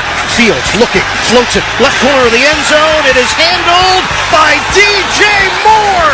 Touchdown, Bears! He's a one-man wrecking crew. DJ Moore is doing it all. DJ Moore had 5 catches for 137 yards and 2 touchdowns in 1 quarter plus 45 seconds. For the extra point, it was 17-0 Chicago, and They were in command of this game. Joey Sly finally got Washington on the board, just short of the midway point of the second quarter with a 51-yard field goal, but Cairo Santos answered that field goal at the 2:24 mark of the second quarter. From 36 yards out, it was 20-3. Washington wanted to figure out a way to get closer, and they did not. They were intercepted on their ensuing drive, giving the Bears a short field. Well, as Chicago took over, didn't take them long to get downfield. This time it wasn't more, but it was just as effective. First and goal for Chicago in the red zone for the 5th time tonight. 8 trips in the first 4 games. Ready to go. Herbert in the backfield. Fields, pump and throw. Touchdown! Cole Kmet! A little hot sauce on that one from Fields. And the Bears are pouring it on in this first half. 26-3, Chicago. It was 27-3 at halftime. Really a stunning margin when you consider the fact that the Bears came into this game at 0-4 and had lost 14 games in a row, but they were completely in command at the break. Washington had to figure out a way to come back the same way, similarly anyway, that Denver did last week, and it looked like they were going to make a run out of it, out of their first drive of the second half. Taking over with their first possession of the second half, it took them only 5 plays to go 75 yards and get the game closer. So first and goal for the Washington Commanders set up at the 2-yard line. Robinson in the backfield, tight formation. Commanders looking for their first touchdown of the night. Play action to the right. Howell throws back of the end zone. Caught! Touchdown! Logan Thomas! The Commanders on the comeback trail. That comeback trail would continue. Sam Howell ran it in for a 2-point conversion. So just 3 minutes into the second half, we had ourselves a 2-score game at 27-11. Next time Washington had the ball, trying to keep the momentum going, they fumbled it away, but they avoided any difficulty as the Bears couldn't convert and punted it back. Then, a 7-play, 70-yard drive for the Commanders resulted in a Sly 32-yard field goal. We got to the end of the third and had ourselves a 27-14 game. Cairo Santos once again answered that field goal just inside the beginning of the fourth quarter. 43 yards out for Santos to make it a 30-14 game, and that's when Washington put on the drive that made you think that we might see something very interesting before this day was done. In a 16-point game, Washington put together a 12-play, 75-yard drive. Stunningly, that only took 3 minutes and 18 seconds off the clock, and when they got close, Howell went back to the air. Shotgun, Howell, third and goal. Takes the snap, looks, throws, wide open, right corner of the end zone, caught by Samuel. Touchdown, Commanders. And they're clawing back into it. 30-20, and Washington will go for 2. They did go for 2, but the pass rush got to Howell. He flipped the ball up in the air, and it got picked off on the 2-point conversion attempt. So 10:51 to go in the game, 30-20, a 2-score ball game with Chicago on top. And when Washington got the ball back again, they were trying to drive for the end zone. They were moving the ball into Bears territory, had an opportunity. Joey Sly missed on a 46-yard field goal that would have made it a 1-score game. That happened with just more than 5 minutes left to go, and that might have been the death knell for Washington in this game. But that would come just a little over a minute later when the player of the game cashed in once again and started the celebration on the Chicago sideline. 4:18 to go in the fourth. Blasingame remains in there. Sets up to the left of Fields, operating from the gun. 3 receivers set, 2 to the left. Fields takes the snap, looks, he throws, and it's caught by DJ Moore down the sideline. There's nobody there, streaking to the end zone for the touchdown. 56 yards. DJ Moore has made sweet music all night. That indeed he did. 8 catches, 230 yards, and 3 touchdowns. If you have DJ Moore on your fantasy team, congratulations. If you're playing somebody who has DJ Moore on their fantasy team, my apologies. That turned out to be basically the ball game. Bears would tack on a field goal, and 40-20 was the final, as Chicago ends the longest losing streak in franchise history at 14 games and walks out of Washington with a win. Up next, we're going to head back to the field for some final thoughts. This is Westwood One's coverage of the National Football League. Soccer's biggest clubs play in the English Premier League, and you could hear them in action every week on Sirius XM FC. A five-star show from Manchester City. From the traditional powers Liverpool have been incredible tonight. Manchester United may just have won it. to the new kids on the block. Newcastle United, they have lived off. All the top teams. A quick fire double from Chelsea. Every match. Absolutely glorious from Tottenham Hotspur. Only on Sirius XM FC 157 and the SXM app. Transform your environment and melt into music channels curated to calm. Fade into the lo-fi haze of chill hop. Relax with soothing new age sounds inside spa. Or lose yourself in the electronic ambiance of tranquil. Explore these channels and more across Sirius XM and in the Sirius XM app. Just search Relax.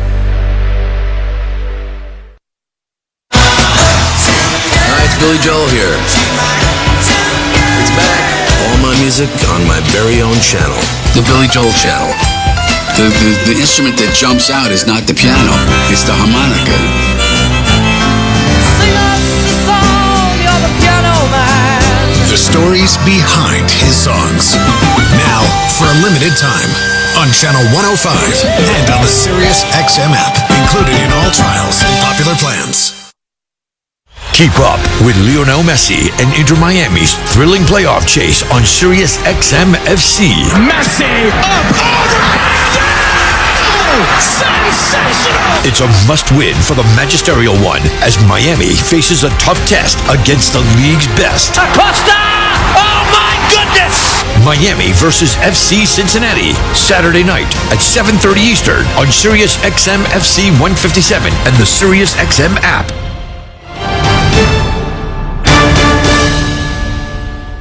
Welcome back to the Thursday Night Football post-game show here on Westwood One. I'm Scott Graham. Our final score tonight from Landover, the Chicago Bears 40, the Washington Commanders 20. With more of tonight's game, let's get back to FedEx Field and rejoin the guys who called the action, Ian Eagle and Ross Tucker. Guys? Scott, it's a dejected fan base here in the Washington, D.C. area. I think there was excitement leading up to this game because Commanders fans felt this was a golden opportunity, national televised game, national radio game going against a winless Bear squad to pounce and improve to 3-2. And it just didn't feel like Washington was ever quite in it early. Third quarter, things changed after the Bears built a big lead. Washington moved down the field, turnover, that didn't help matters, but got back in it and really made it interesting, but ultimately just didn't have enough firepower and couldn't stop the Bears when it mattered most. Well, Ian, we kind of wondered, how both teams would react to their difficult losses on Sunday, and it felt like in the first half that the Commanders were kind of sleepwalking, and the Bears came out to try to prove a point, and that lead from the first half just became too much ultimately for the Commanders to overcome. And I'm with you. I think this fan base is excited about new ownership. They're excited about Sam Howell. They were playing well enough here in the early stage of this season that they were inspiring some faith and belief, and that's why tonight was such a letdown in a standalone window to lay this kind of an egg against a Bears team that hadn't won in a very, very long time. Time right now to select our Navy Federal Credit Union Defender of the Game. Who are you going with here, Ross? Well, there's a bunch I think you could pick for the Bears. Nobody for the Commanders, clearly. I'm going to go with TJ Edwards. He's been so solid for them. Second in the NFL coming into the night with 50 tackles. He had 10 more tonight. He had a sack. He was critical on some screen passes and some other plays. Had a really nice night. He's been an excellent value free agent signing for the Bears. TJ Edwards is our Defender of the Game, sponsored by Navy Federal Credit Union, proudly serving the armed forces, the DoD, veterans, and their families. Learn more at NavyFederal.org. Well, on a day where we heard the news in regards to Dick Butkus, NFL legend, Chicago Bear, all-time great Hall of Famer. He passed away earlier today at the age of 80. Number 51 retired by the organization, and to see the Bears go out and deliver on this night, get their first win, A lot of credit to Justin Fields, a lot of credit to DJ Moore, a lot of credit to the offensive line, protecting Fields, providing push in the run game before all those injuries piled up, and then even Kari Blasingame checking in, a fullback who would carry the ball 3 times in his career, and Blasingame ends up having to finish it out for the Bears as the tailback. So a lot of kudos for the Chicago Bears all in all. Fields ends up 15 of 29, 282 yards, 4 touchdowns, 3 sacks, no interceptions. DJ Moore, ridiculous. 8 catches, 230 yards, and 3 touchdowns. And I'm really happy for the Bears fan base and the Bears organization. This is a big night for them. I mean, there was a lot of talk this week about what a loss here could mean for their head coach, Matt Eberflus. I just can picture what it's like for those guys in the locker room right now, the sense of relief and joy that they feel. And, on a night where Dick Butkus passed, it feels right that the Bears would get their first win in a long time. All right, Ross, time right now to select the Pepto-Bismol upsetting moment of the game. Well, I think for anybody that wanted the game to come down to the very end, and obviously for Commanders fans, it's when Joey Sly missed that field goal. I mean, it's a 46-yard field goal. There's a little less than 5 minutes left. He had a chance to make it a one-score game. It's 30-20, and he pushed it right, and with that really went out any hope that the Commanders realistically had to come back in this one. The touchdown pass to DJ Moore after that clinched it, but that was clearly the most upsetting moment of the game for the Commanders fans. That's our Pepto-Bismol upsetting moment of the game. Pepto-Bismol provides fast 5-symptom relief from unexpected stomach upsets. Be ready for game day with Pepto-Bismol. Use as directed. Keep out of the reach of children.